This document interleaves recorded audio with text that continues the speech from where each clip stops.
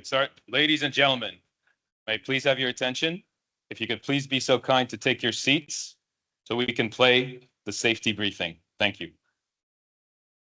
السيدات والسادة، مرحبا بكم في جامعة الدوحة للعلوم والتكنولوجيا. يرجى الاستماع بعناية إلى إعلان السلامة التالي. في حالة الطوارئ سوف تنطلق صافرة الإنذار، وبمجرد حدوث ذلك توجهوا إلى أقرب مخرج آمن لمغادرة المبنى. قوموا بالبحث عن علامات الخروج الخضراء المضاءة وتحلوا بالهدوء. تجدون هذه العلامات على الجهات اليمنى واليسرى من مقاعدكم. نرجو منكم تحديد أقرب مخرج إليكم الآن. سوف يتم توجيهكم إلى أقرب نقطة تجمع والتي تقع خلف المبنى. فور خروجكم نرجو منكم اتباع تعليمات طاقم الأمن والتوجه إليهم عند الحاجة إلى أي مساعدة خاصة. نرجو من حضراتكم التكرم بإغلاق الهواتف النقالة أو إبقائها على الوضع الصامت خلال الحفل. نشكركم على تعاونكم ونتمنى لكم قضاء وقت ممتع. Ladies and gentlemen, welcome to the University of Doha for Science and Technology. Please listen to the following important safety announcement. If there is an emergency, you will hear an alarm. If there is an alarm, please use the nearest safe exit to leave the building. Look for the lighted green signs and stay calm. These are located on your right and left-hand sides. Please identify your nearest exit road now. You will be guided to the nearest assembly point, which is located at the rear of this building. Once outside, please follow the instructions of the trained security staff. Please ask security if you require special assistance. During the program, we ask that mobile devices are switched off or turned to silent mode. Thank you and enjoy the program. Assalamu alaikum. Good morning and welcome. My name is Alain-Marc Nicolas-Ventil. I'm an instructional design specialist in the Applied and Experiential Learning Department at the University of Doha for Science and Technology. It is my pleasure and honor to be your Master of Ceremonies for today and welcome you to the event of your Professional Development Days, the second day. Before we kick things off, I would like to extend a special warm welcome to our Vice President of Academics, Dr. Rashid bin Lamri, and to our distinguished guests. Thank you. Dear faculty members, I hope you enjoyed yesterday's PD days within your respective colleges. Today is an opportunity for us to all come together and explore innovative teaching practices that support engaging and effective learning. The title of today's PD Day is Disruptive Innovation in Education, Introducing New and Engaging Learning Environments. That is quite a title. Today you will hear from international speakers from various leading universities, including our very own, industry professionals on top topics such as micro-credentials, generative AI, and hybrid learning, all to advance student success through curriculum innovation and essential research skills. So ladies and gentlemen, on behalf of the university leadership, the Applied and Experiential Learning Department and Committee, and everyone involved, please allow me to welcome you to your PD Day. Welcome to your event.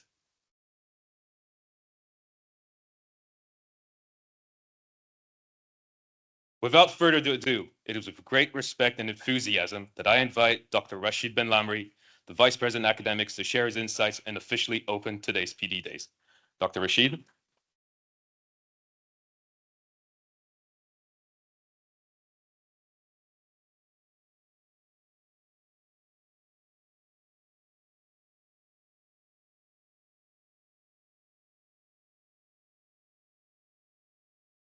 Assalamu alaikum wa rahmatullah. Esteemed guests, faculty members and staff, good morning to you all. First, I would like to say thank you to our guest speakers from traveling from far away and accepting our invitation to come and share their knowledge and experience with our faculty. Our PD Days are now a cherished tradition that unites all faculty members here at UDST to reaffirm our shared dedication to advancing education together. Our education. Together, we play a major role in shaping the leaders of tomorrow. And as educators, we understand the importance of adapting to the changing needs of our students and the industry at large. The need to embrace innovative teaching methods and utilize technology to create a dynamic and inclusive learning environment is no longer an option. It is a must. This is why this year's PD Day embraced the theme of disruptive innovation in education, introducing new and engaging learning environments. They reinforce our focus on transforming traditional teaching methods and embracing innovative strategies to create more dynamic and impactful learning experiences. I hope you found yesterday's individual college activities enriching, and today I look forward to you benefiting from the keynotes, presentations, panel discussions, and various breakout sessions. In conclusion, I encourage everyone to embrace today with curiosity, engage in meaningful discussions, share insights, and most importantly, work together. It is through our collective efforts that we can truly enhance the educational experience here at UDST. Thank you for your commitment to UDST and for being part of our continuous journey towards excellence. Thank you.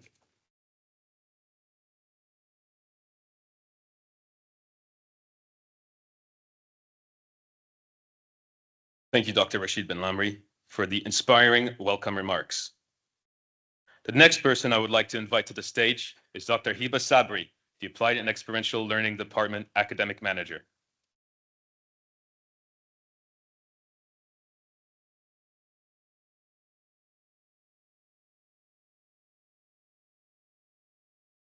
Assalamu alaikum, everyone, and welcome to our Professional Development Day. Our today's theme is Disruptive Innovation in Education, Introducing New and Engaging Learning Environments. Before I start my presentation, I'd like to share some numbers with you. So these numbers are from January to November 2024. So the total number of registrations for our PD sessions is 385. The total number of offerings, PD offerings, is 23. The total number of delivered sessions based on these 23 programs is 117. And the total number of one-on-one consultations with faculty members is 76. This is excluding the drop-in sessions that we offer at the beginning of each semester.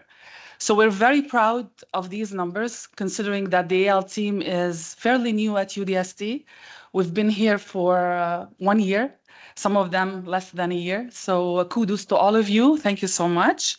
And we're planning on increasing those numbers, those registrations in the next few months. All right, so I would like to also revisit our last PD Day back in March 2024. So, and just remind you of the projects and initiatives that we talked about back then. I'd like to share where we're at right now and give you some updates. So last time we spoke about UDST hybrid learning, micro-credentials, intelligent tutoring system, ITS, and teaching certification program. So where are we now? Let's start with hybrid learning. So if you recall, back in March, we partnered up with Coursera. The goal was to introduce hybrid learning to UDST and use it as a tool to complement classroom content. We also use it as a tool for professional development, so that's why we distributed many licenses to all of you. Also, starting September, we piloted the 3 courses in Coursera. The feedback that we received from students was really great. 71% indicated that they enjoyed self-directed learning and they'd like to continue using hybrid learning in the future. The second update, and I consider this is a major accomplishment, which is designing 2 hybrid learning courses at UDST. The first one is EFFL 1003 for the College of General Education, and the second one is Discrete Structures for CCIT. So these hybrid learning courses were designed in-house. meaning we relied on our instructors to provide us with the content, and we relied on the AL team to put together the instructional design package, and we're using our own learning management system to launch these courses. The focus was using a micro-learning approach in these programs. You will learn more about these two courses later in the day. The AL team will provide you a presentation on these projects, showcasing some modules that were built. The third update under hybrid learning, we have put together hybrid learning templates for all colleges. So what that means, if we decide to extend our hybrid learning offerings, we have some templates to start with. Those are customized, like I said, for our colleges. And also we put together some guidelines. These guidelines will be shared in the next AL newsletter. It's just, it includes the requirements, of a hybrid learning model at UDST. The second update is micro-credentials. So last time we discussed about planning for a micro-credential framework. Now we're happy to say that the micro-credential framework is available and has been approved by the leadership team. We're also happy to say that UDST is one of the few universities in the GCC countries to offer credit-bearing micro-credentials and non-credit-bearing micro-credentials. So what we have done, we updated the existing APD framework to reflect the change, meaning we have now a credential level available for micro-credentials. And for non-credit-bearing micro-credentials, we put together instructional design standards and a model for CPE to be able to design and roll out micro-credential programs for our industry stakeholders. Intelligent Tutoring System, ITS. So as you probably know, we have a Tutello ITS as a pilot project. So starting this September, we piloted 6 courses representing all colleges. The goal behind this pilot is to build our own ITS, our own intelligent tutoring system by next year. So the approach we're taking for this project, and we will replicating it once we implement our own ITS, is first we provide training to our faculty members on how to use the ITS. Then after that, we conduct consultations and class observations to make sure that the ITS is being used in the classroom by our students. Based on the results of these consultations and class observations, we try, if necessary, to tweak the curriculum, meaning incorporating learning activities in the classroom to boost the usage of ITS. After that, we run evaluation, meaning we look at the data that was collected during this year. We're working closely with CCIT to help us with the technical specification of the ITS, build student portfolios that would be able to help us build our own ITS next year. Since we're promoting the use of AI in the classroom, we're very excited to invite Dr. Fox today to talk about the best practices for creating AI policy in education and using the Concordia University in Montreal as a case study. The last update I have for you is teaching certification. So we are working with the Harvard Graduate School of Studies on a teaching certification program. So we started this September. We have a cohort of 3 to 32 instructors as part of a larger cohort that consists of 246 participants from around the world.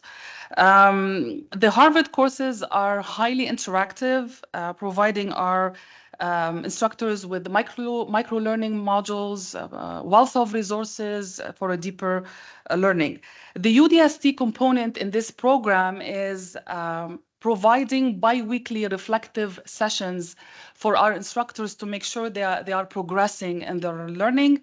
And in case there are certain challenges, in case they would like to share their ideas, insights, so there is a place for them to do that on a bi-weekly basis. The ultimate goal of this program is to build a community of practice of instructional leaders at UDST who are able to give back to UDST by providing coaching, teaching observations, any kind of teaching and learning support that is required by their college. That's why we have put a plan, working with all colleges through department heads. We put a plan for these graduates to be involved in, and we're monitoring, of course, the progress of this plan as well.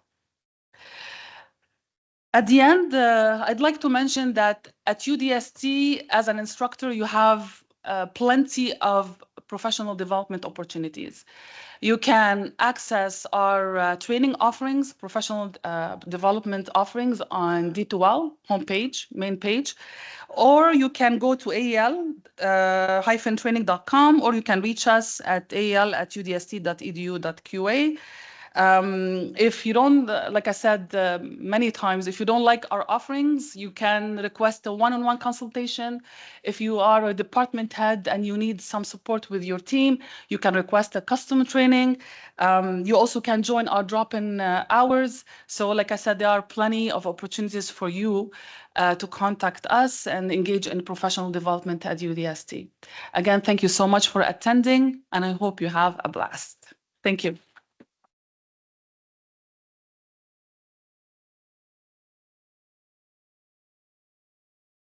Thank you, Dr. Hiba Sabri. Before we continue, I'd like to make a few housekeeping announcements. Firstly, please be aware today's sessions is being recorded for educational purposes. Additionally, photographers will be taking pictures to capture the moments of today. So please remember to smile. Please don't hesitate to ask questions. After each session, there will be a dedicated time period to ask questions for Q&A. For the panel and keynote presentations, we have a QR code flashing up on the screen behind me, or not yet, for you to ask questions. Simply scan the QR code with your phone, type the question in, and our team will moderate the questions and direct them to the speakers. And if you prefer the traditional way, we have microphones set up down the aisles for you to ask your questions. Lastly, if you have any questions or need any assistance during the event, please feel free to contact me or anyone from the AEL team, and we will gladly support you. Okay, on to the main first session. Our morning session begins with a captivating panel discussion on micro-credentials entitled Micro-Credentialing in Higher Education, Implementation, Best Practices, and Impact. This session promises to be both enlightening and thought-provoking, as we hear from the most knowledgeable and experienced voices in the field. Joining us today, we have our following esteemed panelists. Mr. Ian Gaither, Director at Instruxio Educational Services, where he is a leader in simulation-based and game-based training, designing programs for diverse professionals like astronauts, pilots, engineers, and firefighters. His designs use technologies such as AI, VR, AR, mixed reality, and traditional tools to create immersive learning experiences.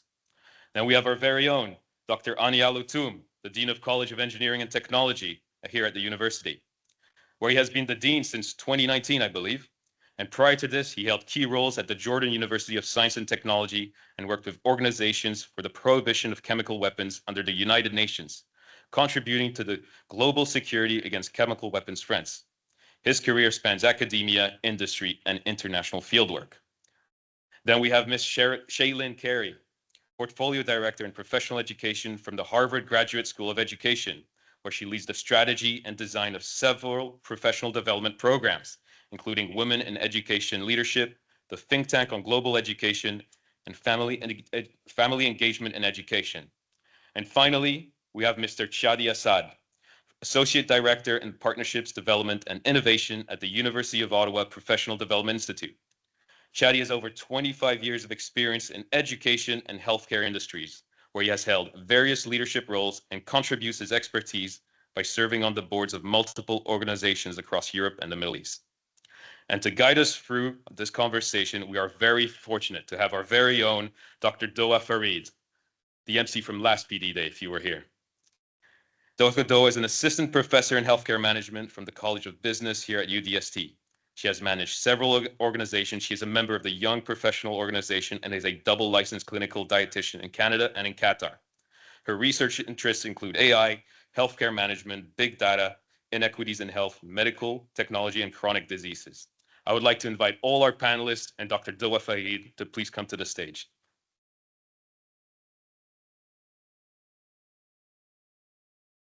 And please remember, you can use the QR code, which is now behind me, to ask your questions. Thank you.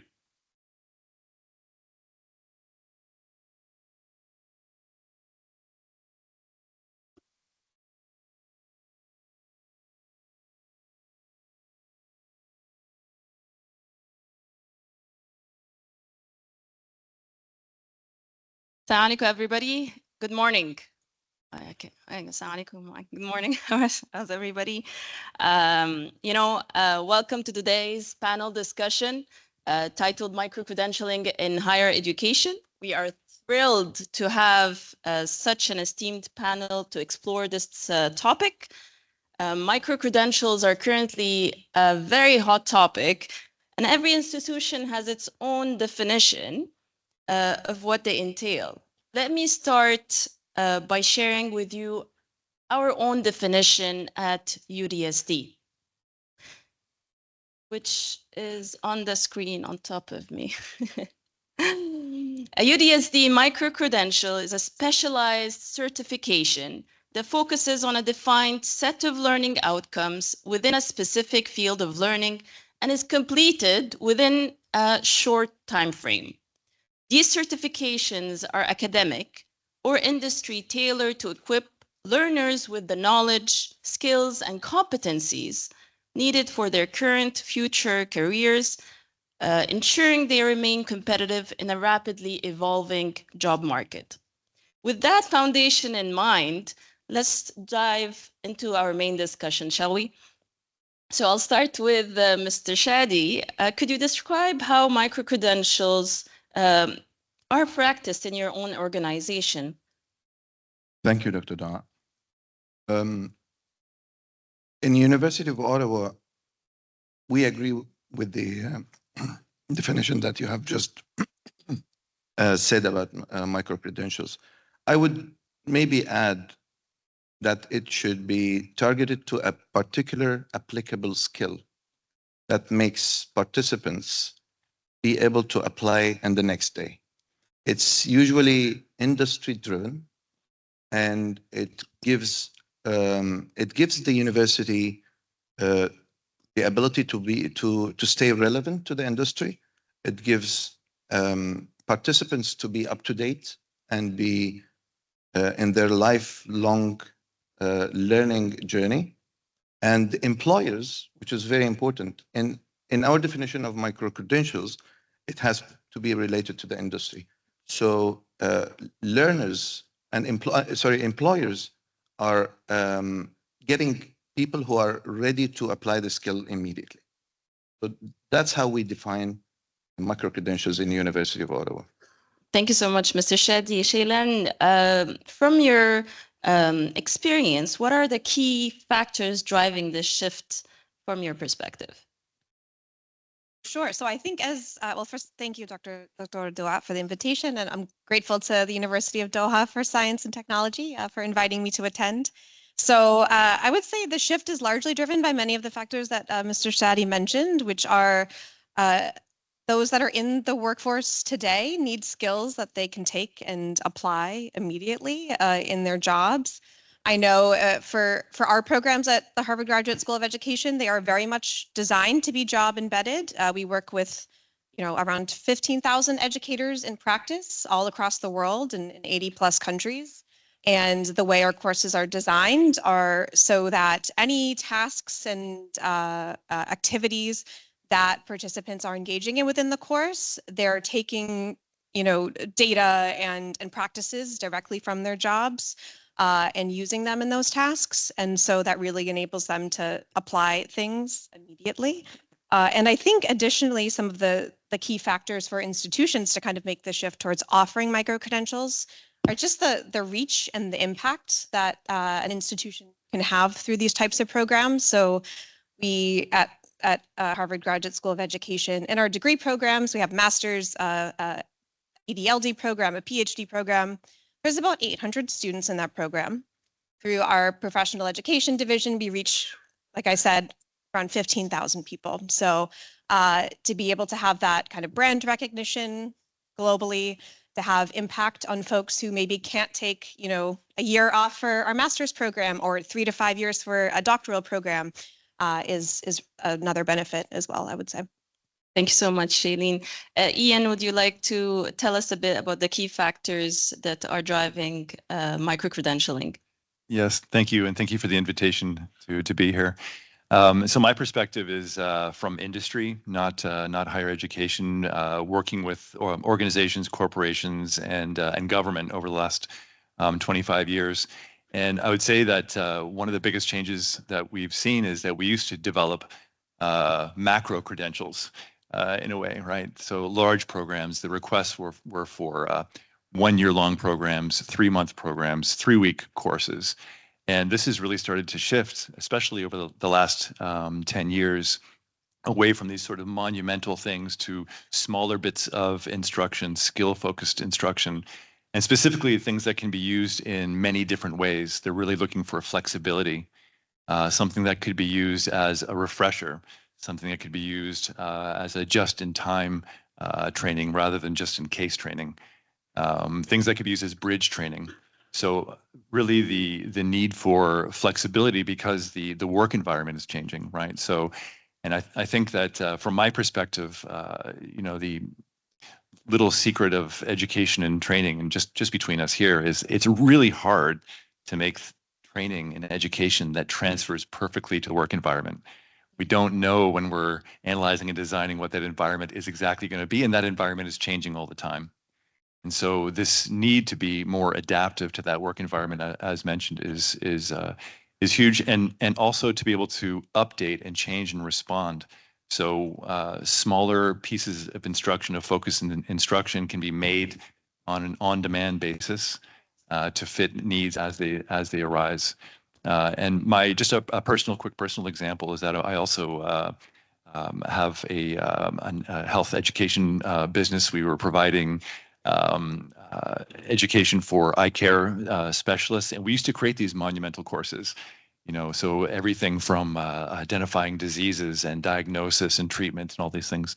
And over time, we realized that people were only focusing on one little piece, and that was because the need was, in fact, for that piece for diagnosis and for interpreting medical imagery. So I think responding to the demand has become the new sort of design paradigm and being more flexible. Excellent. Thank you so much. This is very insightful.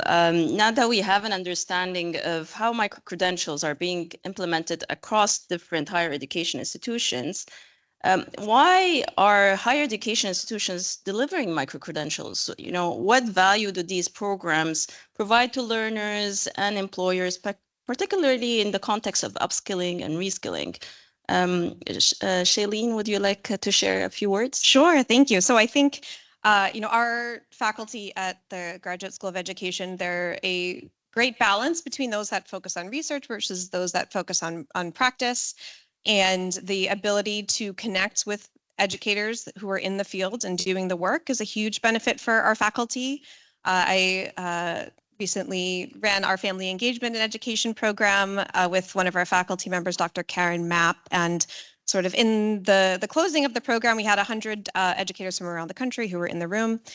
She said, you know, my master's students, they are tasked with doing a research and action project connected with the school district here in the country. Are any of you interested in having one of my students, you know, kind of be embedded within your system and, you know, apply some of the practices from this institute and from my research? And so to have that direct connection is really helpful. And I imagine that for, you know, many of the courses that you offer here, because it is an applied university, there is some sort of field experience component. And so to maintain those connections with, you know, various organizations, institutions, companies in the field is a huge benefit. And I think also faculty get to experiment and tinker a little bit with these micro-credentials. So if, a faculty member is kind of pursuing research in a certain area, they can, apply some of that at a smaller scale. And before turning that into perhaps a paper or a longer form course, I think, we all know how hard it is to change a degree or even, a semester long course. We recently redesigned our master's program at the school, which was a multi-year process, but for micro-credentials, those are things that can be consistently updated, consistently renewed to be the most relevant to the field. Excellent. Shadi, what do you think? Well, in the University of Ottawa, we work with about 100 industries, the government of Canada, and they always have the need to reskill or upskill a particular targeted skill that they think is very related to their performance. And this is where micro-credentials become very, very important. We work with the institution or the business. We understand their needs. We do a kind of a gap analysis for their performance, and then we do the gap analysis for their learning needs and start working on a particular skill that is very important to boost the performance. This is where all parts of education come together. So it's mainly designed to make the university relevant to the business, the employee become more productive, and the employer to have the maximum benefit of education. Very interesting. Dr. Aouni, what are the best practices for designing micro-credential programs that meet the needs of the employer? Thank you so much, Dr. Dua. Actually, the important factors is actually the industry need. And as Ian mentioned a minute ago, the educational institution need to be relevant. Yes. And to be relevant, you have to cater for industry needs. The industry needs are changing by the minute, especially in the technology sector. Therefore, one of the most important thing when you design a micro-credential, whether it's a credit-bearing or non-credit-bearing, is to align it to the industrial need and to be agile and flexible when it comes to this need. Now, the way to embed it in educational program, we have very good experience here at the UDST, where a lot of our courses have been designed and aligning well to the industry needs through different professional certifications. Thank you so much. Indeed, UDST has been a leader in applied education and listening to our industry partners. What kind of institutional support should be implemented to roll out these programs successfully? Ian, what do you think? Actually, I think I was supposed to answer the last question. Celine, would you like to share? I would love to. I have some thoughts on this. So I would say some of the teams that we utilize in order to, think about what programs we want to offer and to what audiences. We rely heavily on our market research team. So we have a team called Insights and Impact, and they conduct some competitor analysis for us before we decide on, designing a new credential program.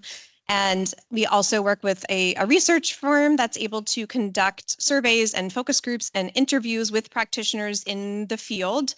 And we get a lot of great data from those around, the topics that are on top of mind, what time of year might work well, what format in terms of online or blended or in person. And so I think, those types of resources are really important. And then I think, events like this, where we're bringing together faculty from across all different disciplines. I'm not sure how many opportunities the faculty have to meet and get together like this.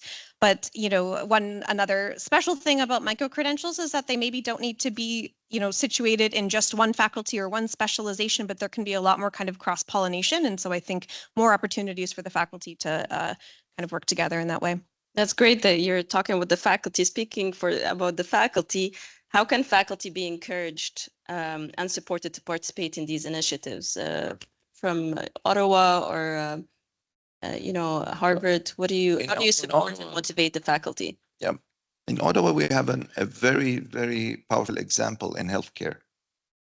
So in Telfer School of Management, we have our MHA program, the Masters of Healthcare Administration. It's a 2 years long, research-based, quite hectic for healthcare professionals who are in top leadership positions to go for. So the government of Ontario, and it answers to your question about how do we enable micro-credentials. The government of Ontario started what it called Micro-Credential Challenge. So it invited all universities in Ontario to design micro-credential courses in healthcare, because it's very much needed in the Canadian healthcare system, to create micro-credentials that answers to particular skill set, particularly healthcare analytics, strategy and leadership, and healthcare financials. So we won that challenge in University of Ottawa. Telfer School of Management, which is our school of management, won the challenge. Of course, they worked closely with us in PDI, the Professional Development Institute, and the Faculty of Medicine to deliver a particular course. So we made 250 hours, 1.5 credit master's course become a 50 hours interactive learning, hybrid, synchronous, asynchronous, to become a micro-credential course that can also later on bear credit. So this is one of the powerful examples on how different players, stakeholders, can come together and design something that is applicable right away. Excellent. Sheelin? Yeah, so for our faculty, I think one of the big things that sort of encourages them to work with us and to develop programs, we provide a lot of support.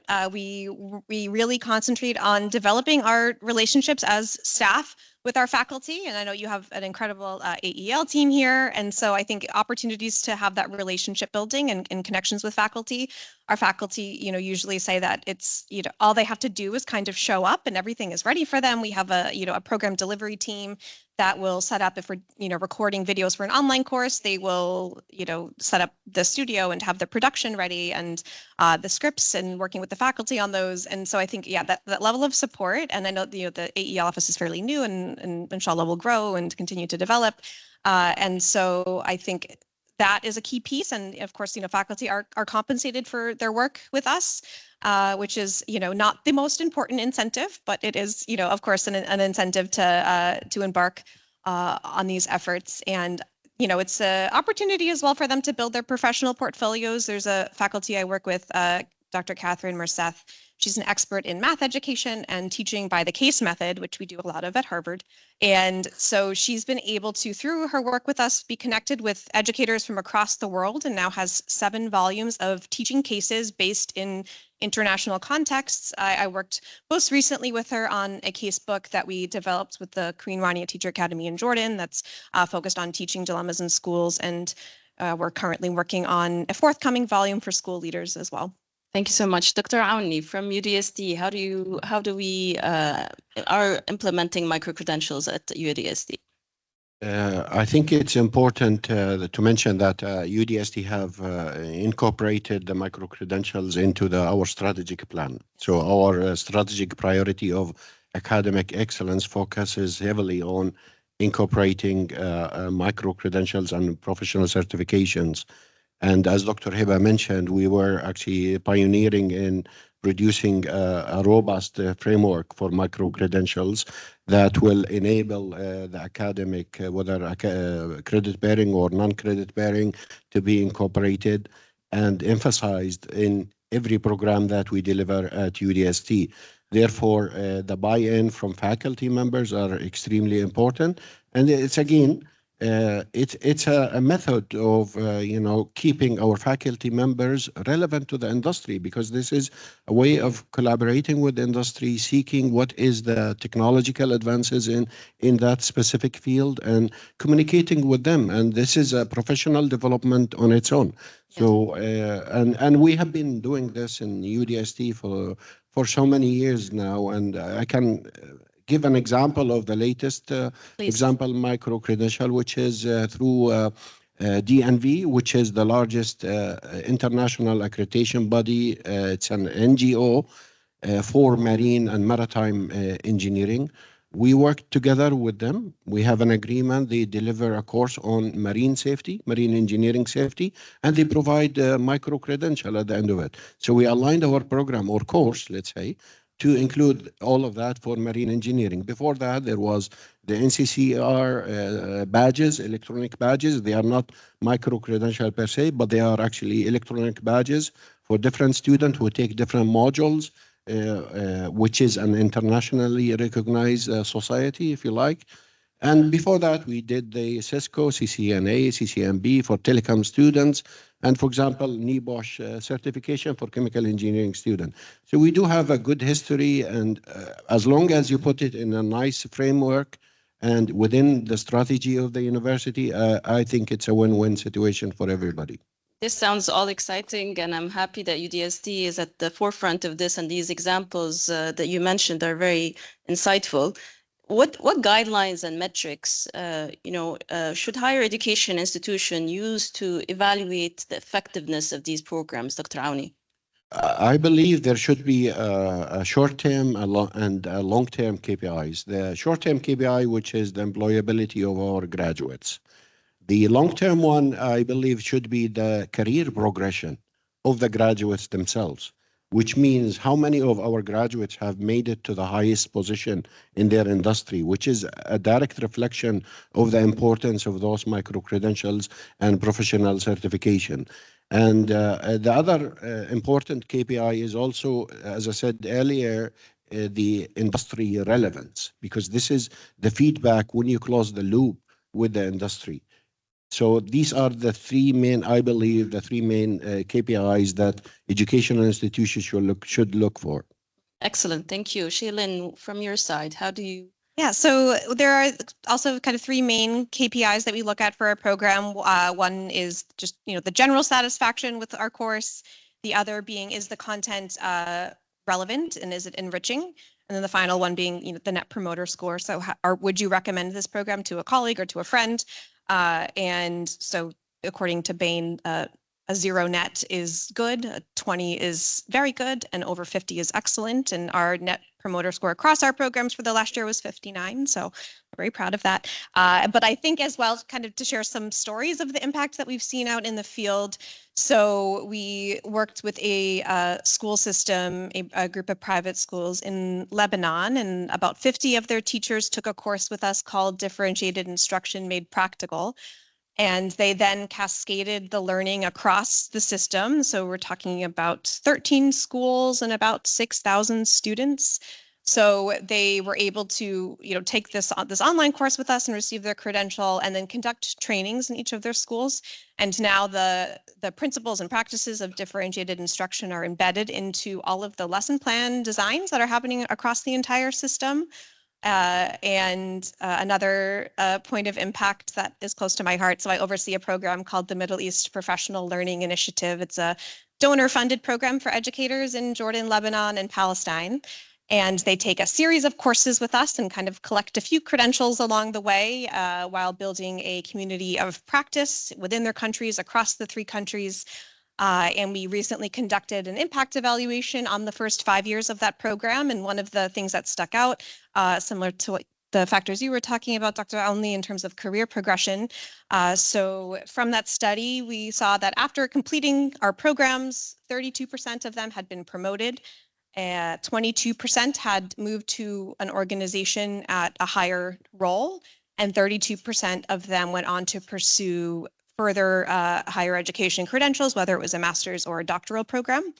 And so that's another point that we look at, as well as in terms of the long-term impact. That's excellent. I like the promotion point here.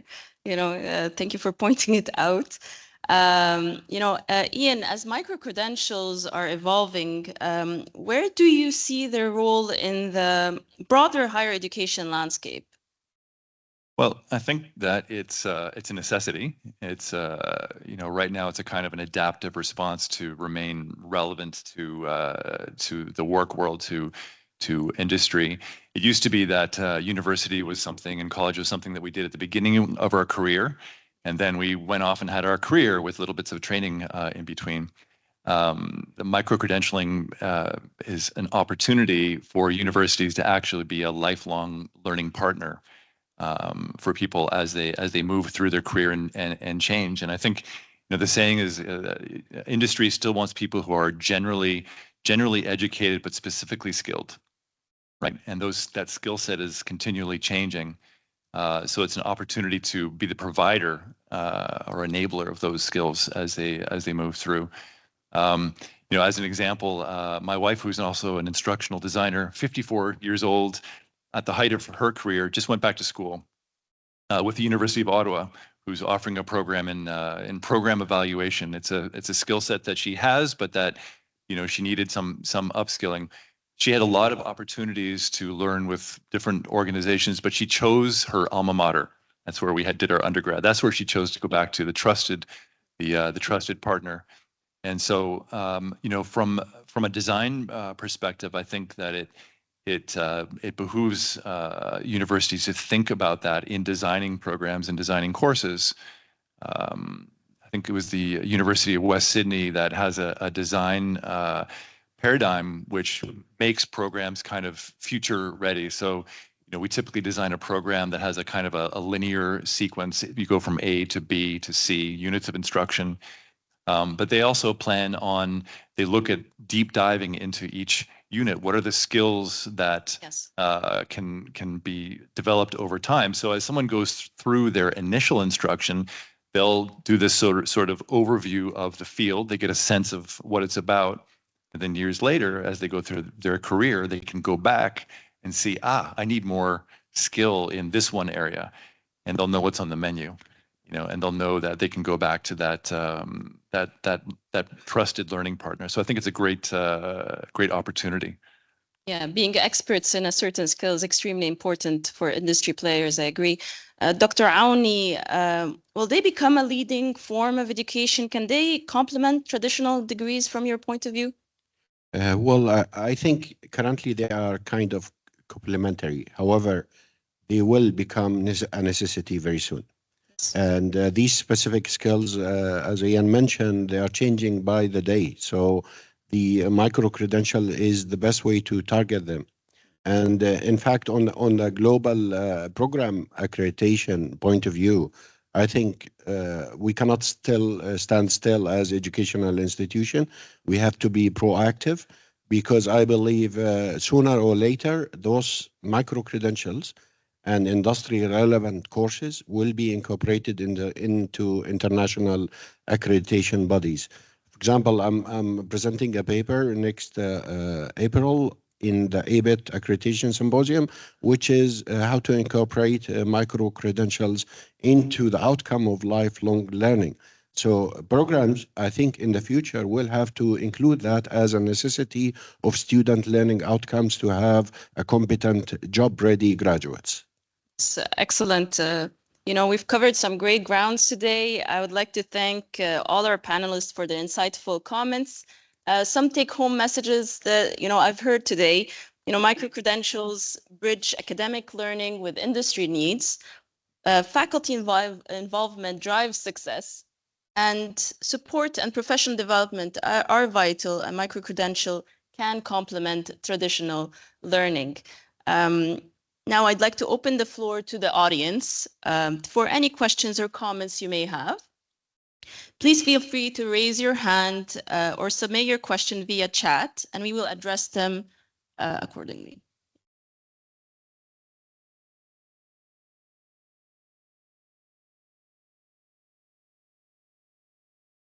Anyone would like? Yeah.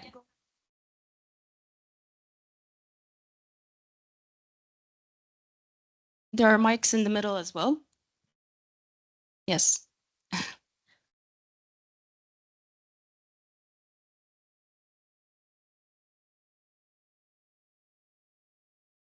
Hello. Thank you very much for your insightful experience and the knowledge that you shared with us. I just have a question about the just on time approach. Is there any statistics regarding its effectiveness, especially in technology and computer science? Should I take? I don't have statistics at the ready, but I think one thing that I can speak to is that I think I use the term just-in-case learning versus just-in-time learning. And as you go through university, you're getting a broad education, but there's the ideal is that it's complete. We cover the main topics. So there's a lot of just-in-case. We might need to know this later. We might need to know this in 2 years or 5 years. And we talk about learning curves, but there's the forgetting curve as well, which is quite relevant. And we know that if someone doesn't apply learning soon after the learning, or if it's not applied in the learning, there's skill fade happens very, very rapidly. This is part of the basic educational research and theory.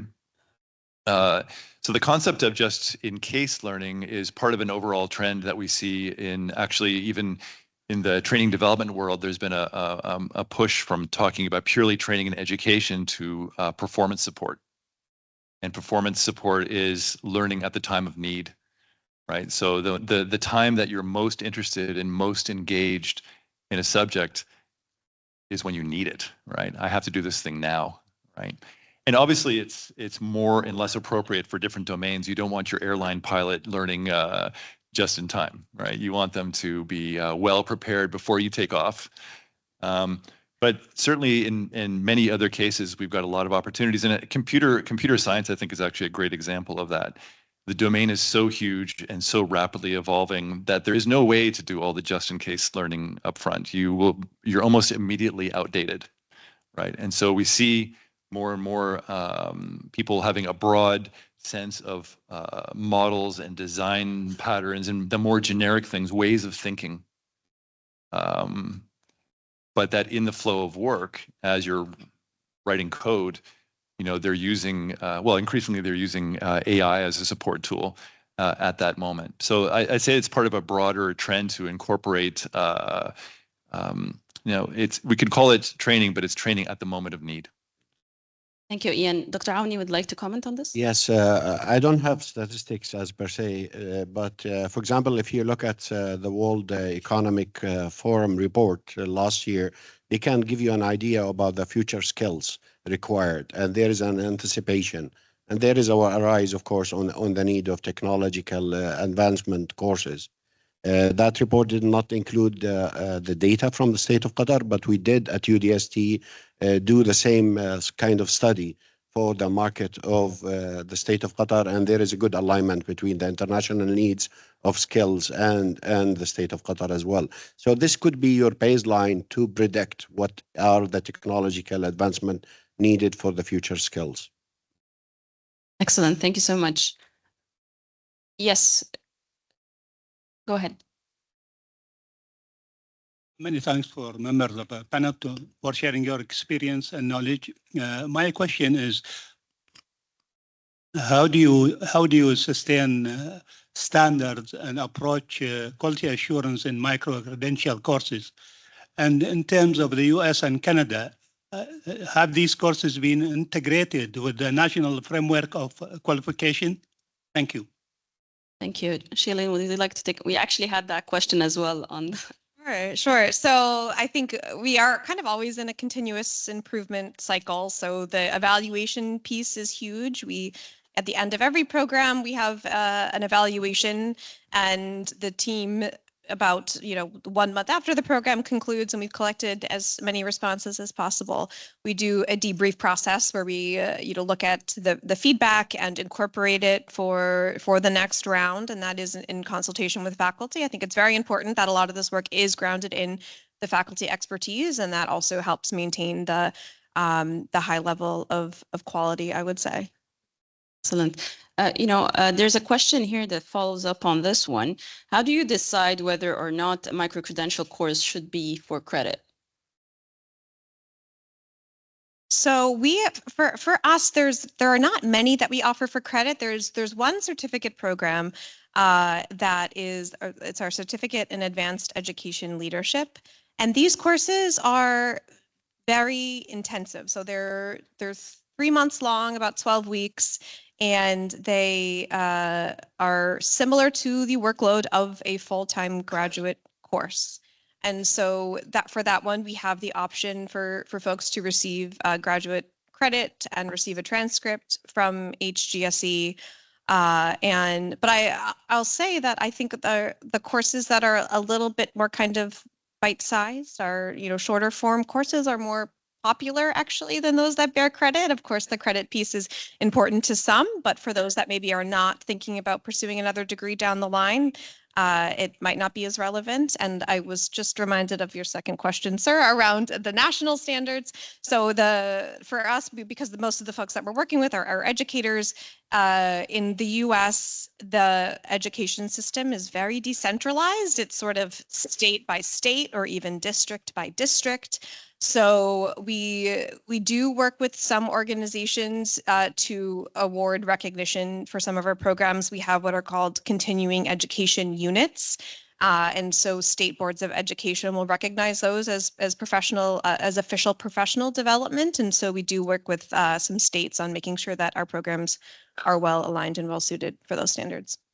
I'm part of the Harvard program, and I love the micro learning part, the bits and pieces that and the evaluation of it is really well done.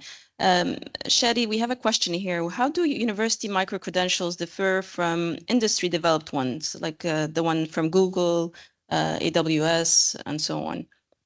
Yes, of course, it differs, totally differs from the one that is done by training institutes. It has rigor, credibility. It goes through instructional design steps that are managed by the university. Usually, it's passed through committees in faculties and in the Professional Development Institute in the University of Ottawa. So we make sure that, and it answers also to your question. Usually, we make sure of two things. Number one, it's scientifically relevant and it's designed in the right way. Two is beneficial for the recipients and the industry. So that's the most important difference between a normal training course that you can take over LinkedIn Learning or professional training institutes and a university-linked micro-credential program. Yes. I have a question here. Could you comment on best practices in managing faculty workloads for blended courses? I hear that elephant in the room here.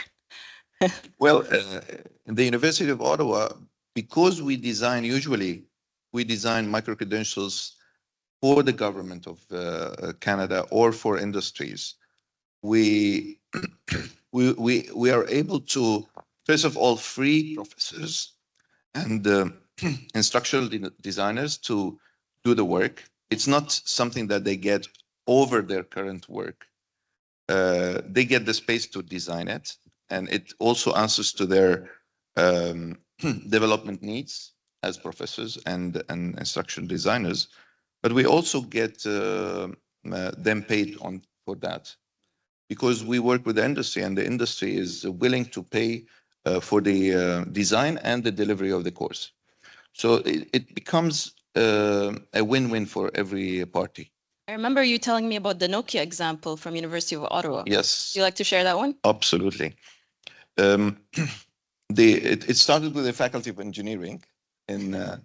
So the Faculty of Engineering started feeling some need for fresh graduate engineers to have some communication and influence skills for their future employment. So they actually developed a model that they called business communication and influence. That became an academic course in the University of Engineering for fifth-year students and master's students. Nokia came out to PDI, the Professional Development Institute, and said, well, we want a communication and influence course for our employees to deal with our partners. So we reached out to the university, the Faculty of Engineering. We developed a micro-credential model of the academic course that they have, and we offered it to Nokia.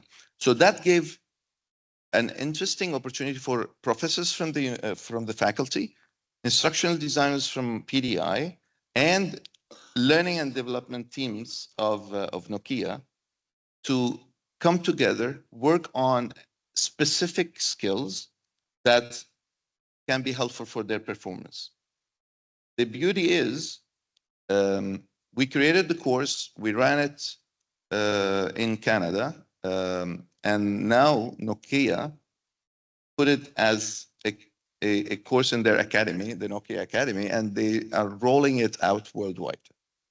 So it brings back return on investment to the Faculty of Engineering because we're sharing 50-50 the resources and revenues, but also gives us the opportunity to pay professors, pay instructional designers, have a relevant connection with the industry, and keep our students in the best shape. This sounds great, and I know that UDST has a similar example. Yes, well, thanks for the hint, Shadi. So we do have a similar course, which is Communication 3010, which is offered by the College of General Education. It's about business communication, if you like, and it's strictly for engineering student. But I think it's a good idea that we work with the College of General Education and EL to market it outside as a micro-credential for professionals as well in engineering. Thank you. This is great. Partnerships like this will succeed in the future. This is great. Anybody else who have any questions? Yes? The mic.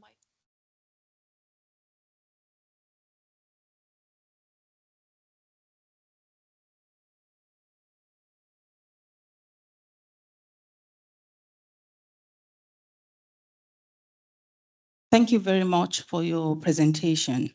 When evaluating the impact of micro-credentials, have you thought about, or what experience can you share in terms of blended versus in-person that you've delivered? Do you consider that when you evaluate the impact? Thank you. So one of the questions we do ask in the post-program evaluation is, what is your preferred mode if you were to continue to engage with us in another program? What would be your preferred modality? Would it be in person or blended or online? And what we see is that folks who take programs on our campus and come in person, they are, for the most part, selecting the option of, oh, I would return in person. And for those that say online, I would say, they would mostly say, oh, I would engage again online. And I think this is an important thing to emphasize, because one thing that we try to focus on is having multiple entry points.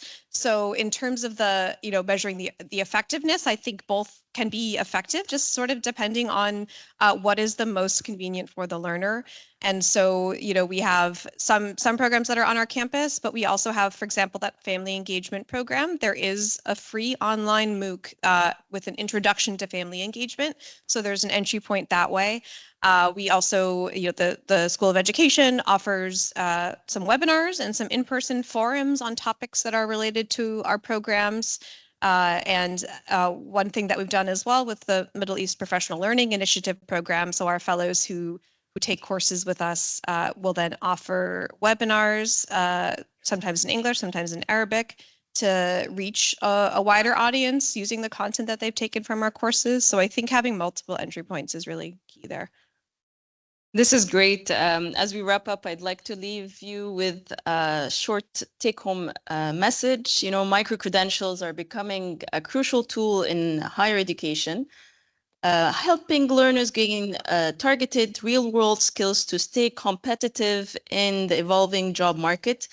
And it's essential that we continue to work collaboratively with industry and institution partners to make this meaningful for everybody. So thank you all for being here today, and we hope you found this session valuable. Thank you so much.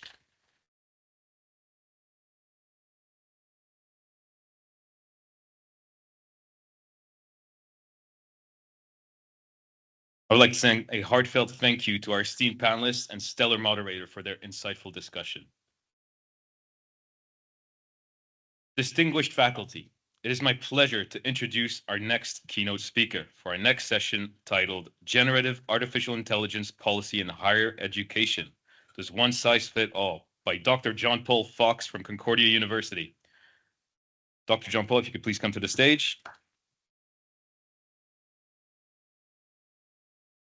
Dr. John Paul Fox is currently a Senior Director at the Center for Teaching and Learning at Concordia University in Montreal, Canada.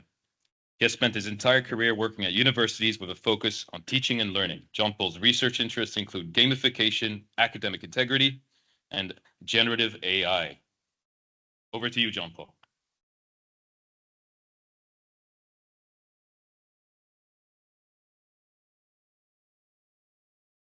Thank you.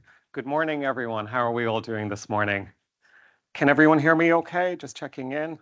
Okay, great. So before I start, I would like to thank the University of Doha for Science and Technology for extending the invitation, for inviting me here today. I'm really very, very pleased to be here.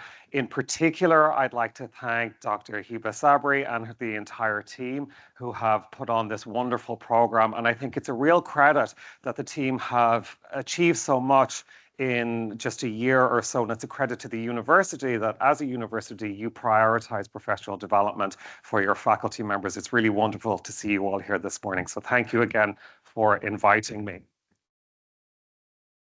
I think we're just loading up here. Okay, so while we're loading up, something I wanted to do as well is Alan mentioned that I'm visiting from Montreal, Concordia University in Quebec. Some of you may know that Montreal is located on traditional grounds of the Kahanahage. We honor that traditional history and we remember that Montreal is traditionally known as Jojage. So we keep that in mind as we do our work at Concordia. Okay, I think we're all set. Thank you very much. So we've a lot to cover this morning. Just to give you a bit of an overview of some of the things that I'd like to talk about. I'm going to talk about generative AI in higher education and policy, generative AI or Gen AI policy in higher education. This is something that a lot of us have been thinking about very seriously over the past 2 years. If we think back, it's been just 2 years since ChatGPT was released by OpenAI. It was November 30th, 2022. And a lot has happened since then. A question I asked of the university upon arriving was, does this university have a Gen AI policy? And I was told no. Well, the good news is you are in good company. Neither do we at Concordia. And in fact, most universities around the world don't yet have these policies. We're all still catching up. We're all still trying to figure it out.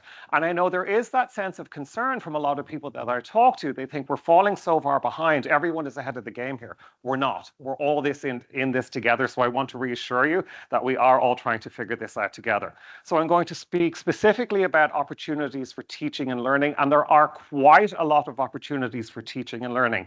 Of course, with these opportunities come some challenges and some ethical considerations. In particular, I know academic integrity and academic misconduct is something that people have been really, really concerned about, particularly with the advent of ChatGPT. So we'll have a bit of a conversation about that this morning. I'll talk about what we're doing at Concordia. We may not have a policy yet, but we do have some guidelines and we have made some progress in figuring out what our policies might look like. And then I'll finish by talking about a research study investigating perhaps faculty perceptions of Gen AI, academic integrity, and their intention to use Gen AI. So that's a lot. I plan on doing a lot. But before I go any further, I wanted to get some information from all of you around what do you think about Gen AI? What is your understanding? So I have a couple of questions that I'd like to pose to you, and I'm going to ask you to use your smartphones. If you have one on you, you might want to grab it now, please. Okay, let's see if I can figure this out.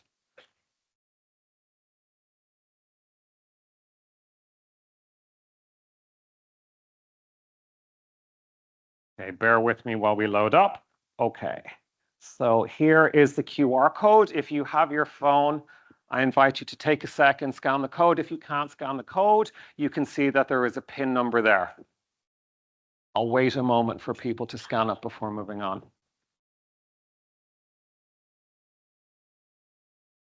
Okay, great. I can see we have some people logging in. Don't worry, these are very, very simple questions that I'm going to ask you, and be assured there's no right answer, no wrong answer, and there won't be a test after.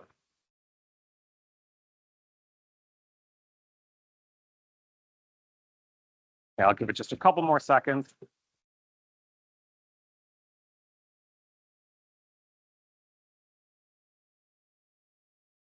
So if you haven't been able to scan, the PIN is 511954. Oh, this is a tricky mess I've got. Okay, so we're going to start with our questions.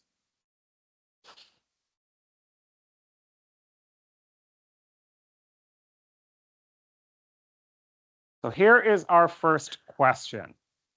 When you hear the term generative artificial intelligence, what comes to mind? The first thing that pops into your head. Let me know what you think. So we'll take a minute or so, we'll give you all an opportunity to address the question, and then we'll see what we come up with.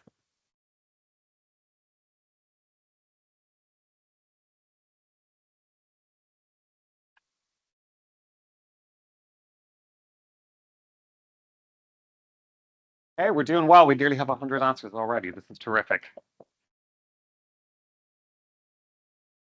I know there's no shortage of opinions when folks are asked about Gen AI, so this is really great. Okay, we're slowing down. We'll give it just a couple more seconds.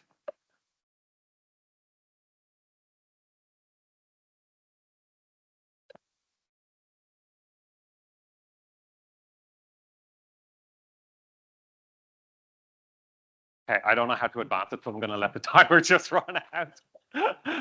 So if you need time, you got 28 more seconds. Skip, thank you.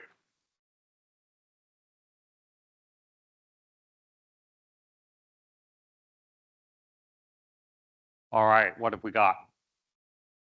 ChatGPT, yeah, that's the big one, isn't it? Most people, that is immediately what they think of, and we know that is what our students think of, and many of our students are using ChatGPT to assist them with their assignments, with their whole learning journey here at university. What else have we got? So ChatGPT is the big one. I see future, I see smart, I see fake. That's an interesting one. That could mean many different things. We have robot, automation, artificial, fast. It is certainly fast, absolutely. Cheating, yeah, unfortunately. I mean, you know, that is one side of this coin. Of course, some folks, and I want to stress some, not all, some folks are going to try and cheat the system, and they're going to use these tools like ChatGPT to do so. Okay, I have one more question for you now. Here we go with question 2. How would you describe your own personal comfort level using Gen AI? Your personal comfort level. Can you use it? So do you feel not comfortable at all, somewhat comfortable, totally comfortable, not very comfortable, or very comfortable? And again, you know, there's no right answer here. Your answer is your answer.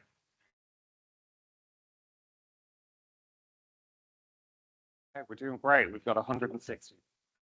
Give it just a couple more seconds and see where we land.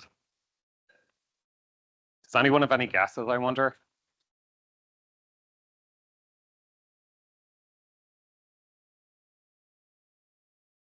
Okay, so 3% are not comfortable at all, somewhat 39%, totally comfortable 12, not very comfortable 8, and very comfortable 38. Okay, interesting stuff.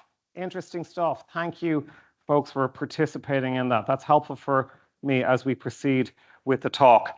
So if we take a step back and we ask ourselves, well, what is Gen AI? Gen AI, or AI, as people also say, is a term that we're hearing more and more these days. So I thought it would be helpful to share a different definition so we're all on the same page as to what we're actually talking about. So Gen AI refers to a category of artificial intelligence models designed to produce new, original content based upon existing data sets. So I want to repeat that.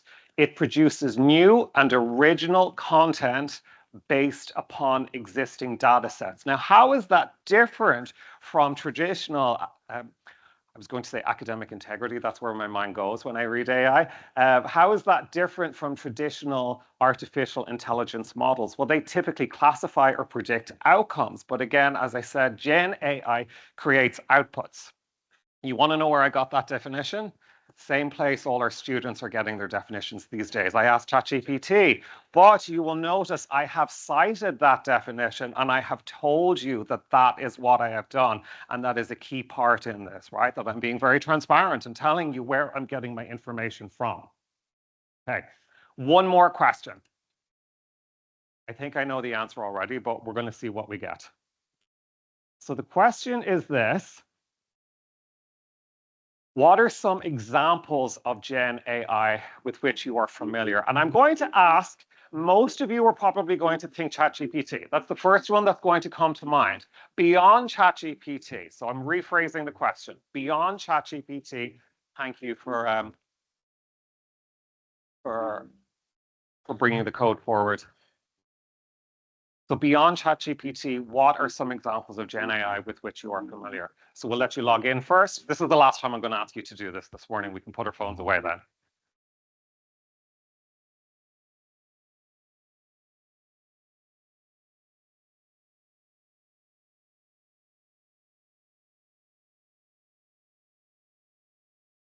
Again, if you weren't able to scan, we have a PIN. It's 864910. 864910.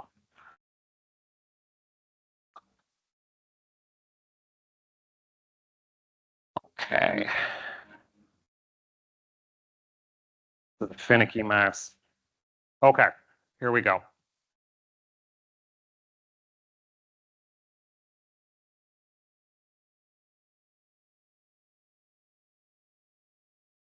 Okay, so I've given you the question already. What are some examples of Gen AI with which you are familiar? And I encourage you to think beyond ChatGPT. If that's the only one you know, that's okay. That is a perfectly acceptable answer.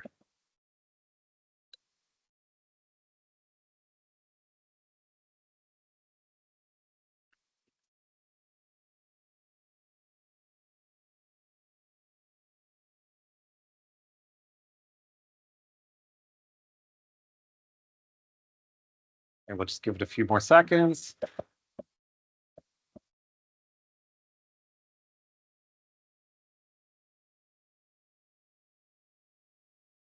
very dramatic music, isn't it, that they're playing out? I feel like it really raises the stakes of what we're talking about this morning. All right, let's see, what did we get?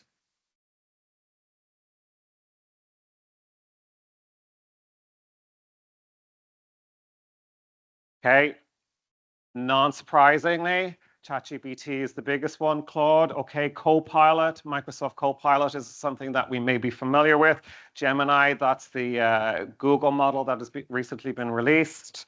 What else have we got here? Grammarly, yeah, Grammarly, Midjourney, ChatGPT, my students, interesting. Canva. Okay, lots of different examples. Thank you very much, everyone, again, for humoring me and putting these in here. My friend, I like that one. Whoever your friend is, introduce us. I'd like to meet them and talk with them. Okay, so the reason I asked you that is because you may or may not be aware that Gen AI has been in our lives for some time.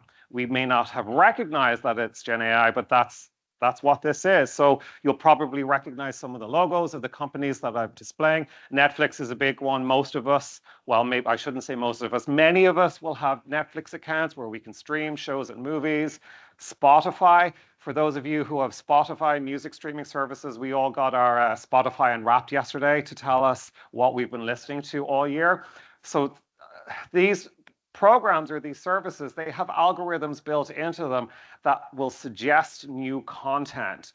I've had quite a few different bands, singers, musical artists suggested to me by Spotify because it thinks I like them. It uses my listening history to tell me what it thinks I will like. And it's actually quite scary because it knows me maybe a little bit better than I know myself. Similarly with Netflix, I read an article about people finding out more about who they are as individuals by the Netflix algorithm because it was able to predict the type of things that they were interested in, and folks didn't even realize that they were interested in this. So the point that I'm trying to make is that Gen AI has been around for a while. Maybe ChatGPT is the one that we're most familiar with, but it is very much a part of our lives. Okay, so when it comes to higher education, ChatGPT is the one that we're all in this room most familiar with. It's the one that our students are most familiar with. It generates human-like responses for conversations and for content creation. It's what we call a large language model. Another one that many of us may be familiar with is called DALL-E. It creates realistic or artistic images based on text prompts. In fact, the image that was the cover image on my title slide, that was generated using DALL-E. Interestingly, where they got the name for DALL-E, Dal comes from Salvador Dali, the Spanish 20th century artist, and E comes from Wall-E. I don't know if any of you have ever seen that Disney movie about the robot. That's where they got the name. Ian, in the last session, was talking about mentioned about how some folks use Gen AI to help them with their code and their programming. So GitHub Copilot is an example of an application that folks can use to do that. Now, I should mention that all of these three particular applications are owned by OpenAI. You may have heard of OpenAI because it is the owner and the creator of ChatGPT. It was founded in 2015, actually as a not-for-profit organization. They are no longer a not-for-profit organization. They are very much a for-profit organization.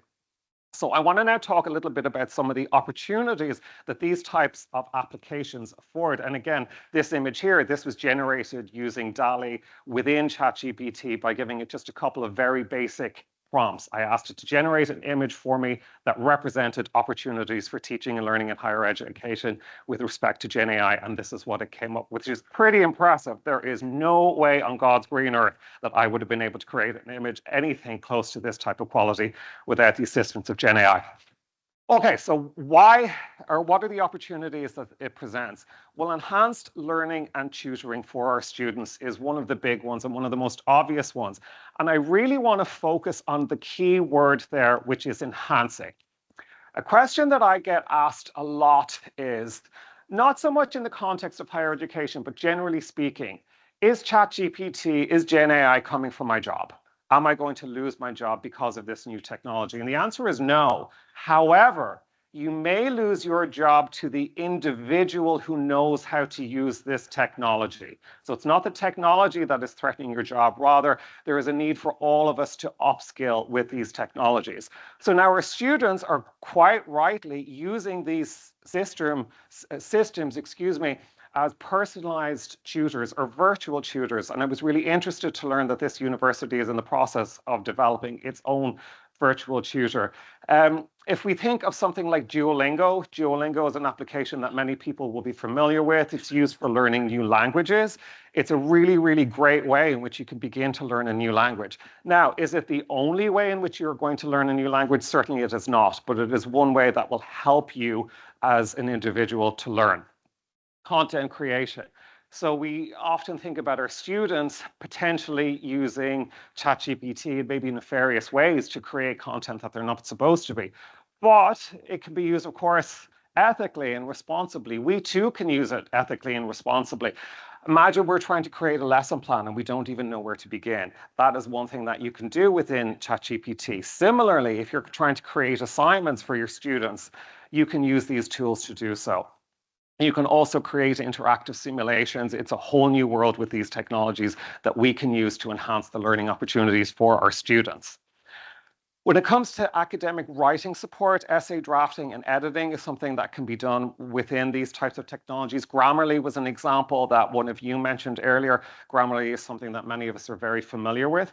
But this is where we start getting into a gray zone. So when we talk about essay drafting and editing, how much drafting and how much editing is okay when that is assisted drafting and that is assisted editing? And that is a conversation, an ongoing conversation that we need to have with our students. Citation and reference management, I don't need to tell any of you in this room how important that is, but it can also, it's not a really enjoyable job, important as it is. There are a lot of different tools out there available to us to help us with this task. Zotero is one that is now using Gen AI technology.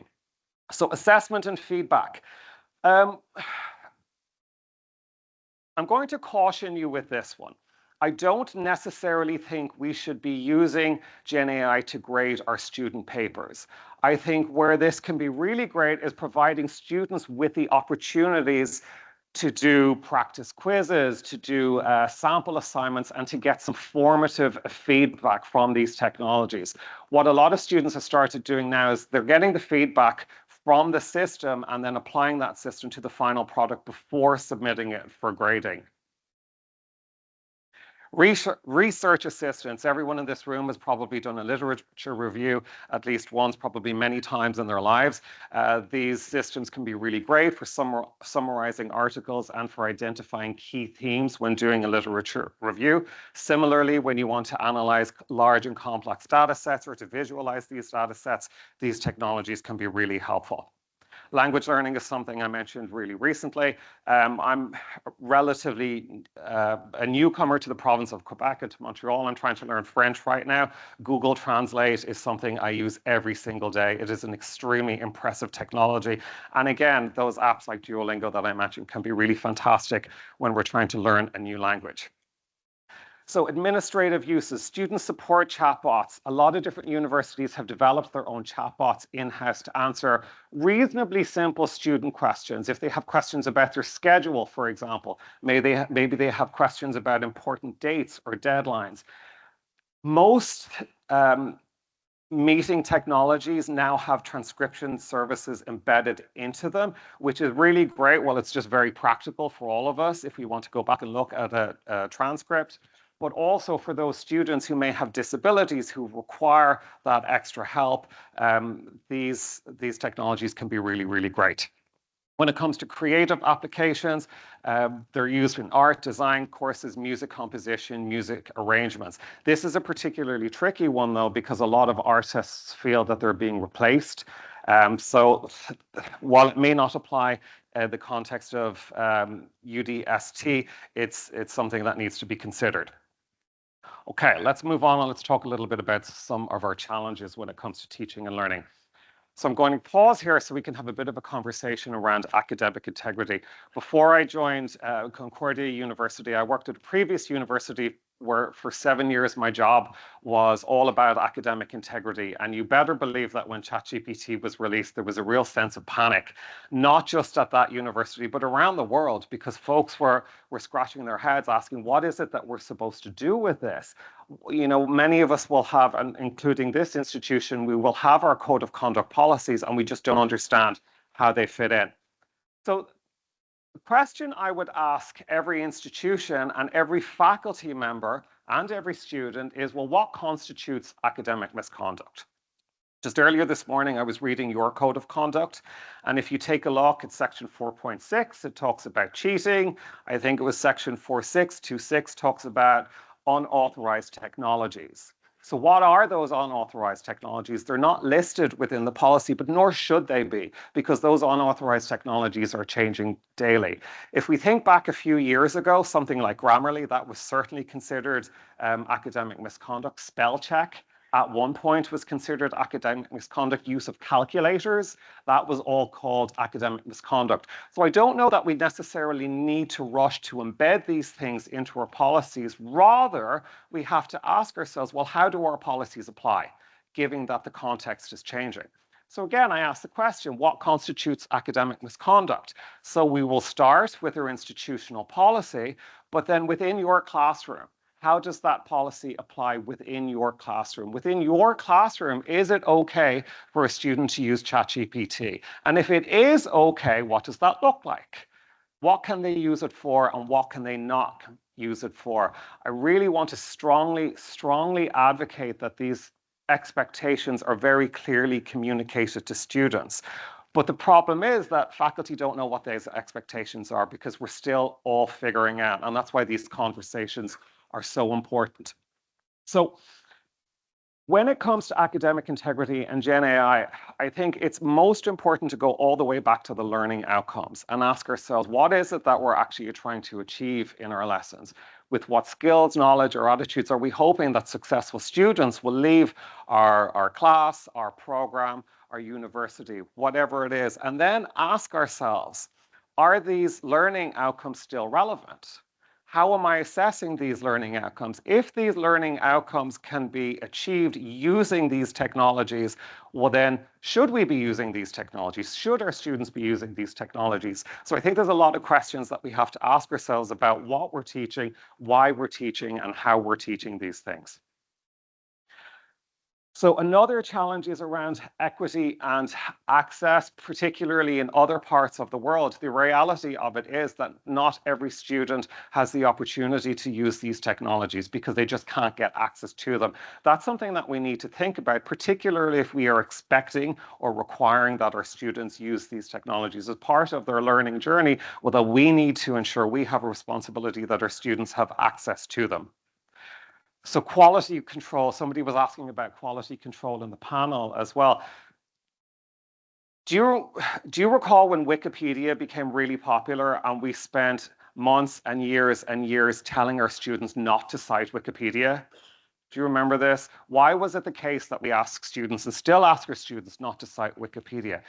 Well, it's part of that quality control piece, isn't it? So Wikipedia, as you all know, anyone can enter some information into Wikipedia. We don't necessarily know that it is accurate all the time. And that's where we are with ChatGPT as well. You can ask ChatGPT to write a research paper for you, and it might do a reasonable job. You can even ask it to insert scholarly citations for you. It may or may not.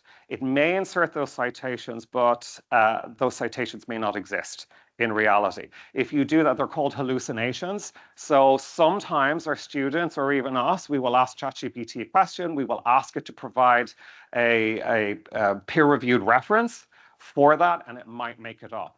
It's really important that we understand this, that we and our students have the information literacy skills and the digital information literacy skills to use these technologies appropriately and to question the information that we're getting and the source of this information. So ethical concerns, these algorithms are known to be biased. They're known to be biased in terms of people's skin color, in terms of whether people identify as male or female. They are imperfect algorithms, and we need to be aware of these imperfections and the biases.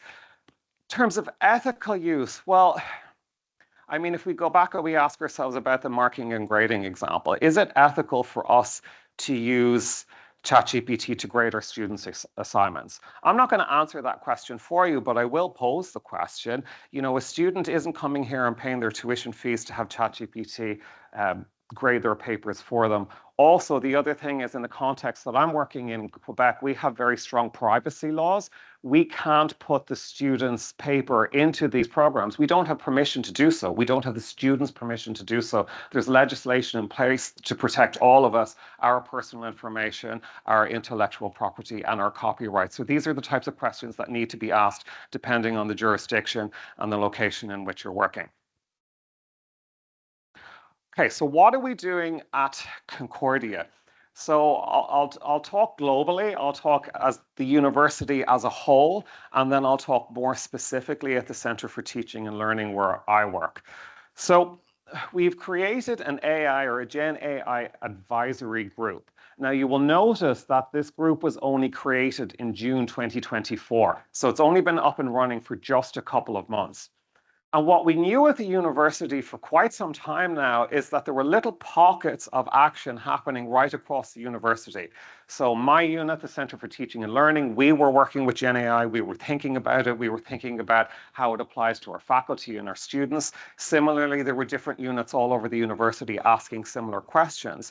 Also, we have faculty members using and experimenting with this Gen AI, but we weren't all talking to each other. And that became a problem. It became a problem very, very quickly, actually, but it took us a little while to get ourselves together. So we've now created this AI advisory group that was created in June 2024. This has been spearheaded by our library and our chief librarian, and we have a number of goals or objectives.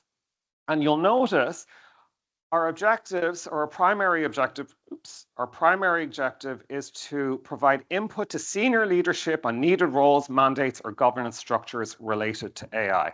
So we're not actually going to be the ones making the decisions. However, we are going to be providing recommendations to the university community. And given that this is something that affects pretty much every single aspect of the university, we're trying to make sure that everyone has a seat at the table as much as possible. So IITS, that is our IT, our information technology folk. We have human resources represented there in organizational development. We have our legal team. We have teaching and learning, research. We have someone talking about student experience. The Applied AI Institute is our research group. We have our library. We have academic policy and planning. We have a lot of people as part of this group because we want to make sure that we're catching all the different pockets around the university that are working on this together. So as I said already, our primary goal is to make key recommendations to the university community and to ask what becomes policy and what becomes recommendations or guidelines. So the title of my talk was, the question I'm asking is, when it comes to Gen AI policy, does one size fit all? And that's a very simple answer, and the answer is no, it does not. And there are some things that'll be easier than others to make policy. So what does that mean when I say it's easier to make policy? Something like that privacy legislation that I talked about, that's the law in Quebec. So that's a pretty straightforward one. That's something that we just have to do. We have to make a policy. All of us have to follow those same rules. The problem with policy, though, is policy doesn't always recognize the fact that many of us are working in different contexts. So when I first started at Concordia, which was only a little over a year ago, I got so many emails and messages from faculty members saying, what is the policy on Gen AI? Is use of Gen AI cheating at this university? And every time I was asked that question, I answered it in the same way, which was, well, you tell me, in your classroom, are students allowed to use it? And that's really what it comes down to. So what we have done instead is we're taking a recommendation approach. And we're saying to faculty members, these are the things that we recommend you do. But ultimately, when it comes to your teaching, when it comes to what you tell your students, that is going to be your decision to make. So the work that we're doing at the Center for Teaching and Learning has been guided in part by these Russell Group principles. So you may or may not be familiar with the Russell Group. The Russell Group is a group of self-selected research-intensive universities out of the United Kingdom. And they were straight out of the gate with this. And they came up with these set of principles in mid-2023 that I think apply very, very well. So let's look at each of them in turn. These principles state that universities will support students and staff to become AI literate. So I was really pleased to see that, I think it was maybe 38% of you said that you feel very comfortable in using Gen AI. But what about the rest of you? You were not comfortable or not very comfortable using Gen AI. So similarly for our students, how comfortable are they or not using Gen AI? And I think we as a university, we as educators have a responsibility to ensure that our students, our staff, and our faculty members are all able to use these tools appropriately. So staff should be equipped to support students to use generative AI tools effectively and appropriately in their learning experience. We can't help our students to do this unless we know how to do it ourselves. So I think each of our universities needs to take the time and investment to upskill all of us in terms of how we use these technologies. What are we going to be doing with them? How are we using them appropriately? Universities will adapt teaching and assessment to incorporate the ethical use of Gen AI and equal access. I spoke just very briefly about that already. I think we need to take a step back and ask, what are our learning outcomes, both for our programs and at the course level? What are we trying to teach? Why are we trying to teach it? And how are we trying to teach it? Again, if any given assessment can be effectively completed by Gen AI, well, then I'm asking, is that still an appropriate assessment? Maybe it is, maybe it isn't. It's not for me to tell you how to assess your students. Rather, I want to pose these questions to you and invite you to think about them. Universities will ensure academic rigor and academic integrity is upheld. I know this has been a real priority for quite a few universities, well, not just universities, educational institutions all over the world. And then universities will work collaboratively, to share best practice as the technology and its application in education evolves. And that's why I think conversations like this are so important, so we can continue to discuss and to continue to share how we're dealing with these things.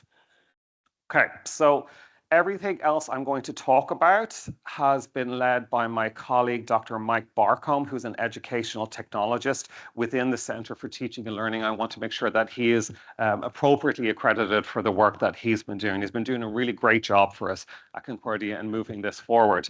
So one of the things that Mike did was he set up a faculty interest group.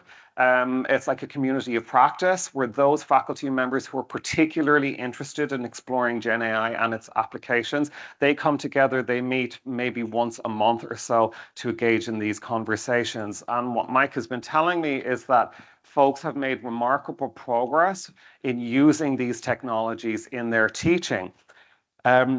Mike was also involved in creating 2 of 9 quick start online modules for faculty. So these modules were coordinated by Concordia Library in partnership with the library at McGill University. We actually got a grant to develop these modules, and they're quick start guides for you, for faculty members. They're freely available to anyone. So they're a series of 10-minute videos on different topics related to Gen AI. If you're interested, I very much encourage you to go take a look. The link is there, and I believe somebody told me that the slides would be made available. Alternatively, you're welcome to contact me directly after the talk, and I'd be happy to share any of these resources with you.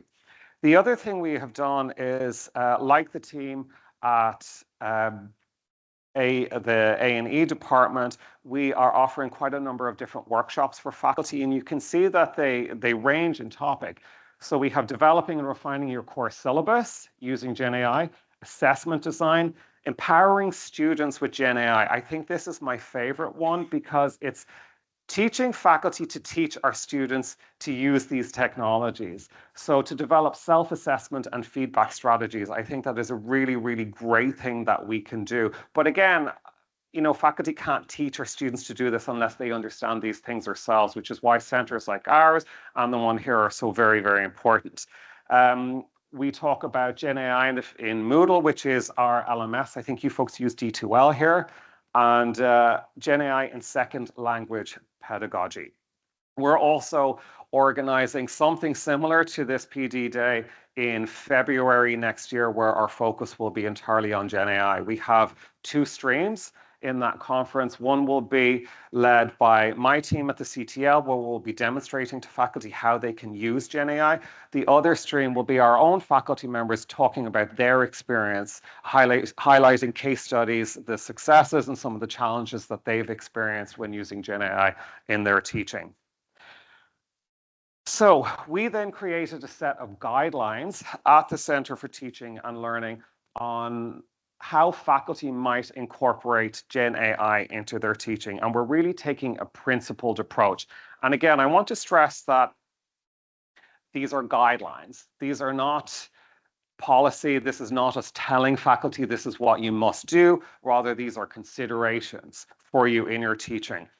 And the first one, and one that we talk about quite extensively, is transparency, and the need for transparency coming from us as educators and the expectation of transparency from our students.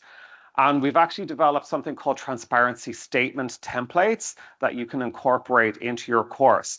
So transparency from us as educators, what does that look like, or what do we mean when we say that? Well, we're talking about, if I'm going to be using Gen AI, I'm going to be very clear on how I'm using it, what I'm using it for, and I'm going to communicate that to my students. I think that is only fair if we're going to ask the same thing of them. If students are going to use Gen AI, give them guidelines on how they may or may not choose to use it. And beyond that, then give them templates for communicating that information back to you. So there's no surprises. It's very, very clear from all parties how we're approaching this. Again, privacy is something that's particularly important in our context, given the recent legislation that has come into effect in Quebec. So that's one part where it's less guideline and it's more policy, and it says very clearly, these are the things that the government allows us to do, and these are the things that the government prohibits us from doing. We talk a little bit about cultural sensitivity and inclusion. As I mentioned earlier, these algorithms are known to have certain biases embedded within them, and it's important that we recognize and we account for those biases when we are using these technologies in our teaching. And then we very much advocate a pedagogy-centered approach. So those of you who are educational technologists or who work a lot with technology will appreciate that we advocate for starting with the question as opposed to starting with the technology. So again, go back to your learning outcomes. What is the learning outcome you're trying to achieve? How are you assessing that learning outcome? And then what are the teaching and learning methods that you're using to help students demonstrate those learning outcomes effectively? Then ask the question, where is the need for Gen AI in there, if there is a need for Gen AI in there? What I don't recommend folks do is start with the technology and then try and shoehorn that into the course, rather asking, where is there a place, or is there an appropriate place for this technology in our teaching? And if the answer is no, well, then there you have your answer. When it comes to prohibiting Gen AI use, I'm going to caution you against that. I know some institutions have been considering outright bans and saying students are prohibited from using ChatGPT, but I think that is not necessarily the most effective approach. I mean, the genie is out of the bottle here. This is something that is here to stay. And I would ask, well, how is it that you're going to police that if you are going to prohibit Gen AI use? How are you going to check if your students are using it? And if they are using it, what are you going to do about it? So there are a lot of different programs that are available in the world that claim to detect usage of generative artificial intelligence. I'm going to tell you right now, they don't work. None of them work. There are many different companies who will try and sell you these programs. They will charge a lot of money for these programs. They don't work yet. It may be that we do get to the point where these programs work properly, but if you are going to use one of these Gen AI detection systems and then make a definitive decision as to whether somebody has used it or not, I very much caution you against doing that. So what is appropriate use of Gen AI then in your classroom? So if you imagine you've given your students a research assignment and they have to write a paper at the end of that assignment. That is the output. Where can they use ChatGPT, for example, if they can? And if they are to use it, what are the appropriate ways in which they can use it, and what are the inappropriate ways? And how do they demonstrate their use of ChatGPT? How do they cite ChatGPT, for example? Can they use it to do their research? Can they use it for drafts? These are all the types of things that I encourage you to think about. And then again, as I have said, communicate that very, very clearly to your students once we figured it out ourselves. Okay, so the last thing I want to talk about is the research study that I've recently been involved in with my colleague Mike, where what we've done is we have investigated faculty's perceptions of academic integrity and how those perceptions influence their acceptance and intention to use Gen AI in teaching. Some of you may be familiar with something called the technology acceptance model. That's what we've been using as a framework to explore how perceived usefulness and perceived ease of use influence faculty's intention to use these Gen AI tools in their teaching. What we did was we used the technology acceptance model-based Likert scale questions. Qualitative data addressed faculty perceptions of Gen AI's impact on academic integrity. We engaged in a multiple regression analysis to determine the relationships between the two variables. That's a lot of words. Okay, what did we find? So what we found was perceived usefulness is a key driver in whether faculty intend on using generative artificial intelligence in their teaching or not. So do you believe that this is a useful technology? If you do believe it's a useful technology, the data tells us that you're more likely to use it in your teaching. Perceived ease of use played a minor role, which was really interesting. So folks weren't thinking about whether these technologies are easy to use or not. More, it was whether they're useful to use or not. Academic integrity is a key moderator in there. So if folks think that these technologies represent academic integrity or academic integrity challenges, then that will affect whether or not they use them in their teaching. And that many of our faculty, quite a number of our faculty, have limited experience with Gen AI. I forgot to say we sent out this survey and we had 185 respondents at Concordia, so we're pretty happy with the data set that we have. So using this data, we were able to make a number of recommendations, and it's quite gratifying to know that the data actually backs up the recommendations that we have already developed in our teaching guidelines. So one of the key recommendations is that faculty development is necessary to highlight the pedagogical benefits of Gen AI. As I've spoken about already, there are so many different ways in which Gen AI can be used to enhance teaching and learning at our institutions, but not all faculty recognize that because they are not yet familiar enough with our tools. So again, this highlights the importance of centers like mine and Dr. Sabri's and the work that we're doing. Clear guidelines and policies are really important to address any academic integrity challenges. Again, that's not going to come as any shock.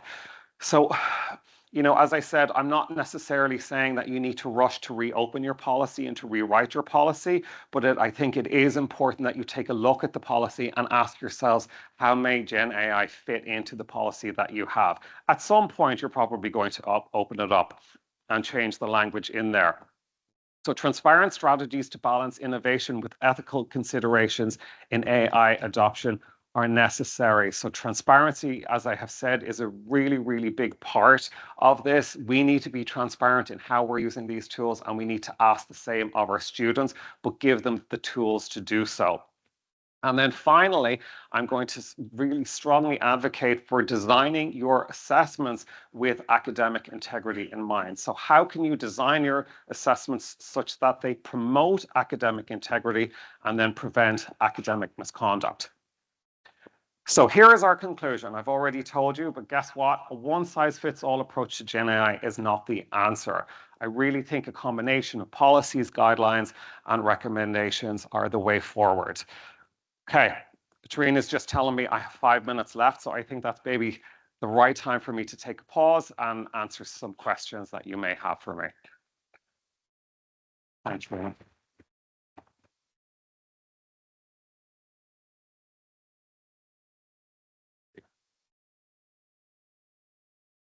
So, Tarina, just so I understand, these came in through the QR code, is it? Okay, thank you. So I'll read the questions aloud. The first one is, how can you know that the information originated by AI is trustful? Sometimes ChatGPT gives wrong information. How can we trust the information? Yeah, that's a really excellent question. I've touched upon that already.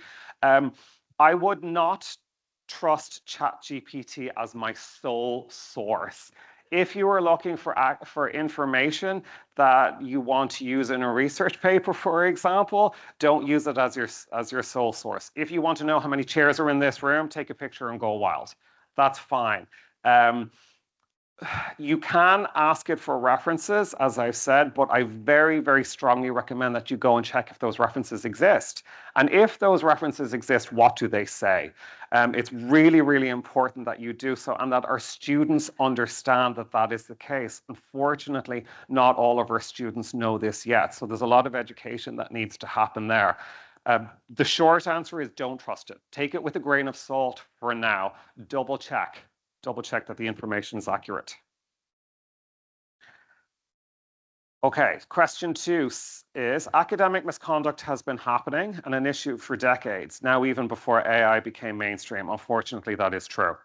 Surely we just need to focus on instilling academic integrity in everyday learning and a natural way of working so that it becomes second nature and the pull towards the quick fix and AI is not appealing. Whoever asked this question, I want to shake your hand because was that you? I love this question. As I said, my previous job was focused all around academic integrity.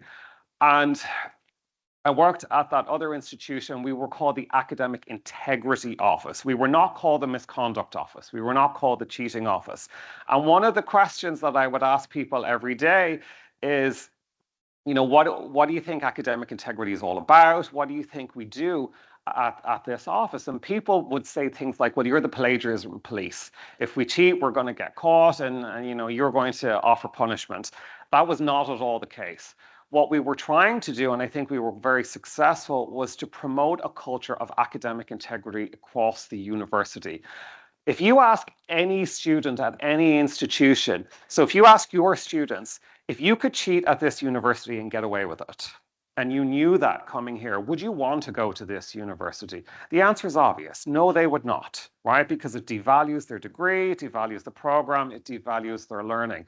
You're absolutely spot on. The way to achieve, you know, to do this is to promote academic integrity. If you promote academic integrity, if you talk about the importance and the values associated with it, you're therefore going to prevent academic misconduct. We could talk about this all day. Thank you for that question. The highest order, this is the third question, the highest order of thinking is creativity. How do we create assignments that encourage and assess creativity in the era of Gen AI? That is another excellent question. Who asked that one? That's okay. It's a really, really great question. Some of us may be familiar with a particular learning model or theory called Bloom's taxonomy, and it talks about creativity as being higher order learning and thinking. So the question is, how do we incorporate? Let me read it rather than try and mess up the question. The question is, how do we create assignments that encourage and assess creativity in the era of Gen AI? Yeah, that's a really, really great question, and it's a difficult question. As I mentioned, folks in fine arts, in art and music have a lot of concern about these technologies and about how these technologies may replace them. If you may or may not recall, I don't know if you saw in the news, I think it was last year, there was a big writer's strike in Hollywood and all these movies and TV shows were shut down. That was because they too are worried about where these technologies are going and what it means for their jobs. I think, as I've said already, there's no fighting this and there's no getting around it. I think we need to embrace it whether we like it or not, because it is here to stay. So if you're teaching or working in a creative discipline, I encourage you sooner rather than later to try and get on board with this stuff, whether you like it or not. It's not going away. Bring it into your classroom. Work with the team here in the A&E department. They will be able to help you and to teach you. In fact, Trina later this afternoon is doing a session on creating educational comics using Gen AI. Use the resources that are available to you at the university. They'll be able to help you to create those assignments. It's a great question, and it's going to take a while for us to figure these things out. Okay, these are the questions that were presented. Does anyone else have any questions?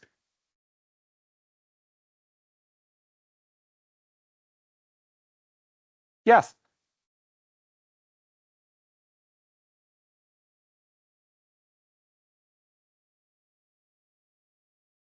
No, not yet. Thank you for asking that question. So the question, in case you didn't hear, was, do you have any data from students?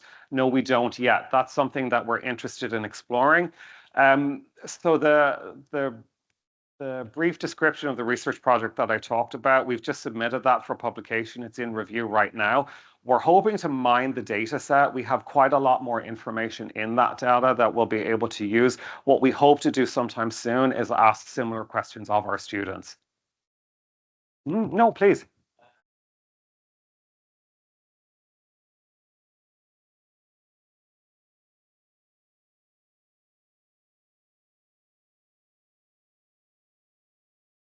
I'm sorry, I'm going to come down. I can't hear you. Oh, thanks, and I think she's going to pass you the microphone.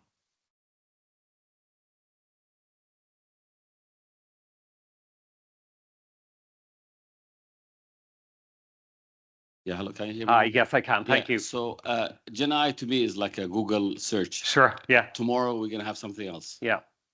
We had the blended learning using the technology in classrooms. Mm-hmm. So I have some data from faculty that some of the faculties, they said they have fear of using the technology in classrooms. Yeah. So now it's the same thing. So Gen AI, how would you, or how you have dealt, or any data that take care of these issues? So the data we have right now shows something similar, that there is some concern about this, particularly when it comes to academic integrity. I think how we deal with that is by taking the time to upskill our faculty, by showing them how to use it, not just necessarily in their teaching and learning, how to use it for every day, how to use it professionally, and how to use it in teaching and learning. I think that's the first best approach, upskilling all of us in these technologies, in use of these technologies, in appropriate use of these technologies. And then the next step, I think, is to talk about how to use it in teaching and learning. I think we all have a lot of learning to do on this. Thank you for your question. Yes. I think there's. Oh, sorry. We'll come back to you. Oh, sorry. Yeah. Yes, many thanks for your presentation. My question is, with this problem with integrity, and do you think that university would go more for summative assessment because of the problems with integrity and knowing, especially with written works, the assessment of written work? Yeah, I actually think formative assessment is the answer as opposed to summative assessment. What some of my, if we forget about Gen AI for just a moment, one of the questions that was asked earlier was that unfortunately academic misconduct has been around for some time. And, there are strategies that we have as educators to deal with that. And many of those strategies, many, not all, will still apply. I think regular and formative feedback to our students is one way in which we can try and combat this. What a lot of faculty colleagues have done is they ask students for drafts of their assignments along the way. They work with the students on those drafts, they give feedback on those drafts, and they get to know who the students are and the type of work and the quality of the work that student is submitting. Now, of course, this is going to be work for you as well as individual faculty members if you're going to do that. And that's something that all of us need to think about, right, in terms of our own workload. But really, I think formative assessment is the best way to go when we're trying to combat this. Thank you for your question. I think there was another question close by. Thank you for your presentation. For me, the issue is what kind of student are we trying to... I'm sorry, I can't see you. Where are you? Oh, there you are. Thank you. Yeah. For me, the issue is what kind of student are we trying to produce at the end of the day? Yeah, yeah. Part of what we're trying to do, presumably, is to create students who are able to research, reflect, analyze, synthesize, and come up with creative solutions to problems. Okay, but now when we encourage, as a policy perspective, the use of Gen AI in what they're doing, then all we're simply getting then is ready-made solutions for them. Okay, and one of the problems we are experiencing is that the students that we then put out into the market are students who are not able to do any of these things that we want to happen. Yeah. And so how do we deal with that? That's a really good question. Thank you for asking that. And I mean, you make an excellent point, right? We have to ask ourselves, what is it that we're actually trying to achieve at our institutions, and you know, what type of student are we trying to produce? And I often think about it in terms of society. Well, I hope that our students are leaving our university and they're making a positive contribution to society in whatever field they have chosen. So I respect your point very, very much that, you know, some individuals will take these tools and they will use them as a shortcut. That is very much the case. But then I would ask, what's going to happen when that student graduates and they are in the working world? How will they be applying the knowledge they have? What is it that they're going to do? They're probably going to be using these tools because that is the way that the world is going right now. So what I would suggest is that we try to get out in front of that. And again, as I've said, that we use, or that we take the time to educate our students on what these tools are, how to use them ethically and responsibly, such that we are still asking our students and encouraging our students to think. I think there was there another question? Oh, I think we're out of time, are we? Okay, so I've left my email address there. I would really strongly encourage any of you to get in touch with me if you'd like to continue this conversation. Also, I'll be here for the rest of the day. If you see me standing there drinking a cup of coffee by myself, please come over and talk to me. I'd really love to continue our conversation. I just want to wrap again by thanking the university for putting on this day, for inviting me. It's really so great to see such a strong commitment to professional development. And thank you again to Dr. Hiba and her team for such a wonderful day. All the best.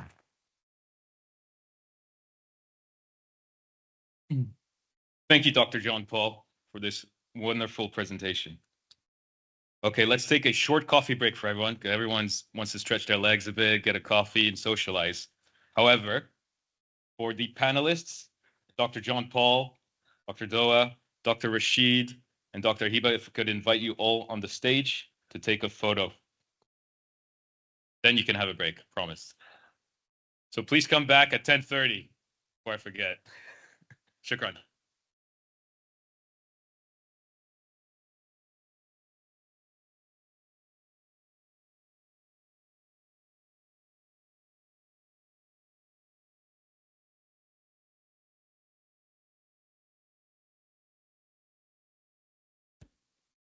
Distinguished faculty, if you could please take your seat.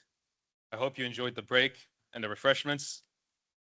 But we were ahead of schedule, and now we're back on track.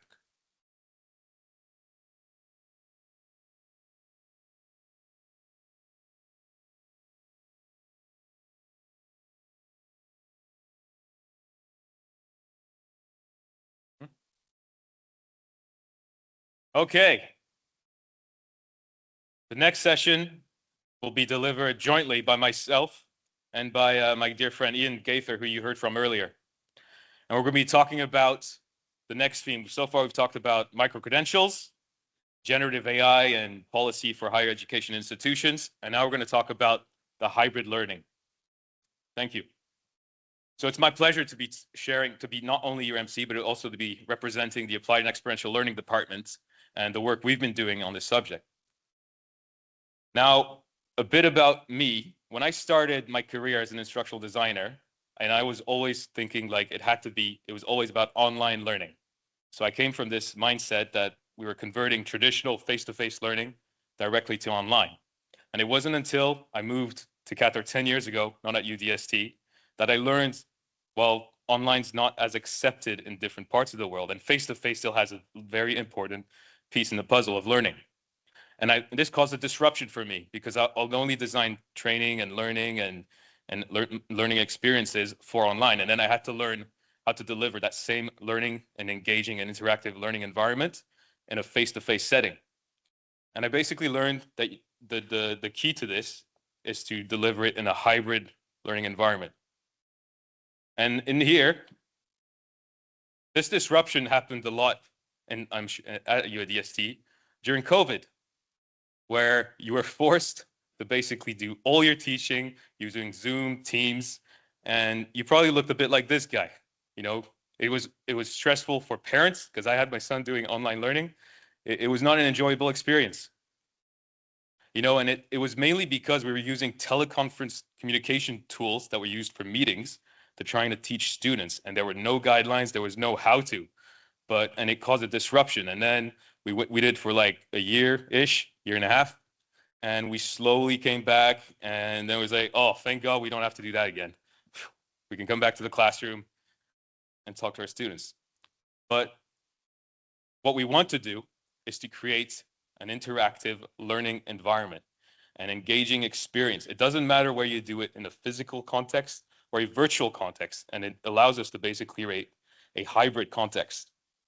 And if we do, and this is where the hybrid learning piece comes in, and using the wonderful powers of AI, as you learned from Dr. John Paul in the earlier session, we can imagine what this could physically look like, such as the picture behind me, which I made with DALL-E, by just chucking in a couple prompts for what could a hybrid learning look like?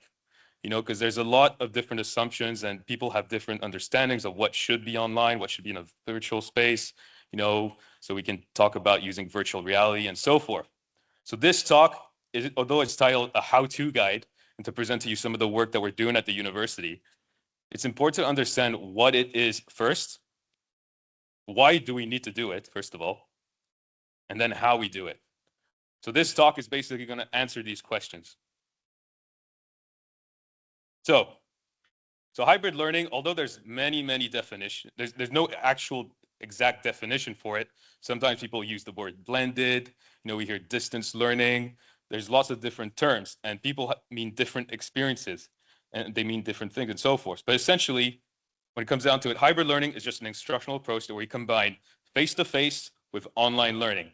But the goal in both of them, as I said earlier, is we want to create an interactive and engaging learning experience, which is, for us, it's based around the applied and experiential learning model by Cole, where we do it in an online, in a face-to-face setting, but we also need to create that same way that we give, concrete experience, reflective questions, to then create an abstract conceptualization of it. So what does this hybrid learning model mean for higher education institutions? Because as soon as I start talking to some of you in my faculty development sessions, there's always a bit of concerns, to sort of let go of control of the classroom. And because it's kind of a new way of teaching, but it's also a new way of working and in the real world environment. So essentially, when we talk about hybrid learning, we're talking about the contact time, the online learning activities, kind of removing some of these face-to-face learning activities and putting them to online. And to give you an exact number, right now we are working together with the Ministry of Education and the leadership here to sort of figure out. But as a general rule of thumb, typically a hybrid learning will look at having 15 to 49% of online learning activities. And we give this broad range to give it the flexibility. So, because I know when I start talking to some of you faculty members about, switching to incorporating online learning activities, we automatically think it's going fully online. And they're like, no, that's not the point. The whole point of hybrid is we're using both learning approaches. So when you look at what are the possibilities of different hybrid learning delivery scenarios in a typical higher education institution, we typically have in a face-to-face setting lectures and labs right now. You use explicit instruction in your lectures. You'll do maybe a flipped classroom, and sometimes, do some group learning, some pair work, kind of applying the AEL model. And then we have a lab component, which is very important for a lot of the colleges. And then we bring in the online learning piece. Now, what happens to the rest? How does this course in a face-to-face learning environment become hybrid? And now we can sort of refocus a lot of the lecture element of a course and assign it to the online learning. You don't have to do as much lecturing. A lot of those lecturing can actually be done online. And there's different ways you can adapt this learning model. One way would be to do a bi-weekly class only. Instead of meeting every week, you do lectures 1 week and you're off the next week. But then you always have the online learning to supplement and to replace. So on the off weeks, it allows the students to basically learn asynchronously on their own through self-guiding learning experiences. From a registration, administration point of view, this is excellent. You can very easily know what rooms you need to book for a class, but it may not be the best way for teaching learning point of view. That's why another approach is to shorten the weekly lectures and to use the online learning to complement and supplement it. So this now allows you as an instructor in your lecture to really focus on the group learning and not as much as the explicit instruction. The explicit instruction can be covered through the online learning element. Have the students complete the readings, but not just read, and by readings, I mean complete online learning experiences that are both engaging and interactive, that motivate them so they come to the class prepared. And eventually, we can remove the lecture piece altogether, but keep the lab element. So you see, there's lots of different scenarios that you can do with a hybrid learning model. And it's not like we don't want to impose, handcuffs on yourself. They say you must do classes this week and you must do online learning this day and so forth. The whole point is to adapt it to your requirements, and that's the beauty of it. And me having worked on both ends of the spectrum and in the middle, I can guarantee you it's like an amazing way for your learners to achieve their student success outcomes. So next question you probably all have. Alain, if you start to take away some class time, my head of department is going to think I'm not doing any work for an hour a week and is going to give me more work to do. He'll probably give me another course. And that's not that. So how does your role change as an instructor in a hybrid learning environment? And the truth of the matter is, the answer is no. You should not be assigned more work. The whole point is that you are still, although there's no class time, there are online learning activities that need to happen. How you motivate and engage the students in an online environment through the learning management systems. You need to create this community, this online community. We're used to doing it in our own personal lives, interacting with different topics that we're interested in. And in the online learning piece, it needs to happen as well. So earlier today, we had the wonderful Dr. Hiba Sabri sort of mention the hybrid learning projects that we're running as pilot projects. And that's the perfect way that UDST does and brings in this innovative and new way of doing things, is that we first pilot it before we decide to launch the whole thing. And then the pilots, we sort of test and see what works, what doesn't work, so we can establish the standards, the processes, guidelines, etc., to help launch it globally at the university. So we have this course that affects all the colleges, Effective Learning and Entrepreneurship.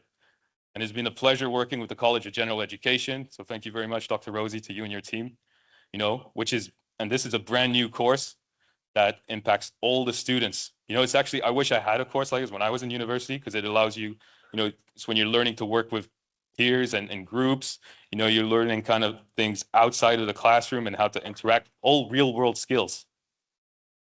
And then we have, with the College of CCIT, discrete structures, a very challenging, abstract, conceptual topic. And thank you very much, Dr. Zakaria, to you and Dr. Abdulatif Shikfa for all the work working along you guys on this project. I was a computer scientist at first before I was an instructional designer. I took this course when I was in university in my first semester. It was very challenging because it's a very abstract and conceptual way of thinking, how to solve problems. And it's math oriented. For computer scientists, we all know that's not their favorite subject.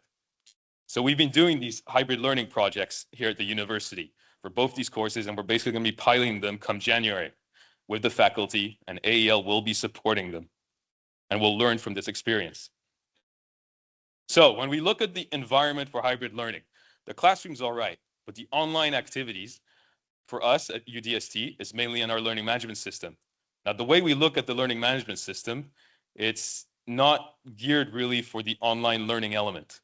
There's no way to know, okay, how do I know what the students have done? Even myself as this is a student view. How do I know what do I need to do? I need a bit of sort of guidance to guide me through, but I also need the flexibility to kind of experience my own way I learn things. And by simply applying a few little checkboxes in the settings and working with our wonderful team at D2L, we can start to change the way the LMS is set up and gear it towards a hybrid learning environment. Now here you're starting to see there's check marks of what the students completed, what he needs to do next. Things are organized by modules and so forth. But we can also use it to upload all your classroom resources that you use in your classroom time. And then here's another example of what the LMS view is, putting different pieces of content, but I have a tracking mechanism. I know what module I'm at. I know my percentage of completion and so forth. So one of the key things that we build with online learning and to put on an LMS is what we call asynchronous learning experiences. Now that basically means this is your standard SCORM package, self-guided learning that the student can do on their own at any time. They can refer to it at any point in time. Because right now, in the face-to-face learning environment, the students, if they don't come to the class, if they don't have notes, if they don't, if they miss all that, they have nothing really to fall back on. They might have a textbook or they have to borrow their friends' notes from class.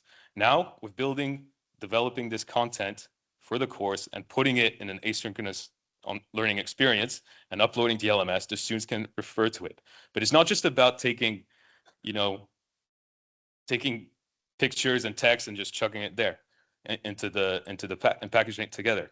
It's about creating a learning experience, following a micro-learning design, creating interactive, engaging experiences, and so forth. Using very visually appealing things that help support the learning. Here we have our good colleague from Student Central Services, delivering part of a lecture. We didn't take a whole lecture. We chunked it down in a micro-learning video and put that part there. This also frees up a lot, especially for this course. There's lots of different guest speakers that come for this course. This course has, for example, 1,200 students, I think, have to complete it this year. Now it frees up Student Central Services to actually support the students. They don't have to travel. So they don't have to travel all around the campus, go to the different lecture halls and so forth. The students have this content there. But then the class time can be used to basically, okay, you completed the online learning activities. Okay, now let's apply it through group work, through pair work. Let's actually have that experiential learning experience. And obviously we include, and then here's another example of the for the College of Computer and then CCIT.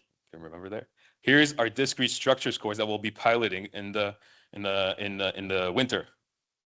Now, you'll see we took kind of a different approach, and that's the beauty of hybrid learning. You can take different learning structures, different instructional methods and media, instructional strategies. For this course, we know a lot of topics require a lot of explanation of these conceptual principle-based theories and, to sort of wrap our heads around. So we developed short micro-learning videos on a lot of these subjects. And it wasn't just about, creating a video and having Dr. Shikfa come in and record. We used, the power of AI to clone his voice and to adapt the script because we know how busy he is. And I can assure you, Dr. Shikfa, you sound just as good in AI than in the real life. But it's also about, okay, we put the content there, but we break it down with feedback on opportunities, and so forth. And this is the beauty. We apply our instructional design expertise from AEL, working with subject matter experts from the different colleges as faculty as yourselves, to create an engaging, interactive learning experience. So that's the asynchronous piece. Another piece of the puzzle with online hybrid learning is synchronous learning. Let's look back at this Zoom, lecture, but actually let's do it properly. Let's not just invite, some 100 students to a lecture. We do this, we automatically turn our camera off. We're just sort of listening. We're not engaged, and so forth. But let's actually plan these things. There's so many things you can do with these technologies. You can use polls, quizzes, have a live Q&A, breakout rooms, delegate some of the responsibility maybe to the leading students to run these breakout rooms. That's the whole idea. Try and mimic what we kind of do in the classroom using the technology as the platform. Now, I'm reaching to another piece. Yeah, this is good, Alain. You're taking our PowerPoint slides, you're filming our lectures, and you're packaging this into these wonderful, interactive learning experiences. But how can we make more engagement? What else can we do? How about the VR, game-based learning? What else can we do for that? And for this piece, I'm going to invite my good friend, Mr. Ian Gaither, to showcase you how you can use these different tools and technologies in a hybrid learning context. I will return.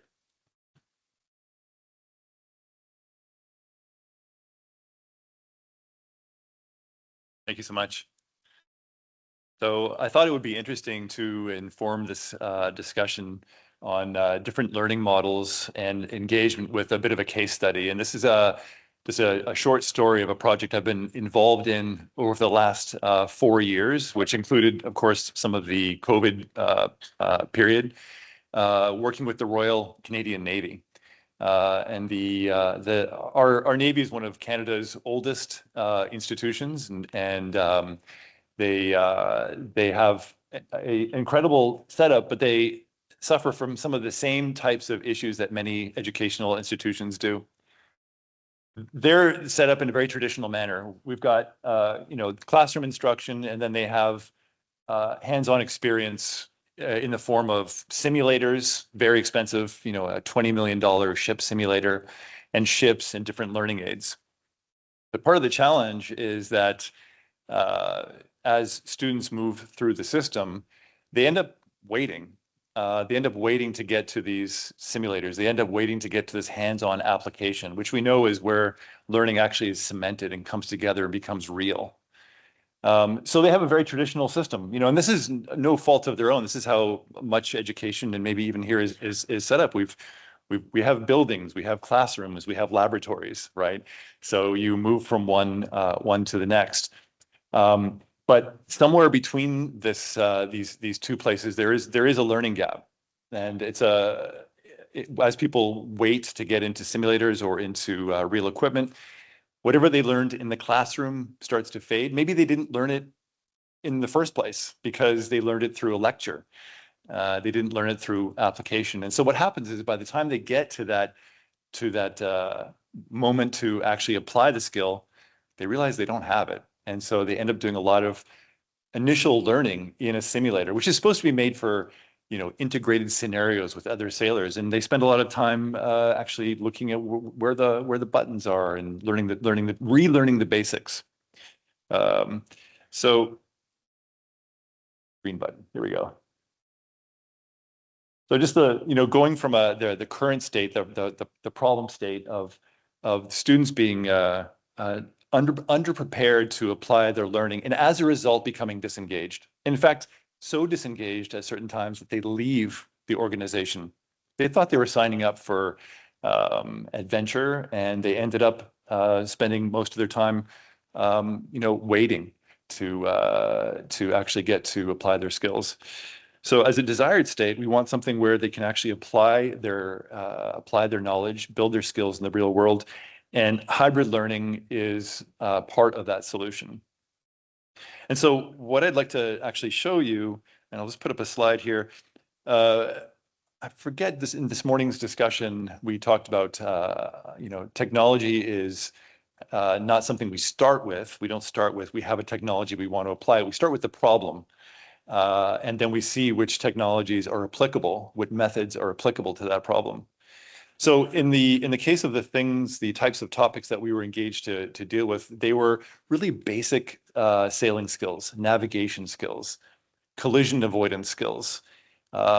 These are cognitive skills, decision-making skills, but also perceptual skills. So in this picture, for instance, we're looking at from inside VR where you can see another ship is coming. So there's the perceptual aspect of being able to understand what's around you, building situational awareness, and then knowing how to use the available tools, the navigational tools, radar and compasses and other tools to figure out what you're supposed to do and apply the appropriate procedures.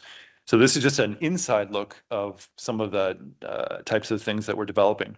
Now we'll take an outside look. It was exciting to see some of the design patterns that are being developed here. And by design patterns, I mean different ways that content can be experienced. And actually, in this morning's discussion of micro-credentials, we talked a bit about the need for having content and learning experiences that can be applicable to different contexts. They can be, in this case, one of the needs was for sailors to be able to prepare for a simulator session. So before they go into the big simulator that takes 6 people to run and they have to be scheduled weeks in advance to get into, they can spend some time preparing.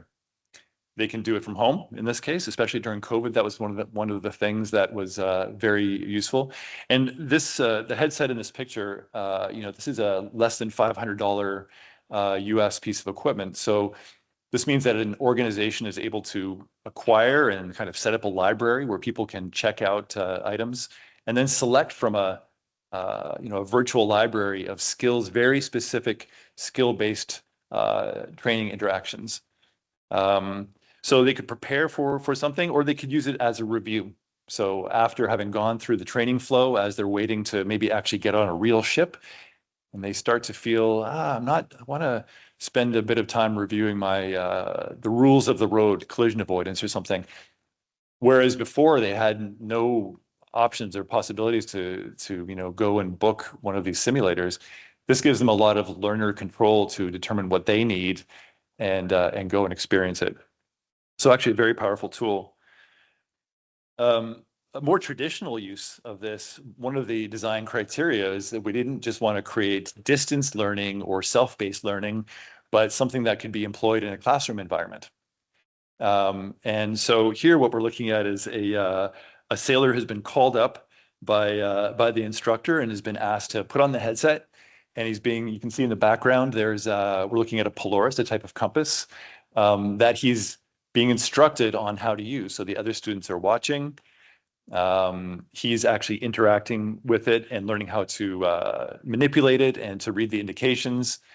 And I mean, this is very engaging for a few reasons, but not least amongst them is that the students realize that at any given moment, they may be called up to actually do something in front of people. They may be asked to actually interact with a piece of equipment. So it keeps them on their toes.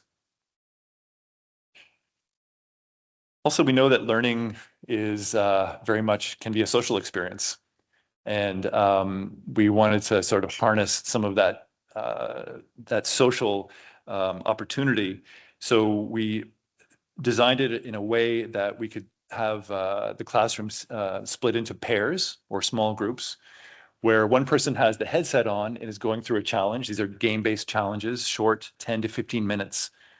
And the other person is watching what they're doing on a laptop or a tablet. And what this does is it sets up a kind of nice collaborative approach between people where one person is helping the other. They may be just observing and giving advice. They may be looking at a procedure in a book, but really providing them an opportunity to collaborate in teams and then mix up the teams as well so that, they get a chance to work with their teammates. This is a photo of a cave. The VE stands for virtual environment. It's basically like a virtual reality headset that we can all be inside of together. And actually, yesterday we went to the National Museum, which is an incredible experience. And a lot of that is kind of like a virtual environment as they're projecting on the walls around us. And this is very much like that. It's a room that we can be in that can, like a VR headset, project an experience. And then, so they could be on the bridge of a ship or in any other environment. This actually provides an incredible opportunity for people to experience something together in the same environment and to connect to other players with other headsets who could be standing right outside of the cave, or they could be on the other side of the country, which actually gives us a great opportunity to engage different instructors and mentors who may not be necessarily in the same place as we are.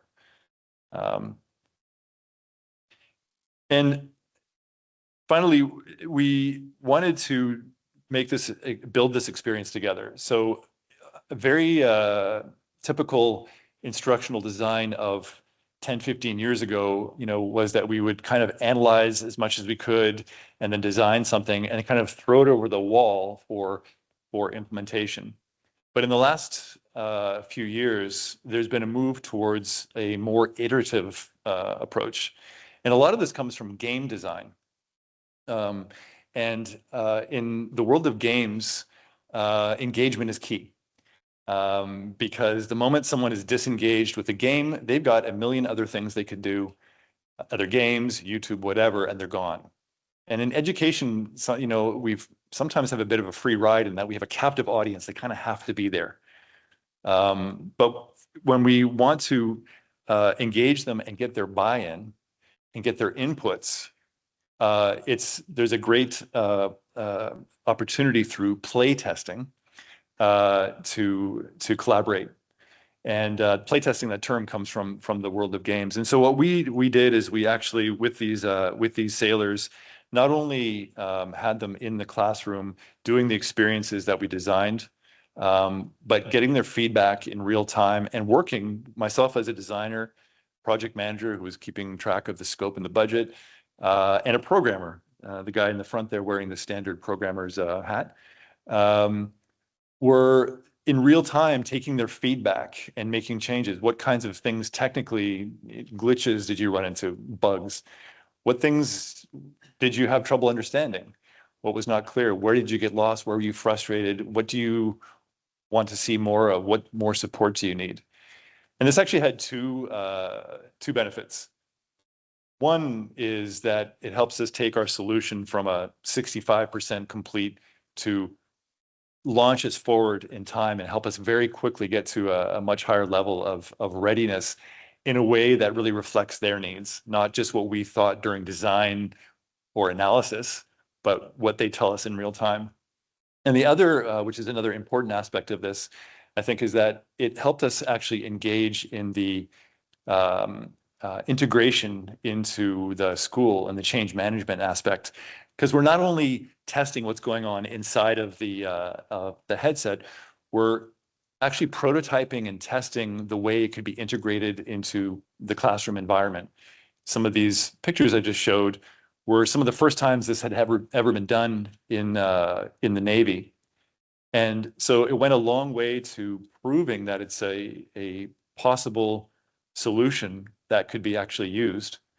And by engaging the sailors and course directors and instructors and getting their feedback was a very powerful way to get their engagement in the process and their willingness to take the risk of incorporating some of these technologies into their classroom. I think that's all for me, but I just wanted to share just a bit of a case study of some of the different ways that engagement can be developed. Thank you. Okay. Back to you. Thank you, Ian. All right. Thank you very much, Ian. I hope you guys enjoy that, and it kind of showed you, some similar ways, although it's coming from an industry-specific area, but how we can use the technology and supplement it through our hybrid learning model. So that was the what. It's trying to give you an understanding now. Okay, I get a better understanding of what hybrid learning is. Are people nodding their heads? No? Yes? It's good. And so it kind of shows you the key thing about it is kind of the flexibility and the different ways you can do things with it. And that's the beauty of it. Now let's start answering the question of why do higher education institutions need to do this? Now, besides our leadership and our strategy telling us to do it, there are actually concrete reasons as to why you should do this. A big one is that these are just some of the ones that it does. A big one that it does from a learning perspective, it gives the students flexibility. Not all students in a higher education can attend every single class. Things happen. And if they don't attend the class, what do they have to fall back on? And it gives a student a different way to experience the same learning outcome through different methods. It enhances the learning experience. It makes the instructional materials available at all times. If the student doesn't come to class, doesn't take notes, he kind of just has a one slider that explains everything. But the actual experiential learning content that you guys do in the classroom is the key. And now if we sort of transfer and convert some of this information and make it available online, it's always there to help them study. That follows the whole spatial repetition of microlearning. And another thing from a university point of view, it has expanded the institution's reach. It puts the university out there on the map. And that's where the competitiveness and the innovation, and also it prepares the students for the future. They are going to be working remotely. It's the way technology and the AI world, everything is changing. After COVID, most people didn't want to go back every day to the office. Some people still wanted to sort of have this remote work. And if we put the students in that same learning context, it'll prepare them for it. And it makes it more of a student-centered learning.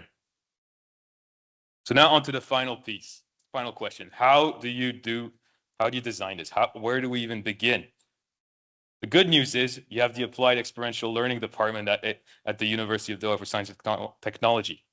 We have instructional designers, we have educational technologists, experiential learning specialists, our LMS expert, Mr. Vince, that we all know, who makes sure the LMS is running for all your courses. And we have now the guidance of Dr. Hiba Sabri and her vision to support all of you. We're here and we know how to do these things and we can work with you. It's been a pleasure working with the two colleges and we look forward to supporting you more. So if you want to learn more how to do this, reach out. And as you know, we need to start. There's a planning side to this. Planning is very important. I'm not just talking about your course syllabi, with a very high level course learning outcome. Because if we don't plan, basically he who fails to plan is planning to fail.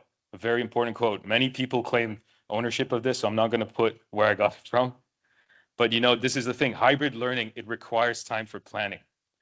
And we need to be an integrated team with the colleges, the AL department. It's an entire ecosystem. It's not just those two departments. It's even the implementation from the registrar's office and how, will student be aware. We have to educate kind of everyone in this new way of learning.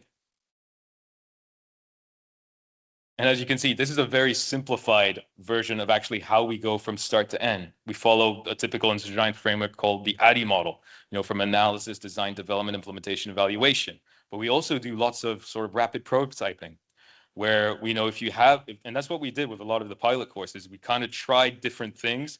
And so we would design one thing and working with the faculty, give them opportunity to give feedback, pilot tested with other faculty members. And that's another way that we work. So it's a very integrated approach. Now, one important piece that we do with these type of projects is we develop a course design document. This is essentially acts like a blueprint of how this hybrid learning course will be delivered. How will we design, these interactive and engaging learning experiences? Do I want to use VR? Do I want to use micro-learning videos? Do I want to have synchronous learning experiences? How will the engagement, where does the experiential learning side come in? So we need to do this so we kind of have a blueprint, so we know exactly what we're building. And this is another thing. If you've come to my session, I do micro-learning and I'm a preacher of this design approach. I tell my colleagues at work, you can micro-learn anything, trust me. And that's the whole point. Micro-learning design, and I'm sure, and I know from talking to some of you, you kind of already do it naturally. And you don't sort of realize you're doing it. But the whole point of micro-learning is you want to design and deliver instruction in short bursts of content to a specific learning outcome. If you start putting, let's say, a short learning experience as a 5-minute learning experience, whether it be a video, it could be a game, it could be anything, and you start to map all of this out, it'll basically tie in very nicely into the hybrid learning model. And this is how we basically built these two pilot courses. We applied the micro-learning design to everything, and we kind of took the content from the instructors through what was available, for going to the class and filming them, and we start to map out all the content into a micro-learning scalar diagram. And then we sort of pick and choose, is this the best instructional media strategy method to teach this? And this is how it kind of looks. It ends up being this giant spider diagram that kind of shows you for every single topic. Now, when you start to say, hey, a 15-week course, we have course learning outcomes, and then if you got to break those down into sub learning objectives with activities, it gets mind-boggling. It's like a huge spider web. And the idea is you chunk it, you make it into small packages. Just first tackle, okay, week 1, what needs to happen there? And where does the content come in? What's the CLOs that need to happen, the student learning outcomes, and so forth. I've seen my good colleague from College of Engineering, Mr. Luai Hussein, how he plans his courses. He has I don't know if you've seen this big rollout, a laminated week scheduler, and he puts Post-its. This is essentially a way of he's already applying this himself. So there's different ways to do it. And the good news is, as Dr. Hiba mentioned, we're already building the support mechanisms in there. We're going to have the hybrid learning handbook, the guidelines to sort of tell you how to do it. Because with this type of project and this type of learning experience, and like, Dr. John Paul says, you can't prescribe it exactly. Like all online learning at UDST must happen like this. No, you can't. You need to give flexibility. How do we give you flexibility of what you do in your classroom right now? For the experiential learning model, there are different ways to teach and train. The same goes for hybrid learning. We can sort of pick and choose different instructional methods, learning structures, instructional media, and so forth. But then in here, this will be an evolving document. We'll add to it.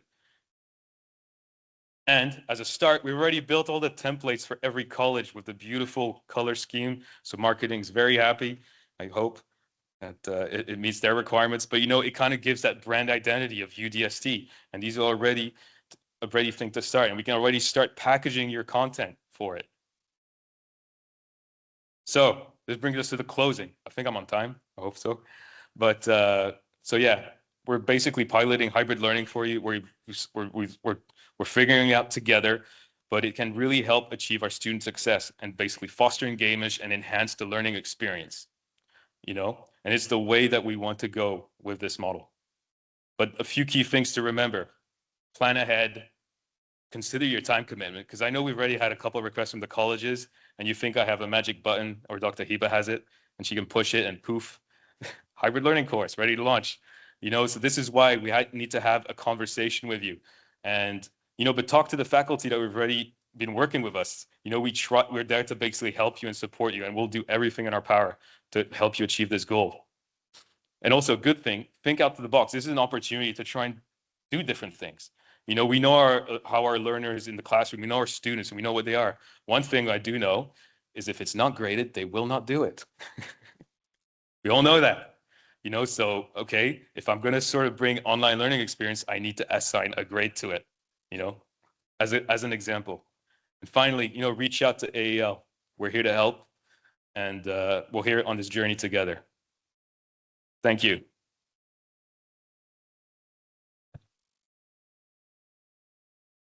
Questions? Not to me, you can ask Ian as well. Yes, sir.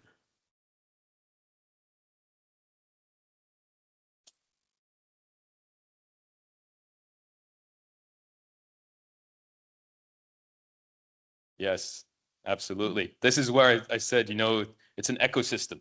It's not just between us and the college. This is why we have to work with the registrar. We have to get Dr. Rashid's approval to basically remove a class time of that particular course at that point. And then when we do that, we're also going to have to figure out the attendance side of things, how that will work. And D2L also tracks a lot of the learning, like I showed you. We're able to, the participation, the online participation, not the class time too. Thanks, Dr. Hiba.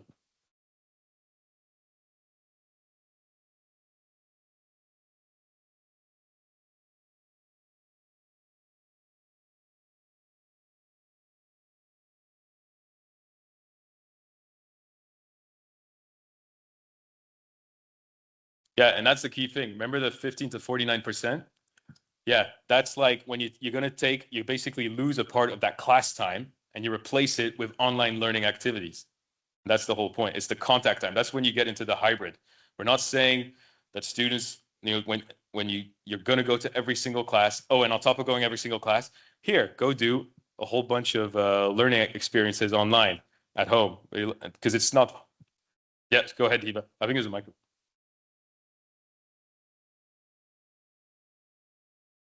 Turn it on. There's a button.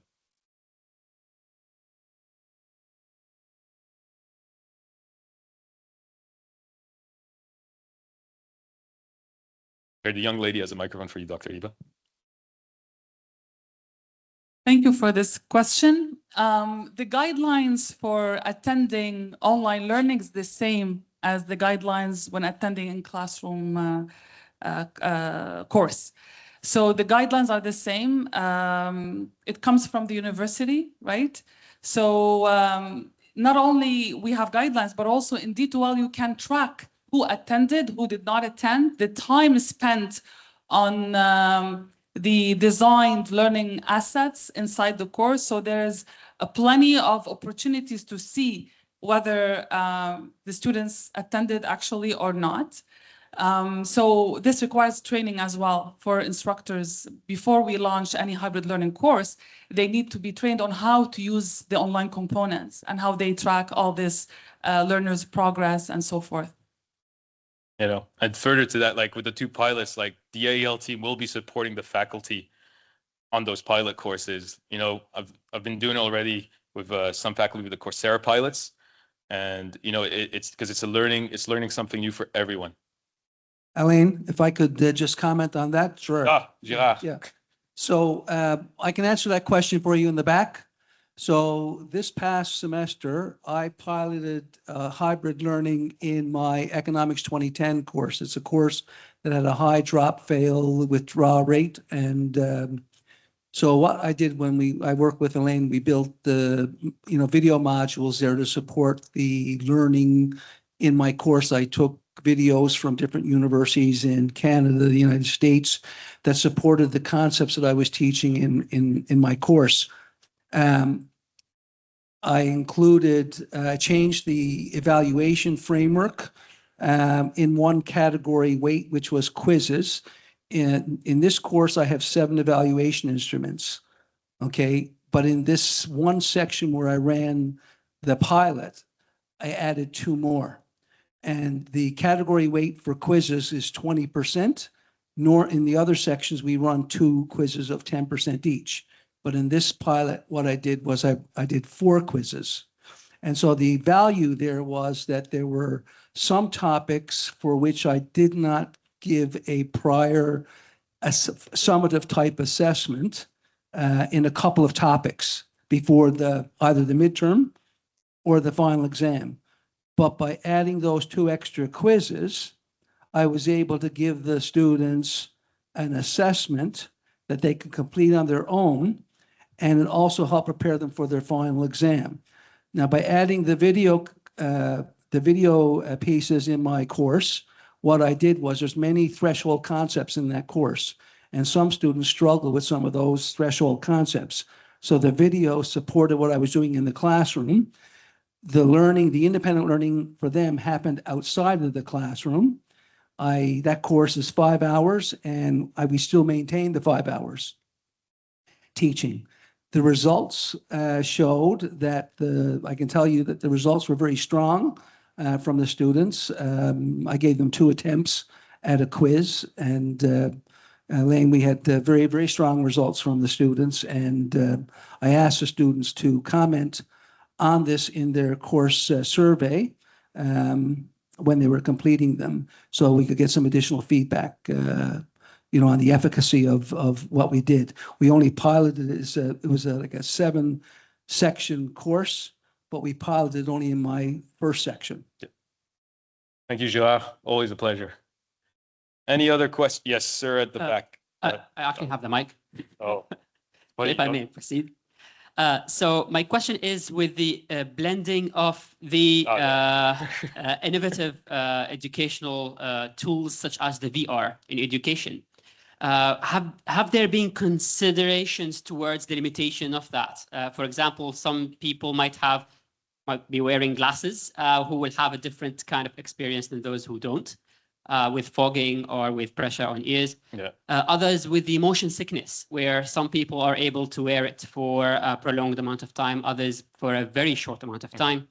So how would this vast variation in like the ability to use those additional tools be addressed when a course like that is being designed? That's a brilliant question. And actually, I'm going to direct it directly to Mr. Ian Gaither, who's been doing these. Sorry, where are you? Oh, hi. That is a great question, because accessibility, of course, is an important concern as we deliver training.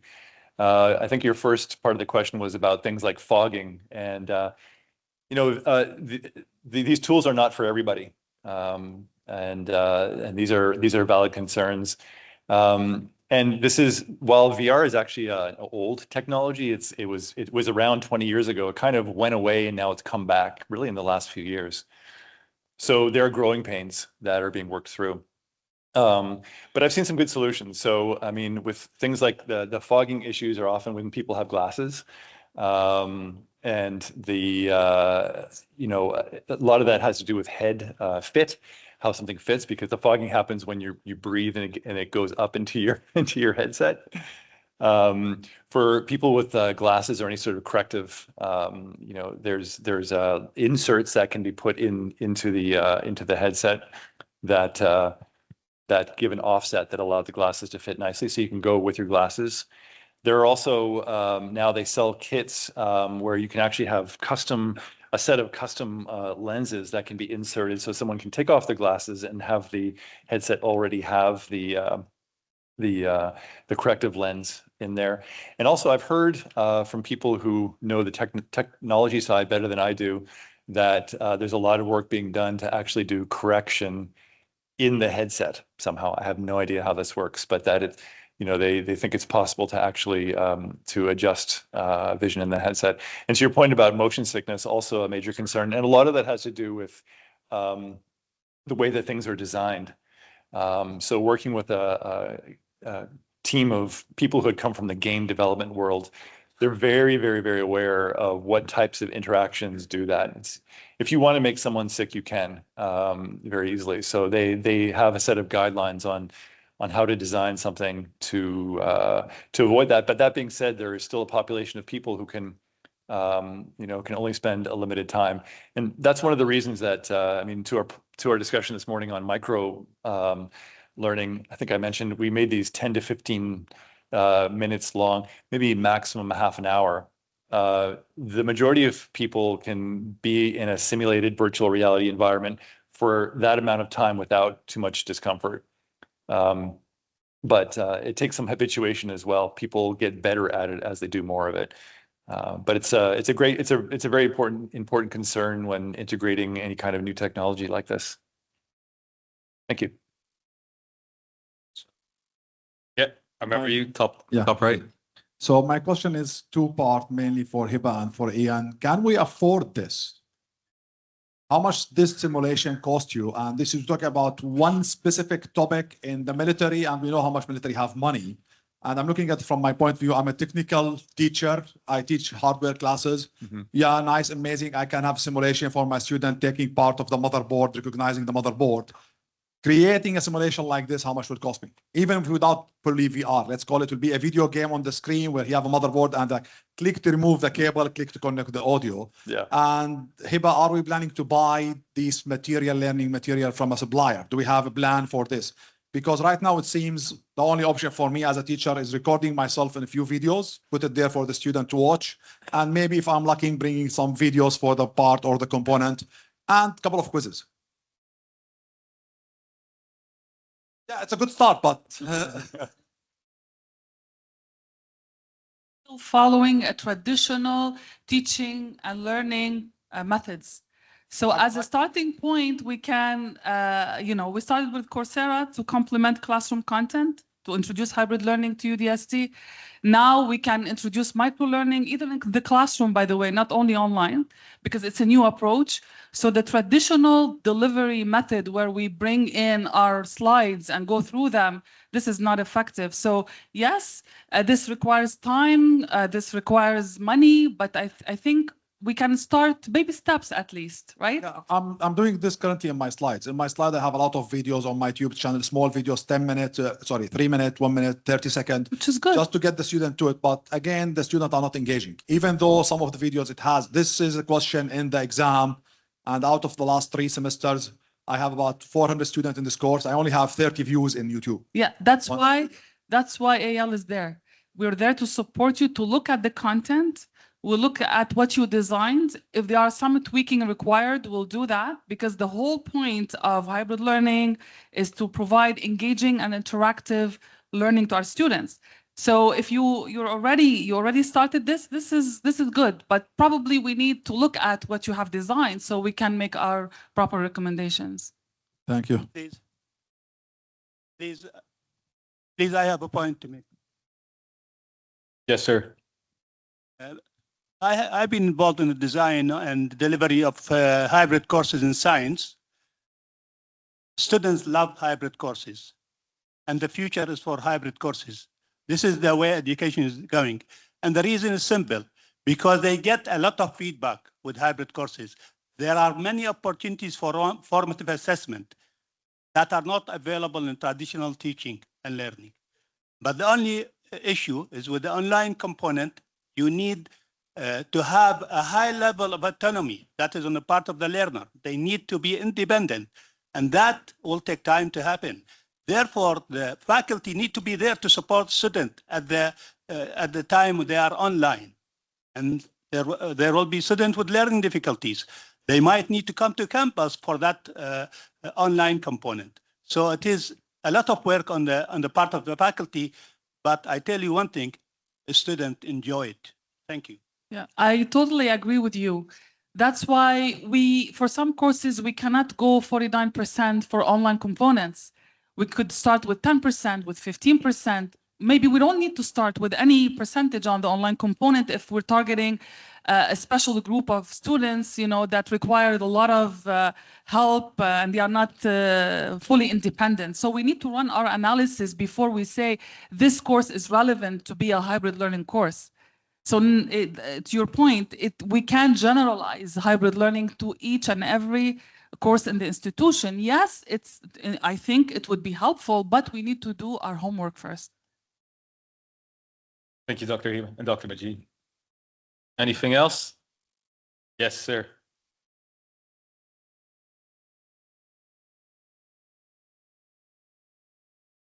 Well, the flipped classroom is, first of all, it's part of the face-to-face learning. It's just an instructional approach where you're already applying your experiential learning model from Kolb.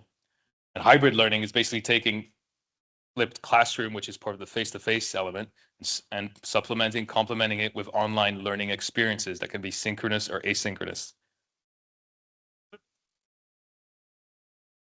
Like in flipped classroom, you put recorded videos about the concepts, and just they come to the class, directly apply it. Yeah, basically and solve it. So it's kind of like similar, or it's one of the hybrid learning models. It's all part. It falls under it. Yeah, it's all part. Like it's a learning strategy you can use, because in your flipped classroom, you're not going to be doing what we call explicit instruction.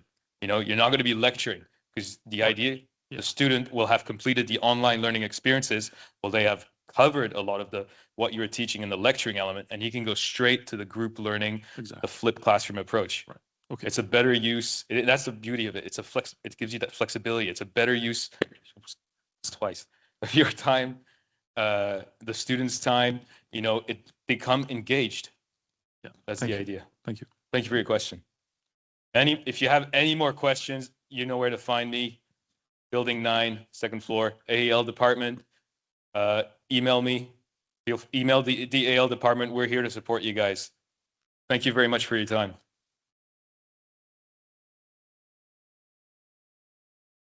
Okay, now I'm the MC.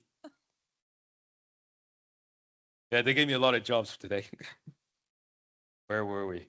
Yes, sorry, apologies. All right, on to our final presentation before the most important session, lunch. It is my pleasure to introduce Dr. Angela Flowerday, Acting Vice President of Student Affairs here at UDST, who will enlighten us on Navigate 360 and how it can help support our students. Thank you. Dr. Angela? There you go.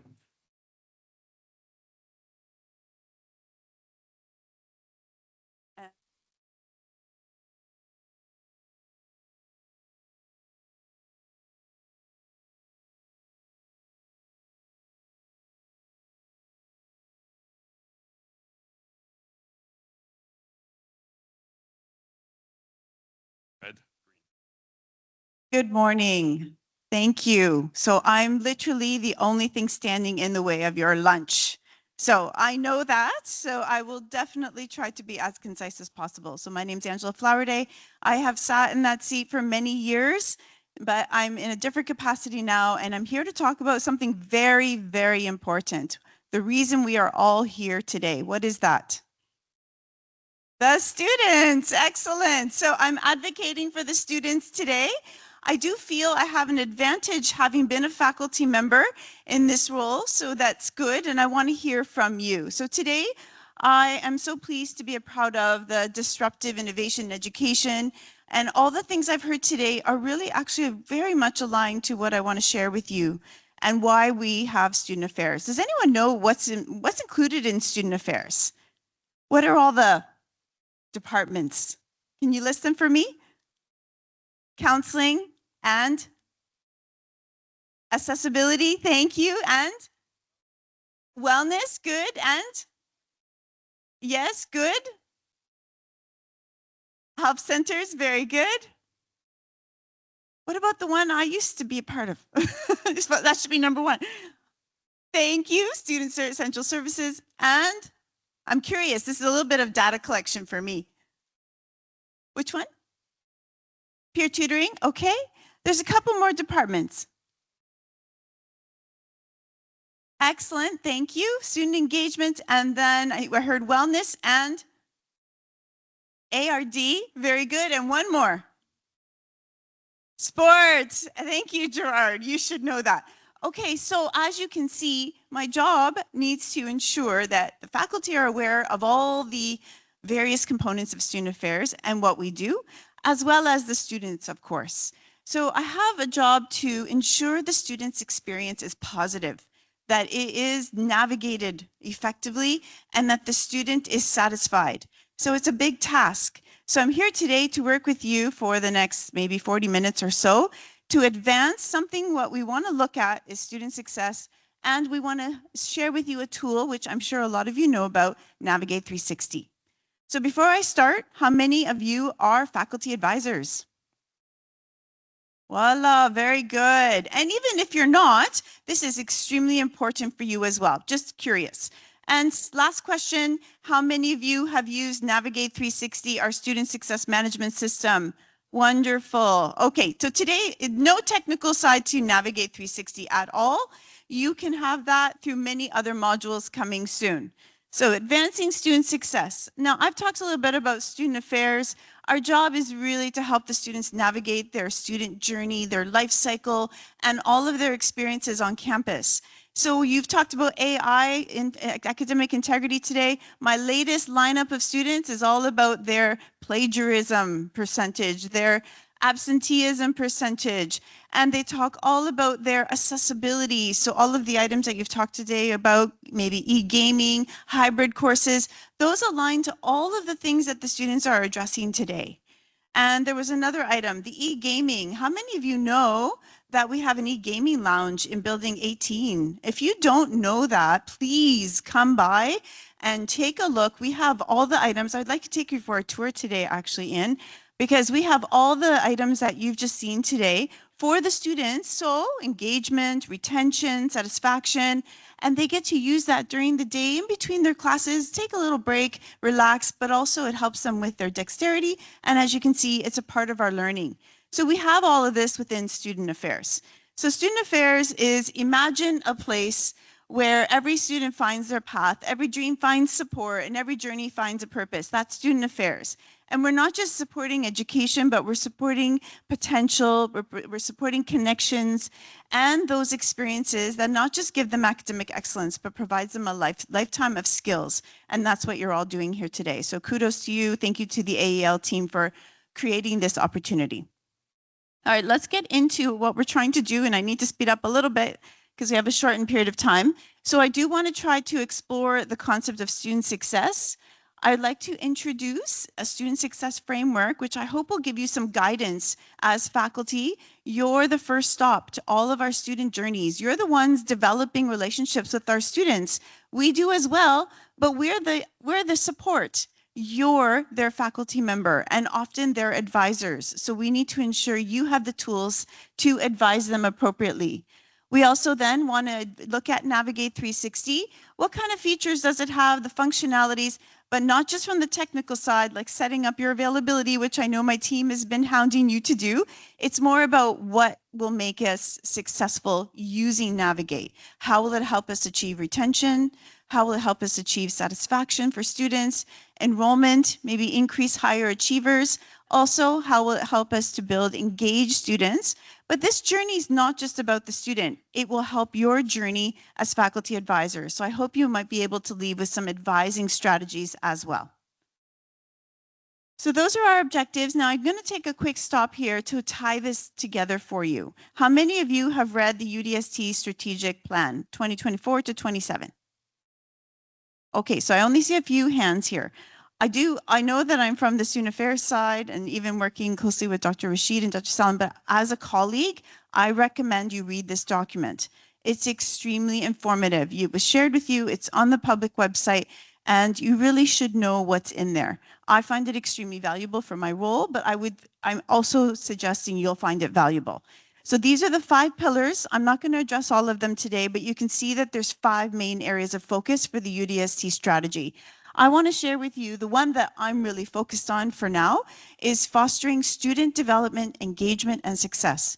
And I'm not doing this alone. Of course, I have a team of all those departments you mentioned, but I have you as a part of that team. So faculty, faculty advisors, heads of departments, assistant deans who I work extremely closely with, and they're extremely valuable to me, and I hope we provide value to them. And we need to work together to achieve this goal.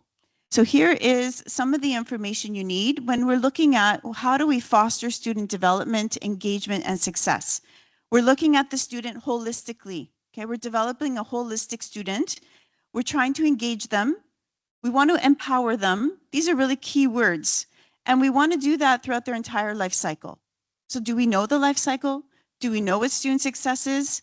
And we want to ensure that they achieve not just their academics, that's an easy one. We're getting those tools today. But we also want them to have their professional aspirations achieved. And we are getting some of that today with the micro-credentials, etc. And we want them to be global citizens. So I want to define a few things for you today. We still have some more work to do with student affairs, but I want to give you some information that I think you'll find valuable. So for me, the formula is the following. UDST students plus faculty/faculty advisors equals student success. So the journey is with 2 partners as well as student affairs, and together we're going to equal student success, inshallah. And of course, there's many aspects to that, but you are a true key component to that success. All right, so what am I talking about? What does student success mean to you? And anybody who attended my COB college information session yesterday, we've done this brainstorming. Can I hear what student success means? How do you define that?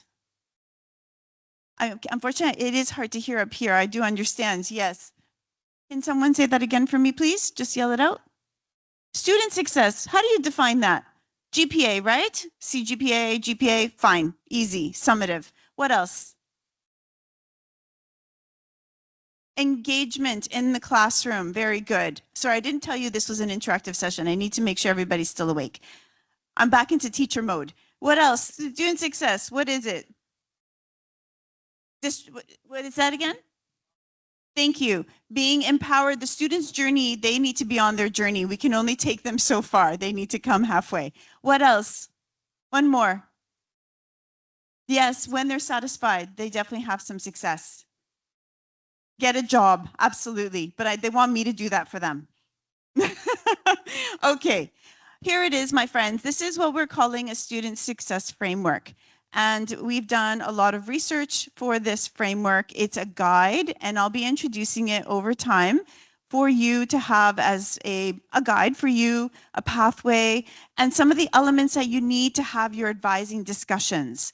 Okay, so I know that you probably want to take a photo or take this down, but I'm going to be sharing this in a more formal way with you because we still want to develop some KPIs so you can actually try to achieve some of these foundations of success. So the house is student success.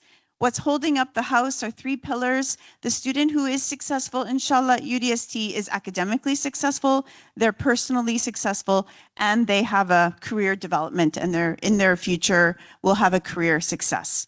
In order to get there, we're looking at them holistically. So I know sometimes you look at a student, you judge them on their CGPA. I'm going to ask that we don't just judge them on their CGPA.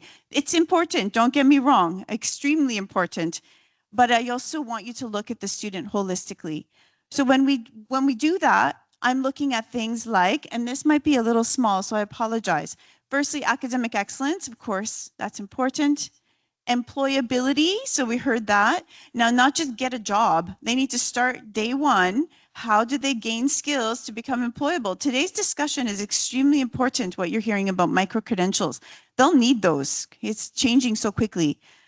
What do we have next? Community engagement. So the engagement team is focused on building community opportunities so they can build their engagement and giving back to the society. Also giving back to the world globally. They need to be global citizens. They need to be satisfied as a student. So that has a lot of different definitions, which we'll go through a few. and we need to keep them, retain them. So retention, all the things you're talking about today, thanks to Dr. Hiba and her team, those are going to retain the student a little longer. Students want hybrid learning. Students want to come to class less, but still learn. So those are retention. We have holistic student well-being. What does that mean? What are we offering? Do we know the student? Do we know their needs? All of this homework is being done now. We have innovation and entrepreneurship, a big focus and big competency levels for us to achieve. A lot like the EFFL class is going to embed entrepreneurship as an example. Other courses have it as part of their curriculum. Leadership development, we want our students to be leaders. The industry needs them to be leaders. What are we as student affairs doing to give them that opportunity? And last but not least, professional competencies. So what are they doing to achieve their competencies in their programs? Some of the programs are obvious. They have accreditations or they have certifications or associations to professional associations, and those are obvious. But for everyone else, what are we doing to allow the students to have this?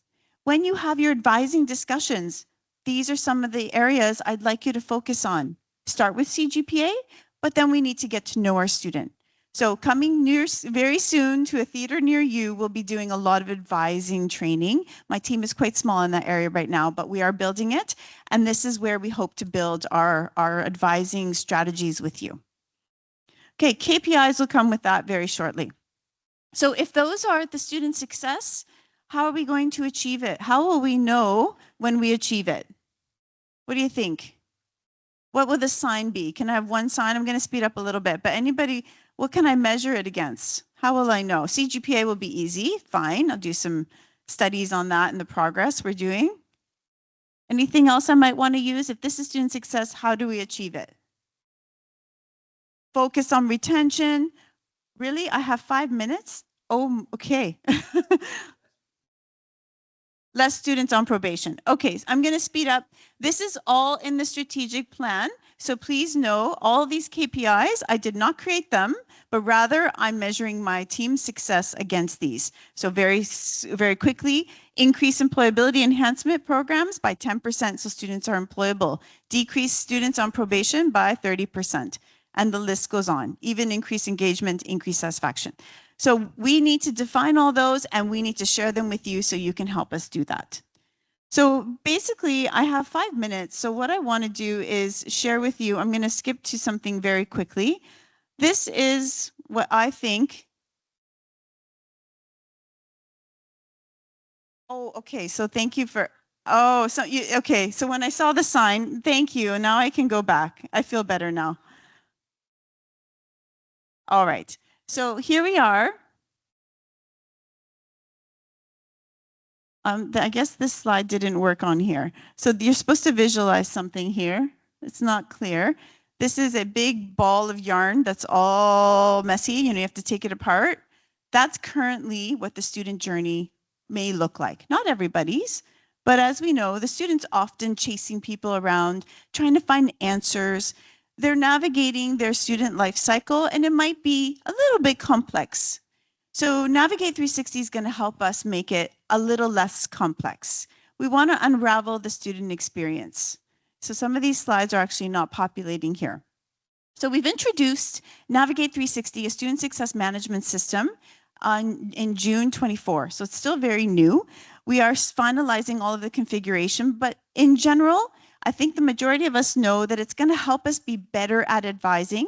It's going to help us to coordinate all of our efforts, collaborate in many ways, but in general, it's going to help your role as faculty advisor be more streamlined, and also my role. My goal, less emails. You guys in with that? Yes, because we should have this system where it's tracking, showing progress, keeping the story, the history of the student. So it's allowing the student to be empowered. They're self-driven. They have this amazing app and they can select what they need. Then it's allowing us to act using intervention tools like messaging campaigns that are a click of a button rather than where's my distribution list? How do I send this email to everybody?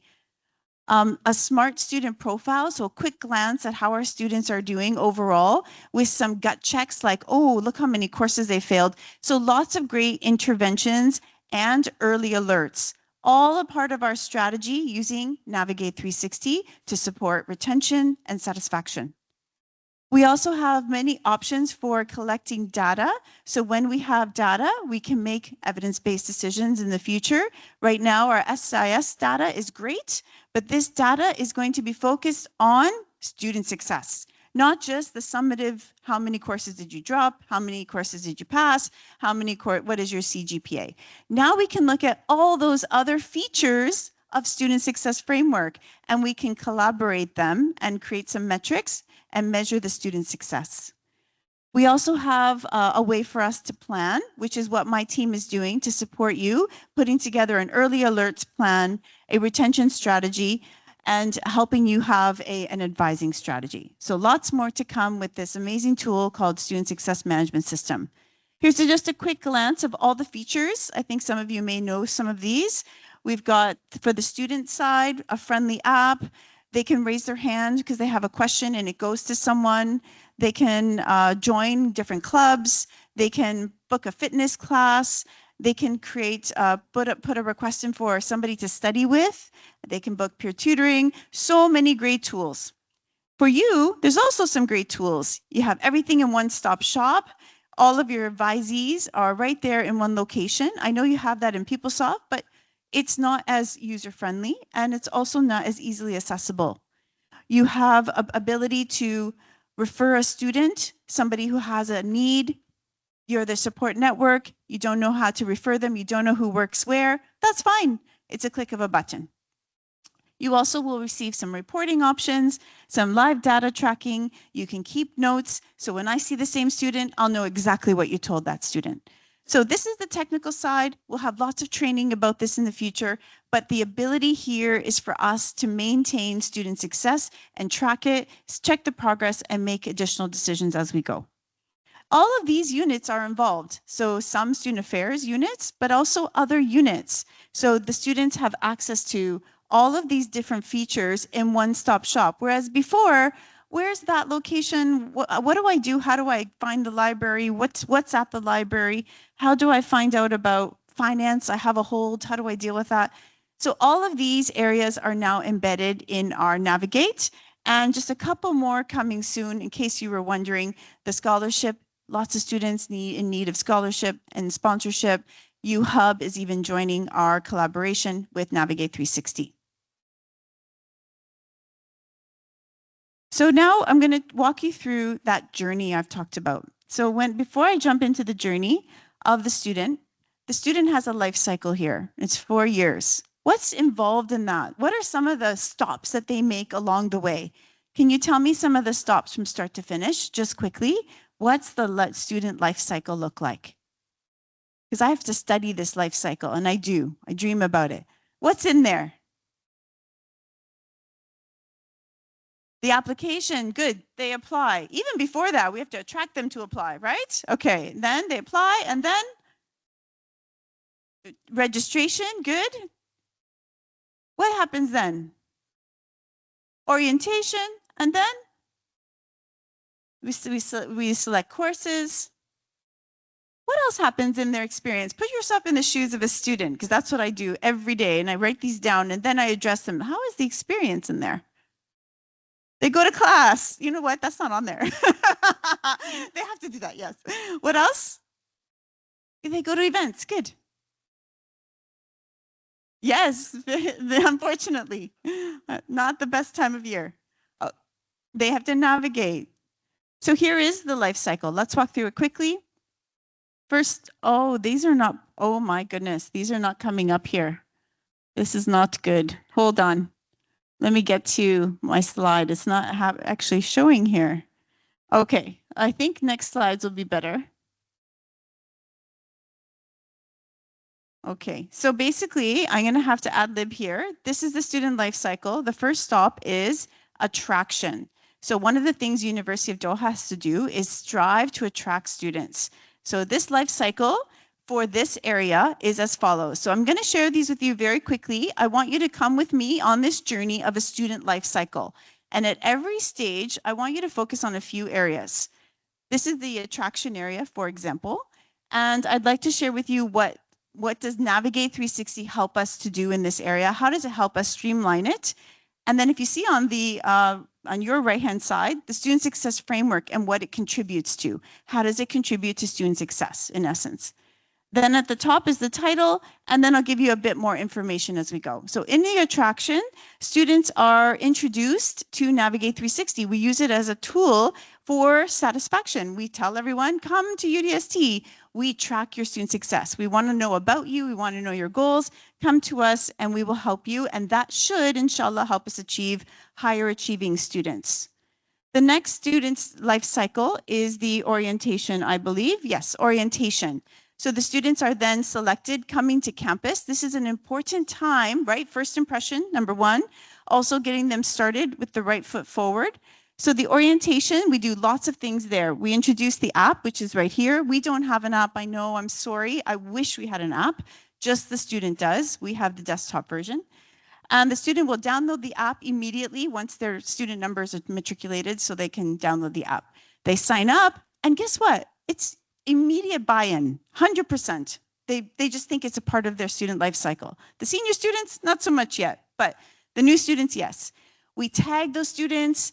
We invite them to University Skills Summer Program, which is run by Student Affairs, and we tag those students. And guess what? I'm going to track their progress. I'm going to see how they do over the next 4 years.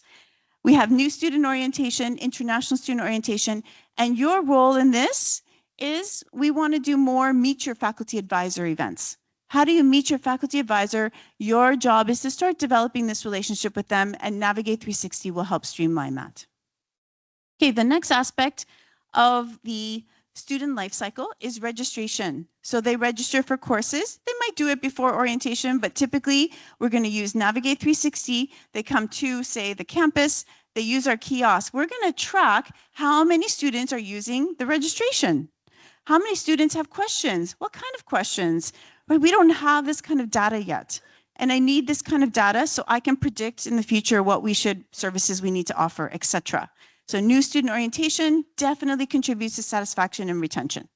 Next part of the life cycle, first year student experience, brand new initiative. If anybody's worked at other institutions around the world, an FYE program is very popular.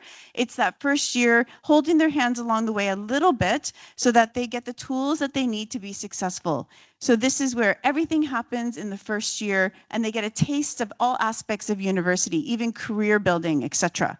So here, the kiosk is used with Navigate, and it's a very comprehensive program contributing to retention, satisfaction, and community engagement as well. The next part of the life cycle is academic success planning, and I want to thank the AAL team for highlighting it today. We do meet the student at the beginning of their journey, set academic goals with them, but my favorite part of this academic success planning is introducing the policies like attendance, academic standing, all the policies that are important, and I hope soon to do more work with the academic integrity policy and all the other policies that we need for them to be successful. So this is where we track everyone that's attended or completed an academic success plan, and this should show me if that's an effective tool, how it's effective, which students have used it, and then be able to do more outreach with that. So you can see I'm just trying to collect the data so we have it in the future. Lots of contribution to student success on the side, especially holistic well-being and satisfaction. The next part of their journey is called Student Support Programs and Services. At-risk students, what's an at-risk student? What does that mean? How do you define at-risk? You tell me. I know, so you don't know our actual definition from here, but I like the question. He knows it from Concordia. So at-risk for us right now is probation 1, probation 2, but I'm defining at-risk in my job as before you get there. So I might define it as 2.2 and to 2.4 because you're potentially going to be on probation. With Navigate 360, I can search for all of that data, reach out to those students and say, hey, come on in, I want to do some improvement planning with you or academic success planning with you. Or the students who are on probation, we also do that. So Navigate will allow me to tag those students and then track their progress, as well as if I ask them to do some steps, go to peer tutoring or do some other supports, then I can track that progress and not just guess. I can also track how many times they came to see you. All right, so all of these streamlining efforts so we have data to move forward.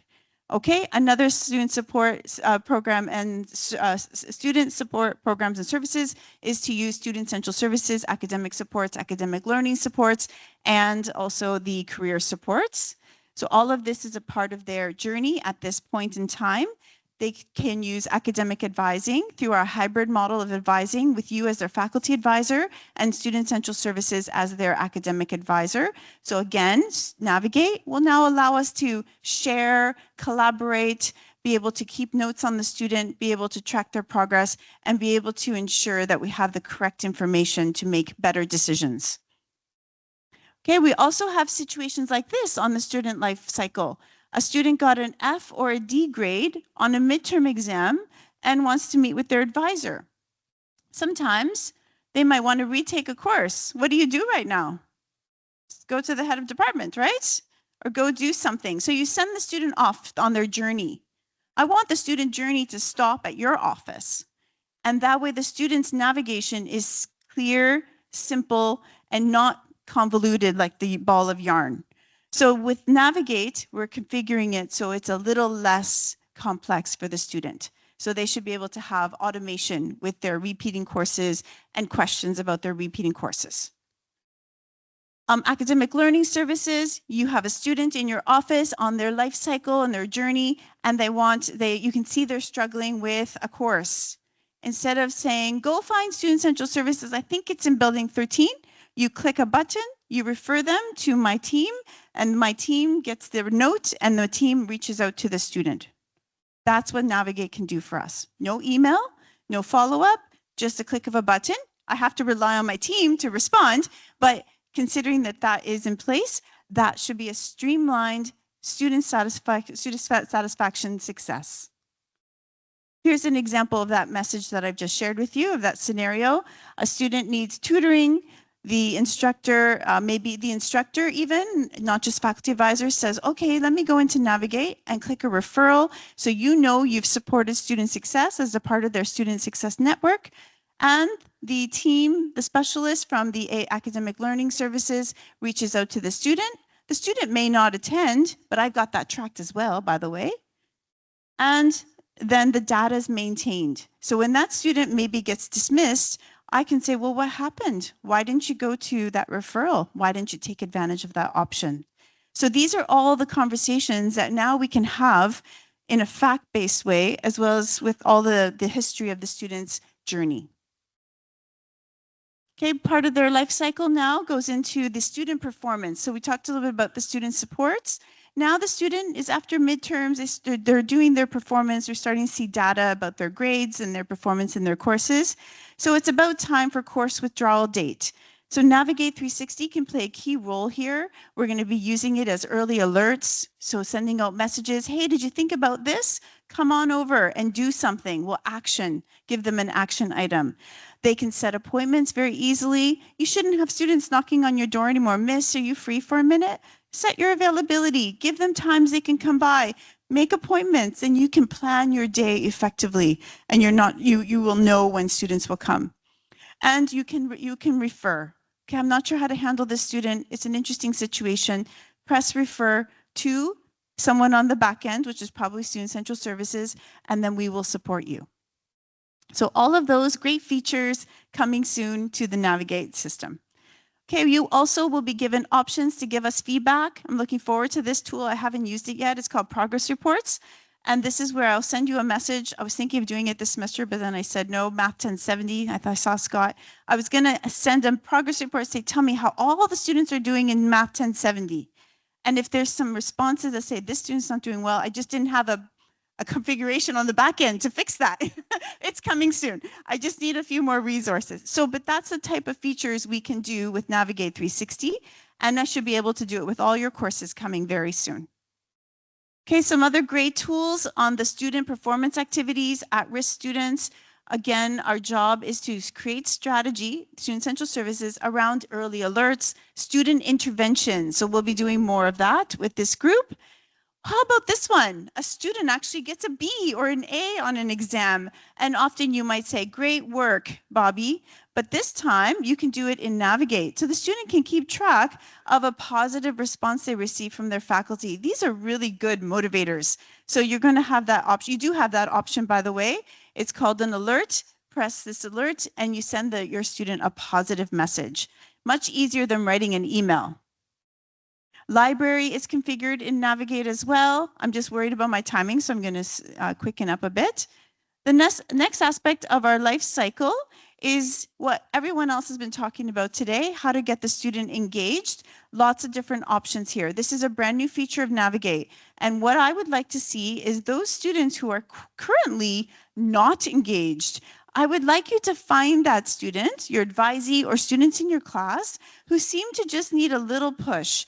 And Navigate, you can send the message, I'm going to recommend this student joins a club, or I'm going to recommend that this student looks into an engagement opportunity or a leadership opportunity. We want to know that student. We don't get the opportunity that you do, getting to see them every day and seeing their behaviors. So please, please know we want to support that student. So we're giving you that option in Navigate to send us that alert.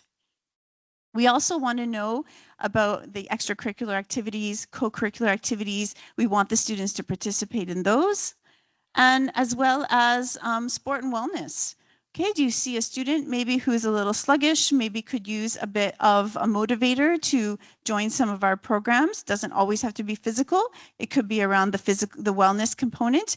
Send a referral to us. The student can opt out, but it's an option for you to support your advisees and your students in your class. Also, stress is a big part of our students' life cycle. So if you're noticing a student is stressed, you might support them with peer tutoring, but there's also, as many of you know, counseling and accessibility. So you have the option to refer them. You don't need to send a message to Nicole's team from Student Counseling and Accessibility. You can send an alert. Then we can track it. Right? I'm really trying my best to get all this data instead of losing it through email threads. So let's track how many students need stress. Maybe it becomes such a big issue, we need to address it in another more early alert fashion. We also have accessibility services, and I'm really happy to hear about hybrid learning. A lot of students are not always able to join our campus, so accessibility, maybe through makeup exams, needs to be available. This is still very new and being piloted, so as it grows and becomes more scalable, we're going to configure it into Navigate. So I hope these are some evidence of how we're streamlining. I know you have many accountabilities in your role as faculty, and this should become an important tool for you. Okay, so we have lots of other student performance activities. One more that I'd like to share with you is that we are the owner of the Code of Conduct policy. So we do ensure that we advocate for students, but we want them to have a fair campus. So there is also an opportunity for students to grieve. So when we're, advocating for students, is for their best interest, but we're always advocating for both parties, okay, faculty, student, and while we take a look at the situation. In Navigate, I'm tracking now how many student concerns we have. That way we can check the type, the quantitative, and the qualitative, so then we can address them in a more early alert fashion. Okay, so all of this has some rationale for it. All right, and the last part of the student life cycle, although these should actually be a full circle, is career services. One of the KPIs that we have to achieve is employability. So career services is something that the students should partake in the first year student experience and throughout. So you can click on an alert to say this student needs some support in their CV, interviews, and we have this amazing feature called Forage. It's a job simulator, so you'll be happy to know, Ian. I don't know if you know this tool. It's embedded in Navigate, so the student can actually, I don't know what it's like to be a mechanical engineer. So we've got job simulation videos and courses embedded in Navigate, not for credit, but for their experiences. So lots of things are possible with this tool, and I have 5 minutes, so I'm just going to wrap up now, and I apologize, this has all been misaligned, but lots of things are possible. My job is on this circle right here. So I want to look at some early alerts, like students who we call murky middle. It's hidden right now. Murky middle is that 2.2 to 2.4 student who might go into probation. If we can do early alerts interventions with that group, inshallah, they don't actually head out into probation. Helping probationary students, of course. I'm going to look at numbers like how many students withdrew from courses? Why? When? How many students are repeating a course? Why? When? GPA trends and patterns and course withdrawal patterns and low course completion rates. These are just some examples of the tools that we have in industry to help us make better evidence-based decisions. So we'll be sharing lots of those with you as advisors. So I believe the student life cycle is completed. We're looking at a few other areas that I think are important for you. So as we introduce training, we'll introduce things like success markers. These are foundational gateway courses in your programs that if students don't do well in them, they tend to predict that they won't do well in the program in most times, but they're also a predictor of success in your programs. So we'll be training you on how to use those in the near future. Okay, so that I can get to the end here so that I can close up my session and just give you a moment to ask any questions. As you can see, the life cycle is quite complicated and the students have many aspects that they need to work through. But in general, the life cycle, because it's so complicated, we no longer, and I think this is where it says it here, we can no longer we need to look at it in a holistic way. Okay, it's not just about the final summative grade of CGPA. We're advisors that are developing relationships with our students and advisees, and we're looking at them with all of their elements of their student life cycle, academic, personal, and professional, with all of their student success framework and foundations. So today you'll be receiving one of these door hangers. We've produced these for you because I think you're getting some questions for students. I would like to meet with you. So this is going to be placed on your door, inshallah. That's what we've arranged for today. And when a student comes, they should be able to scan the QR code. If they haven't downloaded their app, we do have over 5,000 students that have, and they can book an appointment with you. So I'll leave you to task you to do a couple things moving forward. Please make sure you've set up your availability every semester so the students know when you're available. We'll help you. We can support you along the way. Please go to our website for Navigate 360. We have everything on video, no text, all videos for you, little modules, little micro credentials of videos. So those are there for you so you can take advantage of those. Please know my door is always open to support you and my team, and we'll be reaching out to you very shortly. And last but not least, thank you so much for this opportunity, and I hope it's provided you with some insight into what's truly possible. Thank you very much. And if there is, I know it's lunchtime, I don't blame you. I think we're hungry, but if anyone has any questions, I'm happy to answer quickly, or you can come on up and I'll address them later on. Anyone have any quick questions? I know the instructors do that, that never works. So thank you, everyone. Enjoy your lunch.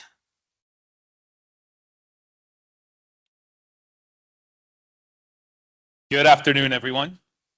Hope you had a good lunch, are still awake, made it back. We're here to get started for this afternoon sessions. Okay, it is my pleasure to introduce Ms. Stephanie Dalton from the Program Development and Accreditation Academic, who's the after lunch. It is my pleasure to introduce Ms. Stephanie Dalton, the Program Development Accreditation Academic Manager here at UDST, for our next presentation entitled Illumin Curriculum Management Streamlining Academic Planning and Assessment. Stephanie?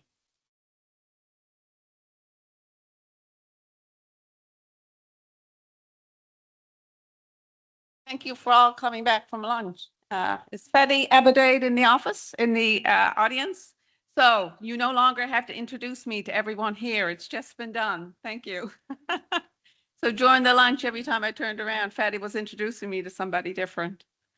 I guess I should have figured out how to use this. Big button? The big button.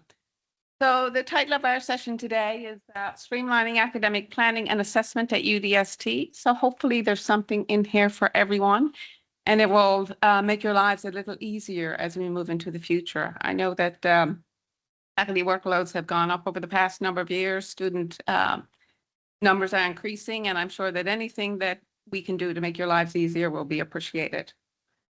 So the purpose of this session is to introduce you to new improvements that are coming with our curriculum management system, Illumin. So before I do that, I'm going to tell you a little bit about myself. I've been in academia for 43 years, continuous employment. I was one of those fortunate ones who was able to do my education at the same time that I was working full time. But my first job was in admission and registration department. And some of you, perhaps none of you, will remember a day when we used to have the punch cards. So my role was to provide all of our heads of departments with punch cards that they would then distribute in the gym of the university, and students would go around and pick up those punch cards, and we would feed them into the system, and it would enroll them in their courses. So that's a long time ago. We obviously had a lot of advances in the last number of years. So, but I've worked throughout academia. I've been in the School of Graduate Studies, budgets and audits, and a number of academic units. So I have a depth and breadth in academia. But one thing I don't have is the ability to develop a PowerPoint. And when my curriculum management specialist, Shahzad Khan, offered to prepare my presentation, I graciously accepted. So when I got it and I saw all the fancy bells and whistles and buttons, I was very appreciative. And I said, it tells a story. You've taken my words and you've created a story. But I said, one thing has to go. I said, the color. He said, you don't like it? And I said, well, perhaps if you tell me why you picked it, it might help. So he proceeded to tell me that everyone will be coming back from lunch. They'll be tired. And this is a color that people will remember. They will remember this presentation because of the color. So to test his theory, I tried to rack my brain for the number of times that I must have seen this color in the past, and I could not. So I thought back over the last 43 years, and I could not remember having, or 30 years, and could not remember having seen this color.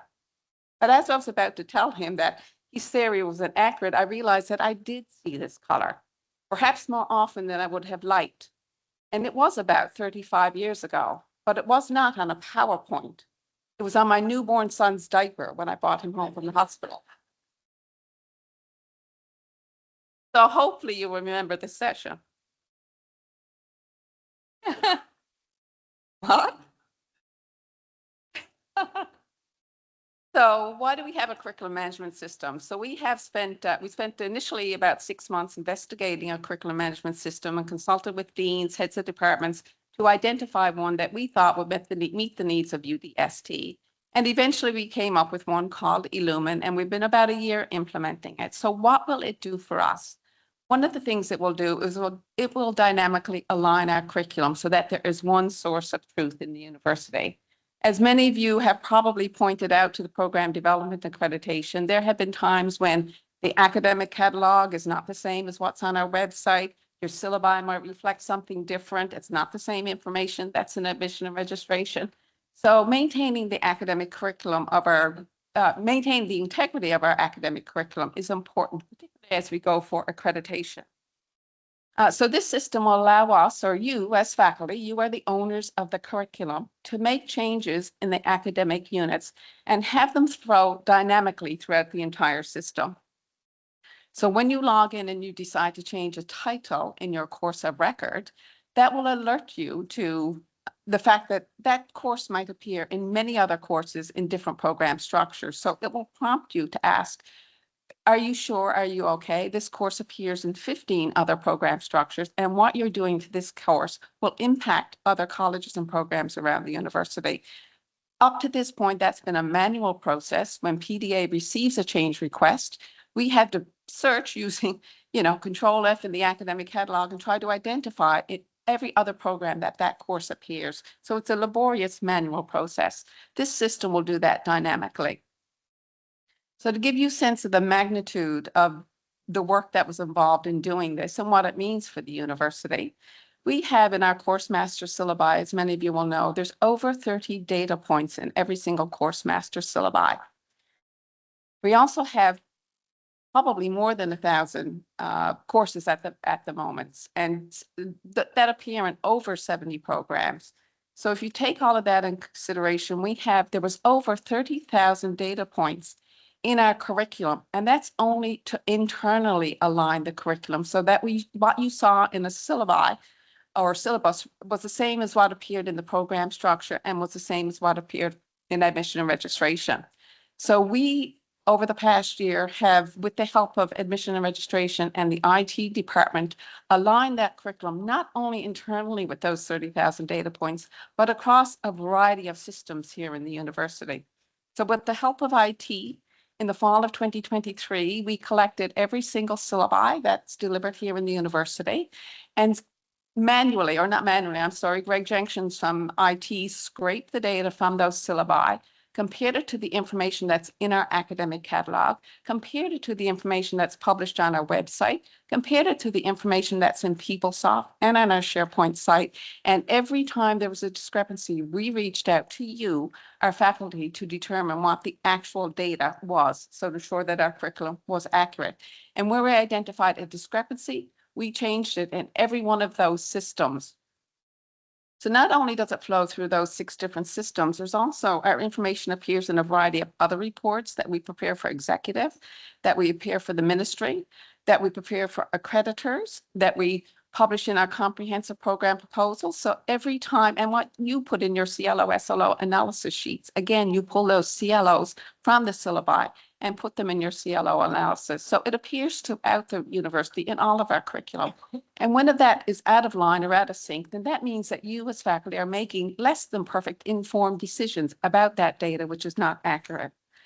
So at the end of the day, we aligned hundreds of thousands of pieces of data to ensure that that curriculum is the same throughout the university. So our goal at this point, now that the system is accurate, all of our systems are aligned, is to maintain our first point or interest is in maintaining the integrity of that curriculum.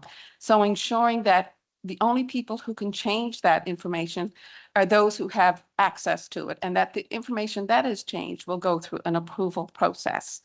So the system will automatically feed specific pieces of information, and that, although I have up there in the right-hand corner that I have course master syllabi that should actually be PeopleSoft.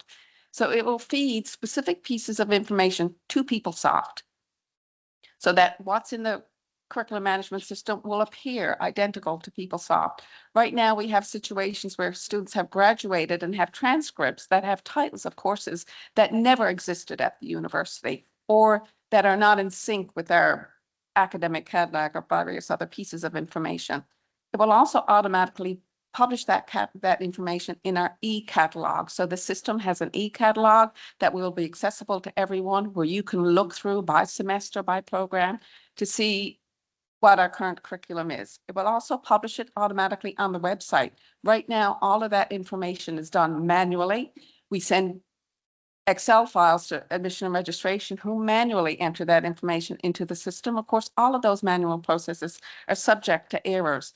We also have we're in the process, and while we're not quite there yet, we believe we have a technical solution with the help of our curriculum management specialists and our IT department to be able to feed that information from the course of record from Illumin right into your course master syllabi, and by logical extension to the student syllabi, which will contain a few other pieces of information that you may enter, your faculty office hours, where your room is, where your classroom is being taught, and also into D2L. So our hope is that we will soon be able to produce that syllabi and put it directly into your D2L shell, so you no longer have to wonder, what am I teaching this semester? Where do I get it from? Is it the same as last semester? And you don't have to worry whether you have the current information. So in addition to all of that, the system will streamline our academic processes. So everything from program development through to accreditation, annual program review, your curricular change process. So we will no longer have to worry whether that information is accurate throughout. Right now, we receive a number of pieces of documentation. Actually, before anything goes out for publication, it goes through my office. And we employ 3 students an entire year simply to be checking to make sure that the information in your CPP or that you produced for marketing is the same information and identical to what's in the academic catalog. So that will be done dynamically in the future. So starting with program development, we're hoping to roll this out in the fall of 2025 for the new program development process. So the system itself, for all of those of you who have written a CPP or writing a CPP now or will be writing one in the future, Illumin will have the tools that you need to create that inside the system.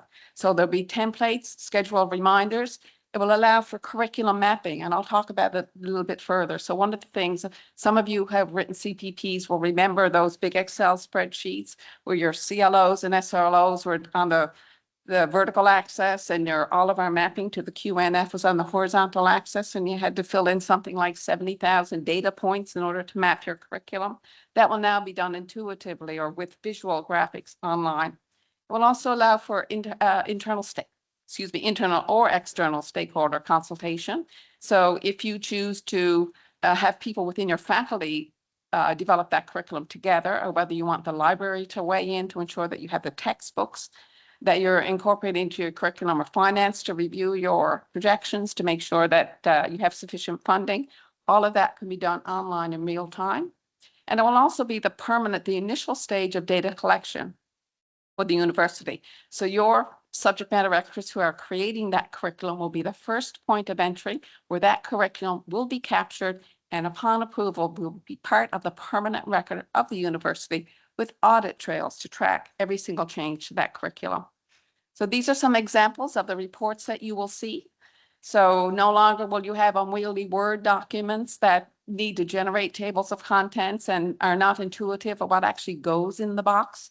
These templates will help guide you through that with information buttons on them. So those of you who are familiar with our benchmarks and standards of 35 to 40 documents that you need to review to figure out how to write a learning outcome or course description, these will all be in information boxes on these templates that at any time you can click and see what exactly are they looking for in this little box. And you no longer have to wonder whether you have the right template.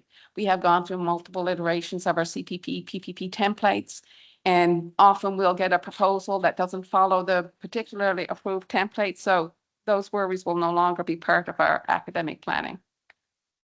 This is one of the powerhouses of the curriculum management system, is the visual creation of curriculum maps. So I'm going to walk over here because the light is in my eye, sorry. So the visual creation of curriculum maps will be like it is here on the screen. So we will see once you enter your curriculum, and it's a protocol, so you can hear me. Okay. So once you enter your curriculum and it's approved, goes to the external review process, the elements of that curriculum that are important for your learning outcomes assessment and your mapping will appear automatically on your visual map. So your student learning outcomes will, Can you hear me? Okay, good. So the student learning outcomes that you've made as part of your curriculum will appear on the screen, and your course learning outcomes or other outcomes or national qualifications framework, third-party standards, anything to which you wish your curriculum to align will appear in the matrix. So your head of department or your subject matter experts, whoever's developing the curriculum, can automatically click in the box where you want to have that curriculum assessed. So it will be then dynamic, that will flow throughout the entire system and through to the assessment process. It also has the ability to consolidate information. For example, the College of General Education, if it decides that it wants its own SLOs and wants to assess certain courses that are part of that curriculum, it can then include courses from other departments that are delivering College of General Education aligned courses.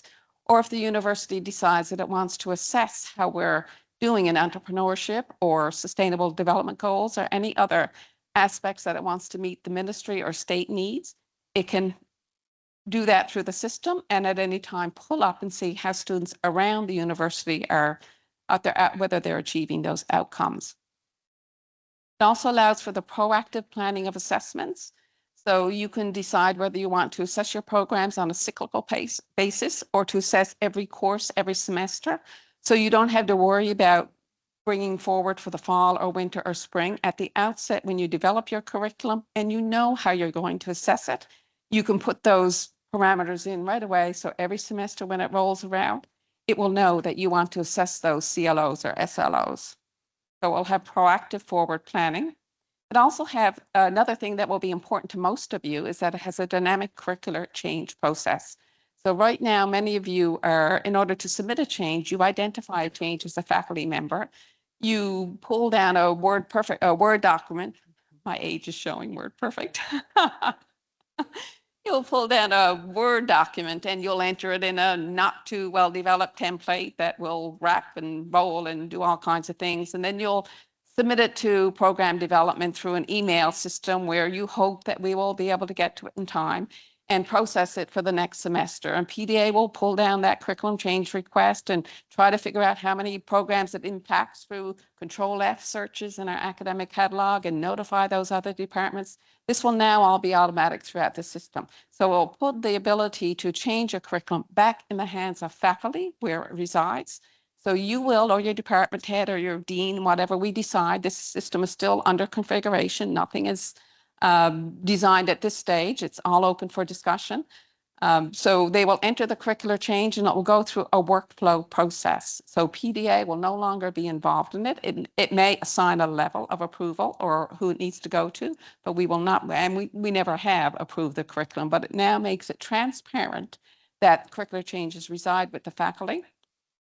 It will have the ability to track changes. So as a head of department or a faculty member, if you receive a curricular change for a course that's been in play for 5 years, you can look back at that history and say, okay, we've changed that last year and the year before, and we tried that, and now we're changing it back, or we want to make something different. So you can actually look at the history of those curricular changes and assess whether you want to move something forward. It will also provide an audit trail for our auditors who audit us on an annual basis and provide the information we need for our creditors who often ask to see the data of how our curricular changes have evolved over time. It will have an authority matrix workflow. So we are now currently working with the deans to determine who will be the individuals who will actually, how we'll define the roles, who will enter, who will approve. This change will be submitted. Once the approval is obtained by the appropriate levels, then it will integrate the powerhouse of this system is then once that approval is clicked, it will update in our academic catalog on our website. It will be fed to PeopleSoft, and hopefully your syllabi will be updated and populated in D2L. So we will maintain that one source of truth. So the only ones who will be able to change the data in the future will be at the faculty level. It also has a learning outcomes assessment functionality, which I hope will alleviate or eliminate the need to create those awful CLO, SLO analysis spreadsheets that you're doing. So it allows you to do multi-level and cross-level college assessment, but it also has a functionality where you can either aggregate that right up to the college level or disaggregate it down to the course level and even to sub-levels to look at demographically how are students performing. How are students who come from one country comparing versus to another? How are the English speakers comparing to the non-English speakers? How are the males performing relative to the females? So you can actually inform your teaching and learning process. It has centralized automatic assessments with automated rubrics, but also the potential for you to, or the ability for you to modify those to meet your needs and to customize it. It also has ability to do, for you to do longitudinal data analysis. So it takes the busy work out of your jobs and allows you to view the data and metrics that are on the system to make informed decisions so you can enhance the teaching learning process. This is just an example of one of the pre-built rubrics. So it has your mastery level across the top, your assessment scale across the top, the performance descriptions, and your student learning outcomes. So this is an example of one from the system. It's by no means prescriptive. You can customize that in any way that you like. So this is how assessment will be performed. So once you design your rubrics, you develop your program, you've mapped your assessments, it will actually pull there on the vertical axis, you'll see your student list. So we'll automatically pull those student names right from PeopleSoft and populate them in your matrix. It will pull your rubric from Illumin, which is again your assessment across the top and all your performance metric or your performance criteria. So as a faculty member, you can look at every student on an individual basis and mark them on that grid. So, and this will be consolidated through the system with metrics and rubric and with metrics and graphs. So once you are used to that, obviously this is a bit of an unwieldy template, but once you have that rubric internalized, then you could move to a scorecard view, which will allow you to do that a little easier. It'll also have an improved annual cyclical program review process. So again, like our program development process, it will be automated with templates and workflows. facilitate long-term or real-time stakeholder collaboration. It will also allow for another benefit of the system is that as you do your improved or as you do your cyclical and program review, you can pull those metrics from your learning outcomes assessment right into your reports. So this will be, just an example, your annual template. As a program curriculum committee, you want to, or as a head of a department, you want to know how your program is doing.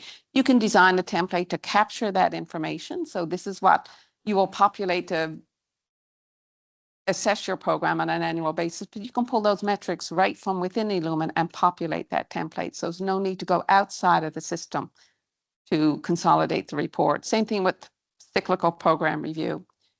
The other thing the system will have is a faculty self-reflections, and this can be either identified or anonymous. So this again is a template, whatever we design or you design can be collected through the system, and it will allow you to do it on an automated basis, either anonymous or identified.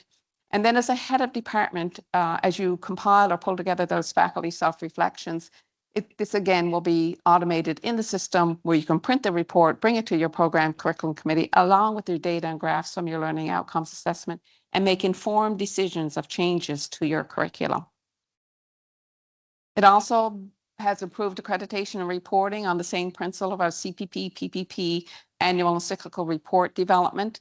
These will be captured in the system with templates and provide you with the audit trail and the evidence you need for accreditation reporting.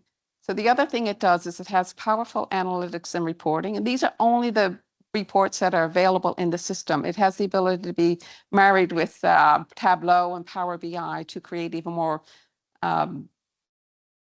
dynamic graphs and analysis. So this is for accreditation purposes and dashboards to do your assessment. You can do the longitudinal analysis of your learning outcomes and how students are performing over time.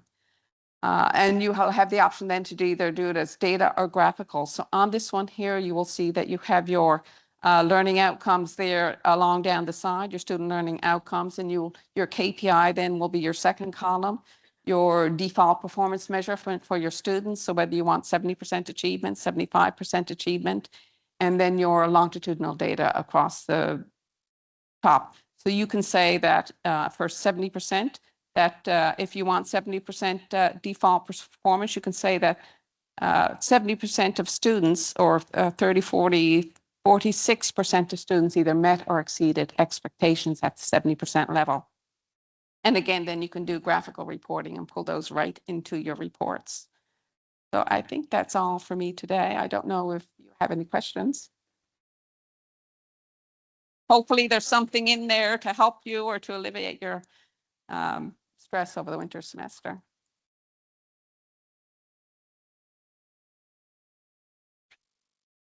Oh, okay. In terms of go live, so we will be, sorry about that. In the winter semester, we will be not piloting, we will be rolling out the program and course change request procedure.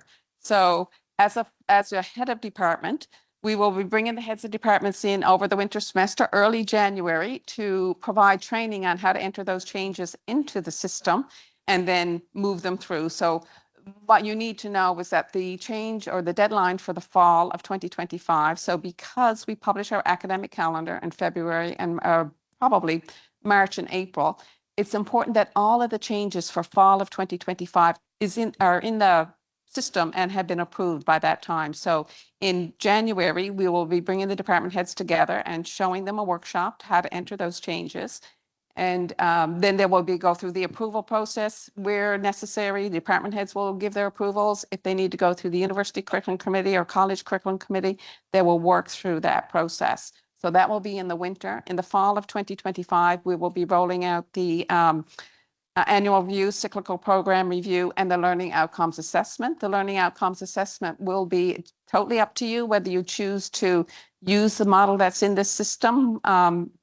We're recommending that the new programs would use it as opposed to programs that are already in progress, because I know that you've collected data and you want to have comparative data over time. So completely up to you. If you want to use the learning outcomes assessment right away, that's fine. But we'll be rolling that out in the fall semester. Questions? Thank Thank you.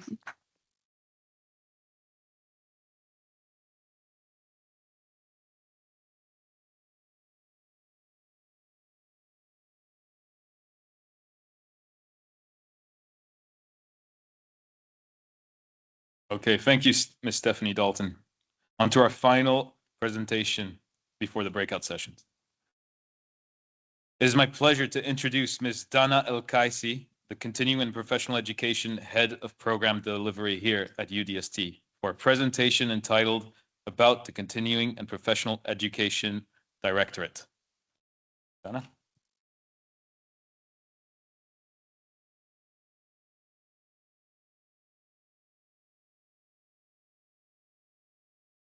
Afternoon. Thank you for giving me the chance to speak at the Professional Development Day.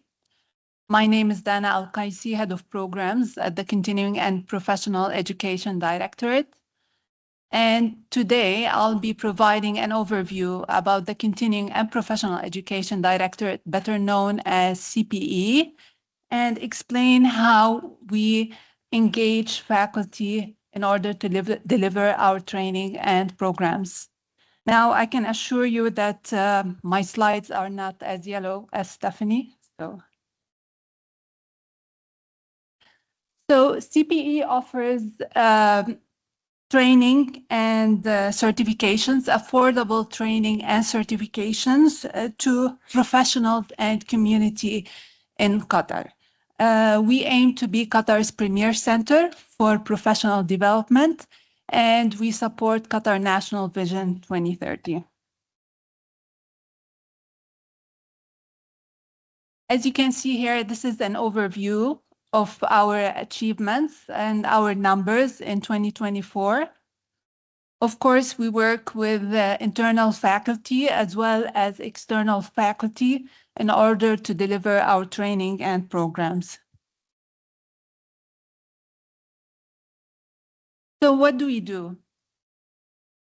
We offer 4 lines of businesses. One of them is customized trainings and programs. These courses and programs are customized in order to address the specific requirements of clients in Qatar. We also offer continuing and professional education programs, which are public training programs that are accessible to the public. And they are pretty much generic off-the-shelf courses with no specific admission requirements.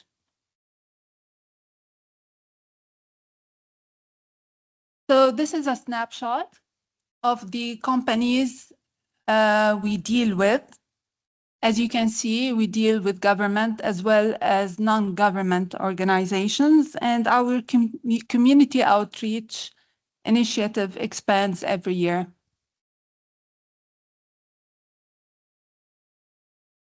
Here's an overview of our training programs. Obviously, we have several collaborations with financial institutions to deliver business management programs. For instance, last year we offered an IFRS training for Qatar Central Bank.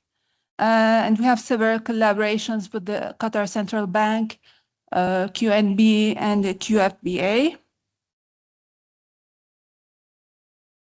In terms of information technology, our courses are highly popular as well.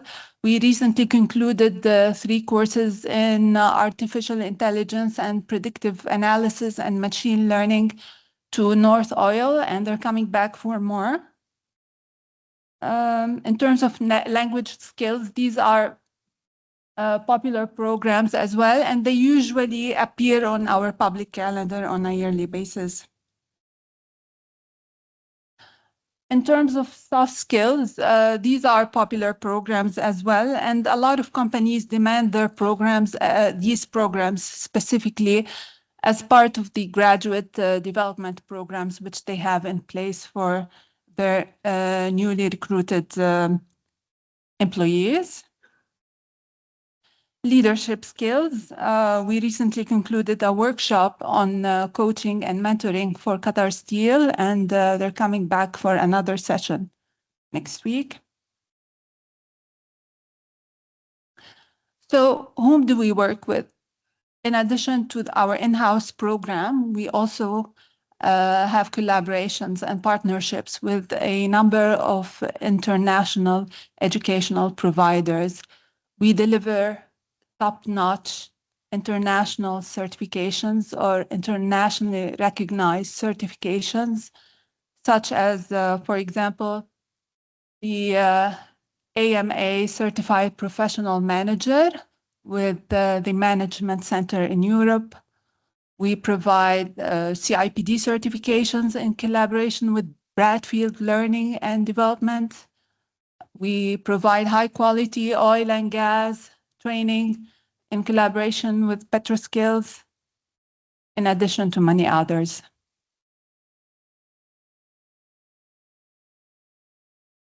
Consultancy services, obviously, we leverage the expertise of the faculty members at UDST in order to provide customized solutions to solve specific needs or specific problems within organizations. We work with faculty members in order to contact companies, but in order to understand what exactly they need, and we provide these solutions within UDST or within their workplaces. So how do we work with faculty? This flow chart provides a high-level explanation of the process of working with faculty. CPE identifies or signs an agreement with companies to deliver specific training programs or consultancy services.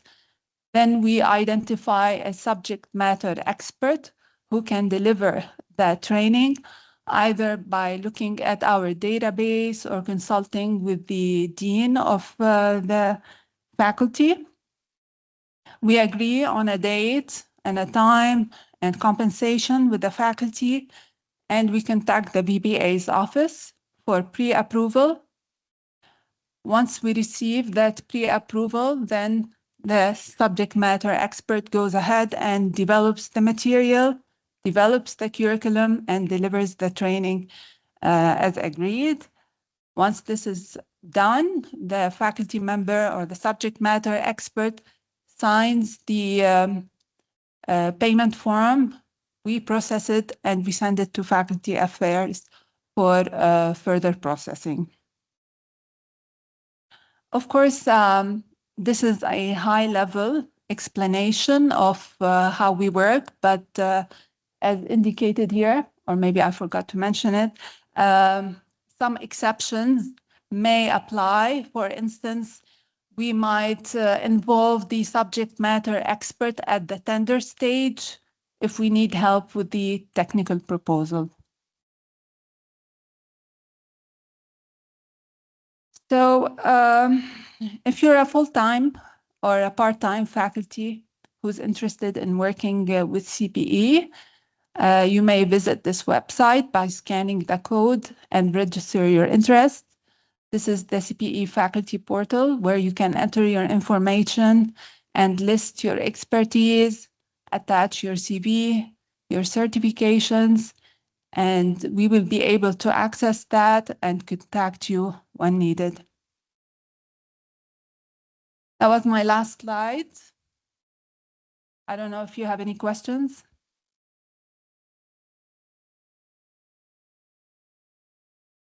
All right, thank you very much. Have a good day.